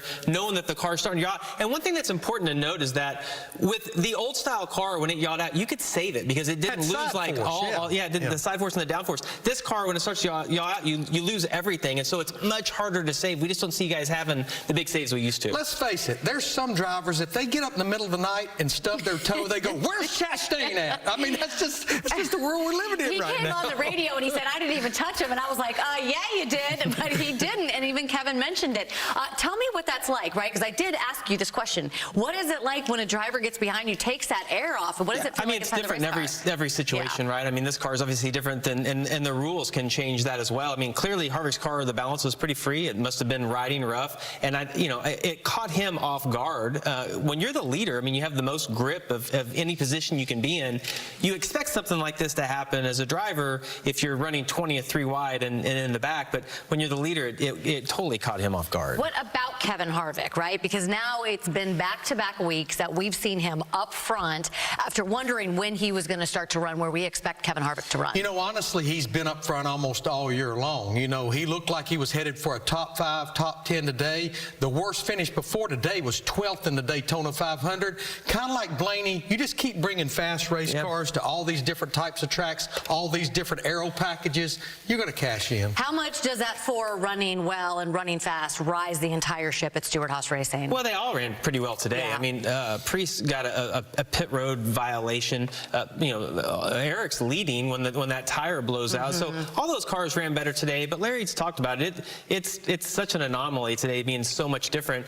But the fact that Kevin has run well at every type track, they have a good baseline. They have somewhere to start from. The most frustrating thing as an organization is if everybody's running bad and you all have different setups, you don't have a direction of where to go. They have a starting point with the 4-car, and to me, that's all they really need. Felt so bad for Eric Almirola, the way he talked to his guys on the radio. He said, guys, just keep bringing me fast race cars. We're going to get across the hump. I just felt so bad. Larry's going to give him a hug. Did you say anomaly? He's my next guy. Did you say today was an anomaly? Anomaly. Anomaly, yes. yeah. Well, next week's going to be an anomaly as well, because we're going to COTA.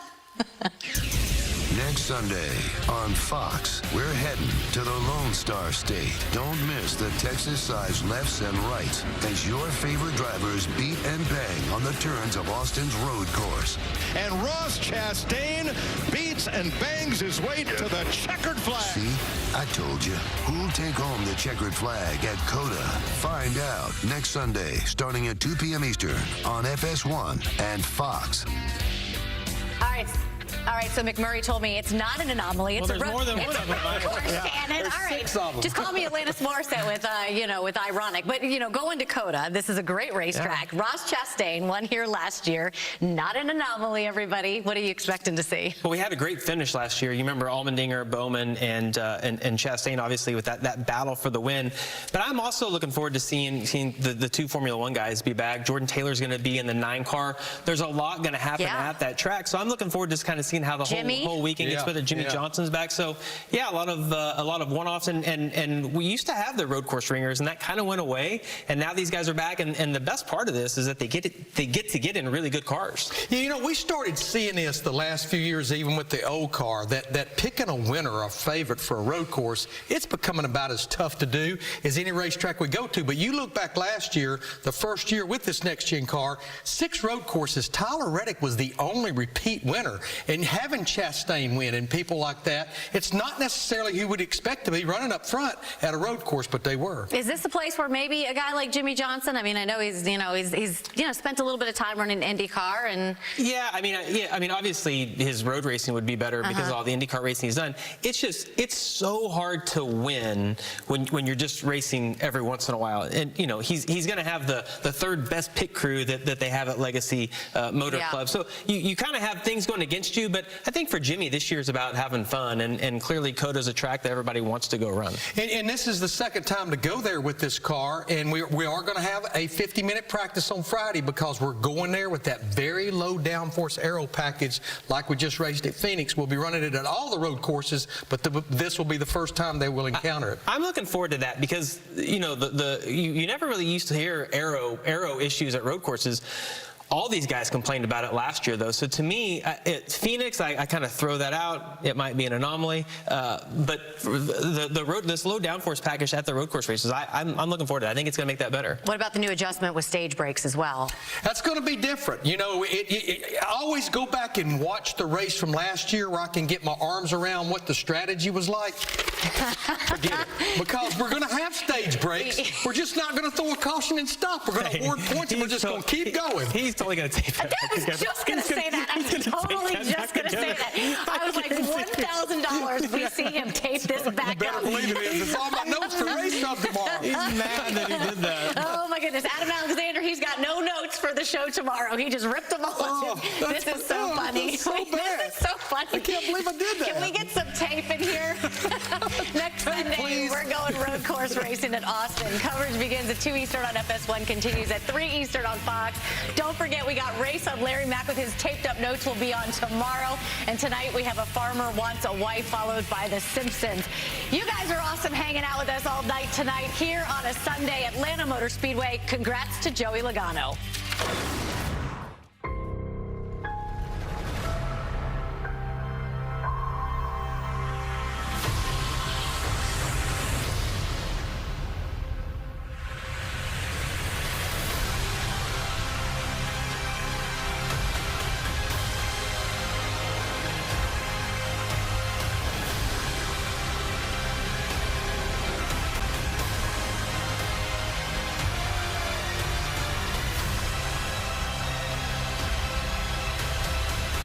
This is dirt racer Kenny Wallace. The dirt race is back at Bristol in 2023, and once again, it's a night race. It's the Food City Dirt Race, 7 p.m. on Sunday, April 9th. I want to see all my diehard NASCAR and dirt racing fans there, so get your tickets today. Remember, this isn't just any old dirt race. It's a dirt race at Bristol, baby.